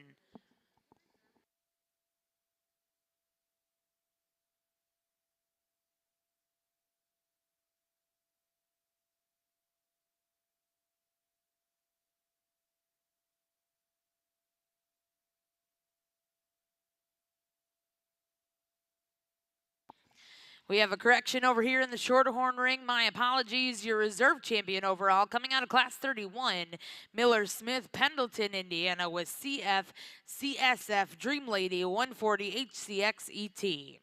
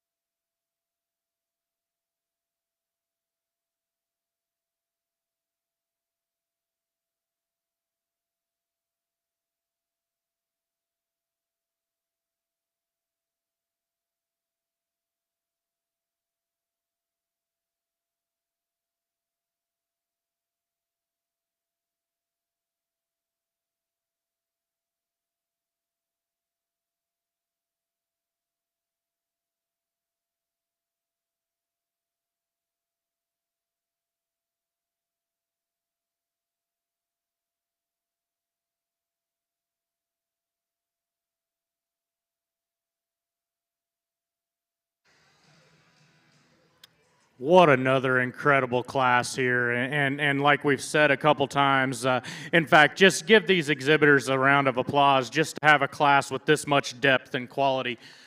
I think is truly outstanding when we talk about, you know, what it takes to make these bred females and what it takes to manage cattle at this level. I think that they're truly outstanding. This is by far the longest and probably the toughest decision that I've had over the past 2 days, and I'll try to describe it just the way that I see it. I think that the heifer that's going to win this class, if you had to just truly ask me, maybe that one's not just as powerful as I like them, and maybe not just as from a muscle and a gauge standpoint, but I think everything is just so smooth in this female. I think when you step off to the side, everything transitions, and it's so smooth and so elegant and so balanced. And then, you know, I'll admit that one's probably right there on the edge for me in terms of where she's at from a freshness and a condition standpoint, but I think that she's still good. I think the advantage, though, is when we put the cattle in motion, I just think this one remains just a bit more fluid, remains maybe just inside of herself just a shot better than the heifer that goes in second. Probably my speed in terms of just power and raw dimension and uniqueness is the heifer that comes next, and I certainly like that about her. I like the way that one's tied in there on the front side of her skeleton and so high tying there on the top side of her blade. Her angles are so good and so much quality in this female. At times when we get them going, I think that she's just a little bit got a little swing there and just wants to be just a shot hard hitting, but I think those are two incredibly high quality females to go off in this particular class. I like this heifer that comes third and probably doesn't have the bells and whistles as some of the other cattle in this particular class, but I think when we study that one just fundamentally, I think she's as good as a lot of the cattle that we've seen over the last couple days. I think she balances up really well for me. She's attractive in her set to her hind leg. She's got enough in terms of that body dimension and lower rib shape. I think that one balances and transitions very well. Probably just doesn't have the overall power and uniqueness that the two heifers that go in front of her. I think the same could be said about this heifer that comes next, and probably doesn't overwhelm you in any certain area, but I think that this so good when you just study the basics of cattle. I think that she's true to her skeleton. I think she's moderate and functional in her type and kind. She's got good teat placement there. I think that one just makes a tremendous cow for this young man. The heifer that comes next, I really want to grab onto this one because I do think there's some uniqueness and some power when we study that one. It's just when we ask her to go, she just simply gets too far outside of herself in terms of her structure, but a big powerful made, bold one there to go there. A bigger framed heifer is going to come next, and if we could change the way that this one just handles her spine on the go, maybe, you know, make her just rocked back in that shoulder ever so slightly, I think that she makes this class a little bit more competitive because there's some quality and some feature in that particular female. Big, long-bodied one here that's going to come next, and probably just a little plainer when you study her there about her skull shape and her face, just a little bit more cow-headed, if you will, but one that's sound structured and good bodied. Big, stout, powerful, white-legged one here to come next, and certainly like that about her. She's just passed a little bit in terms of prime there, just a little over in terms of her conditioning and freshness at this stage of the ball game, but a good structured, nice cow prospect. Young lady that's going to round out the class, just simply need a shot more of that one from a total body dimension and mass standpoint.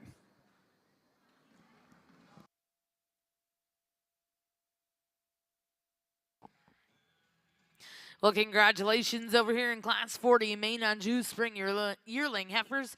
First place and congratulations went to Tyler Miller of Armington, Illinois with BBR Alley 262 JET.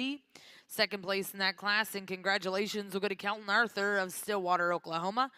Third place was exhibited by Carly Sheenfield of Lakeland, Florida. Fourth place exhibited by Kyan Herman of Tryon, Oklahoma. Fifth place exhibited by Lane Fincher of Waxahachie, Texas. Sixth place in that class will go to Bailey Dutra of Hanford, California. Seventh place, Caber Johnson of Clinton, Oklahoma. Eighth place went to Brooks Collier, and ninth place, Kathleen Hamill. We're now going to bring in your final class of Maine Anjou females. This is class 41.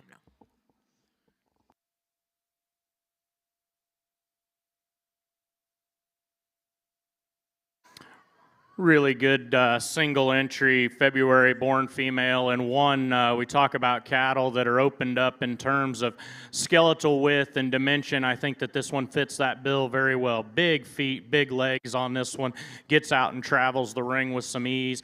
Maybe a shot coarser, if you will, when you study her there about her head and neck and her udder placement or her teat placement there, but I think that that one is awfully nice, and it's certainly a source of power. Good single entry female.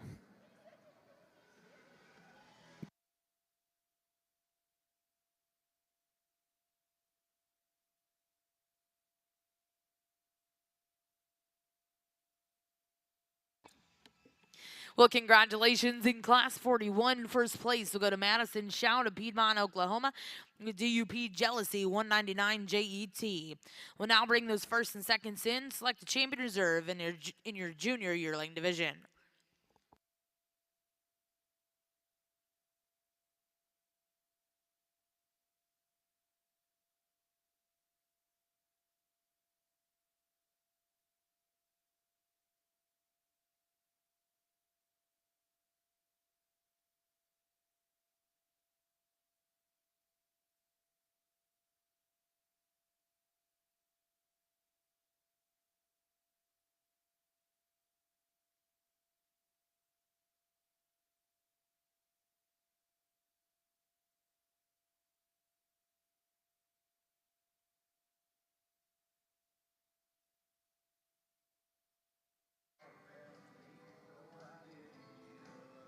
Another outstanding division here is in your older division here in your Maine Anjou females, and I think three heifers that are extremely good in terms of the way that I like cattle. I think they're all certainly good enough in terms of their structure.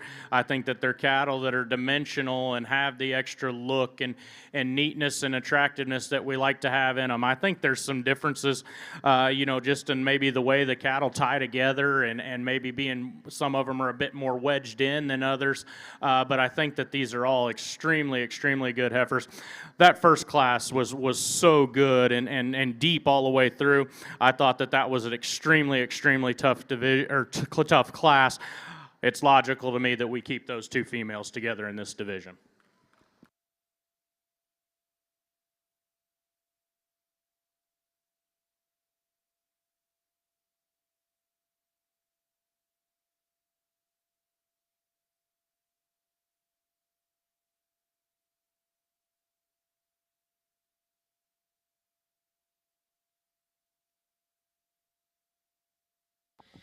Well, congratulations back over here in the Maine Anjou ring. Results of your final division here in this show.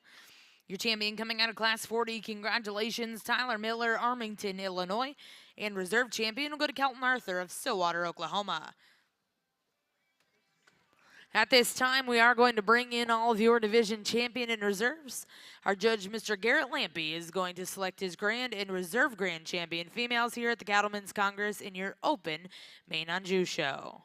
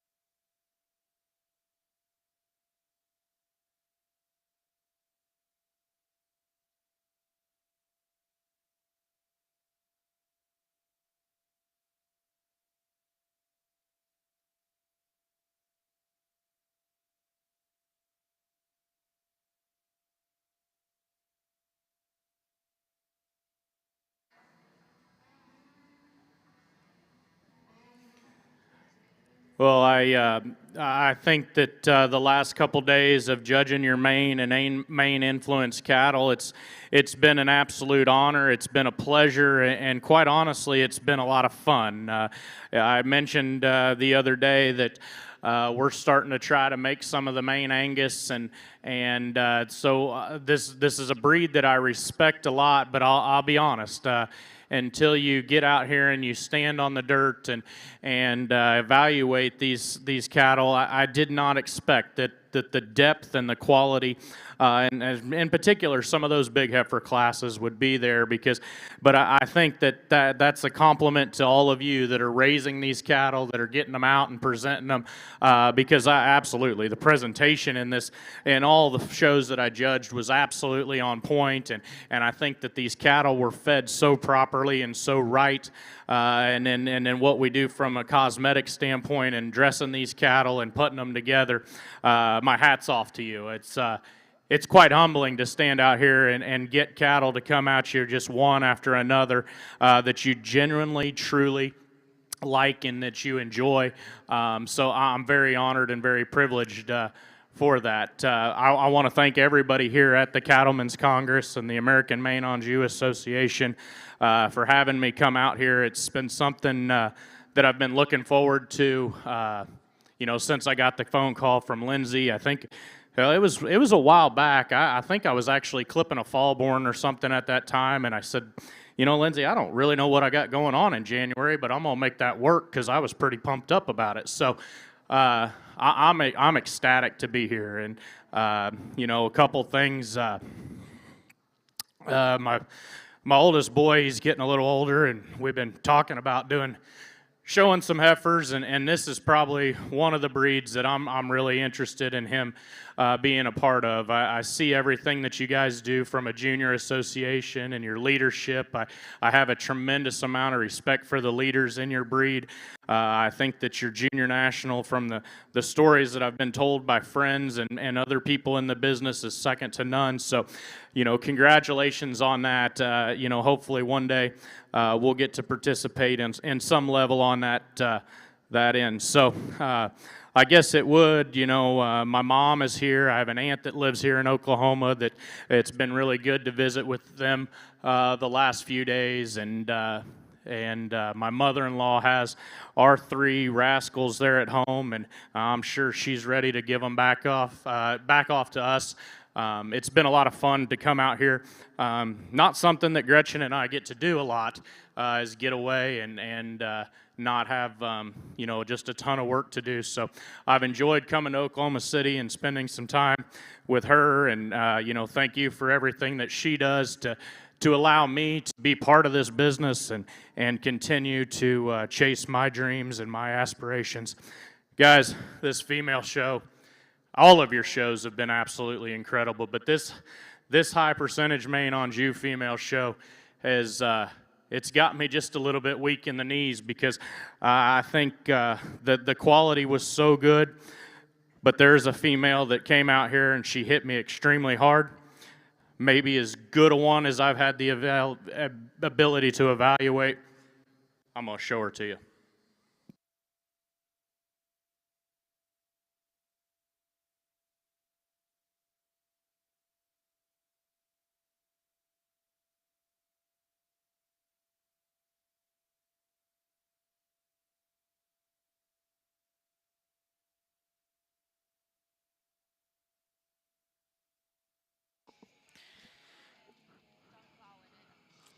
Well, congratulations, your grand champion, Maine Anjou female, here in our open show at the Cattlemen's Congress. Kellen Arthur, Stillwater, Oklahoma, with BBR Jaya 47 JET.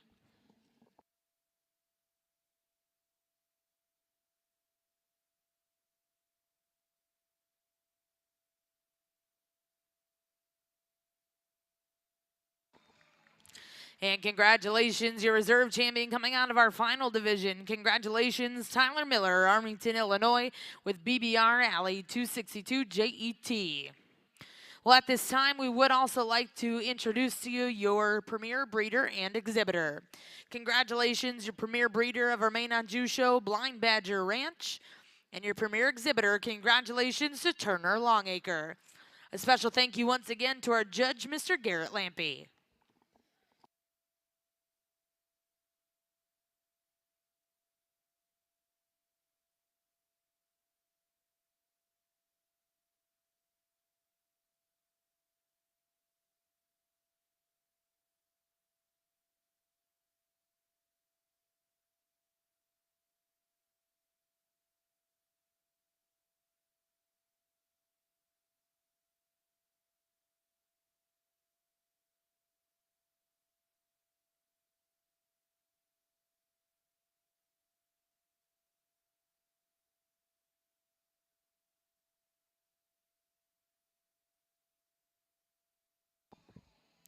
Well, ladies and gentlemen, here in the Jim Norick Arena, we are going to get started in Ring 1 with your Key Angus show. We'll start with our Junior Key Angus show. We'll be looking for Class 1 Key Angus heifers born May of 2022.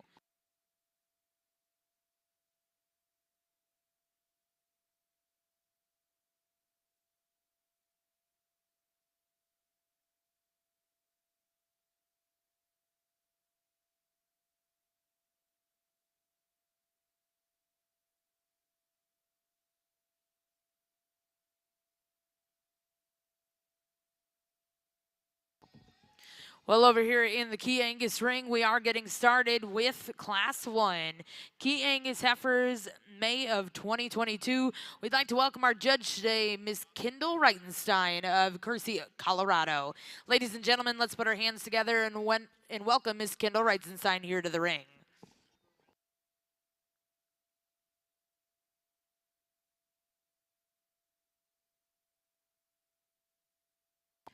Again, over here in Ring 2, we are going to start our Aberdeen show at 2 o'clock. Once again, that'll be at 2 o'clock. We'll be starting the Aberdeen show. We'll be starting with your junior breeding heifers over here in Ring 2.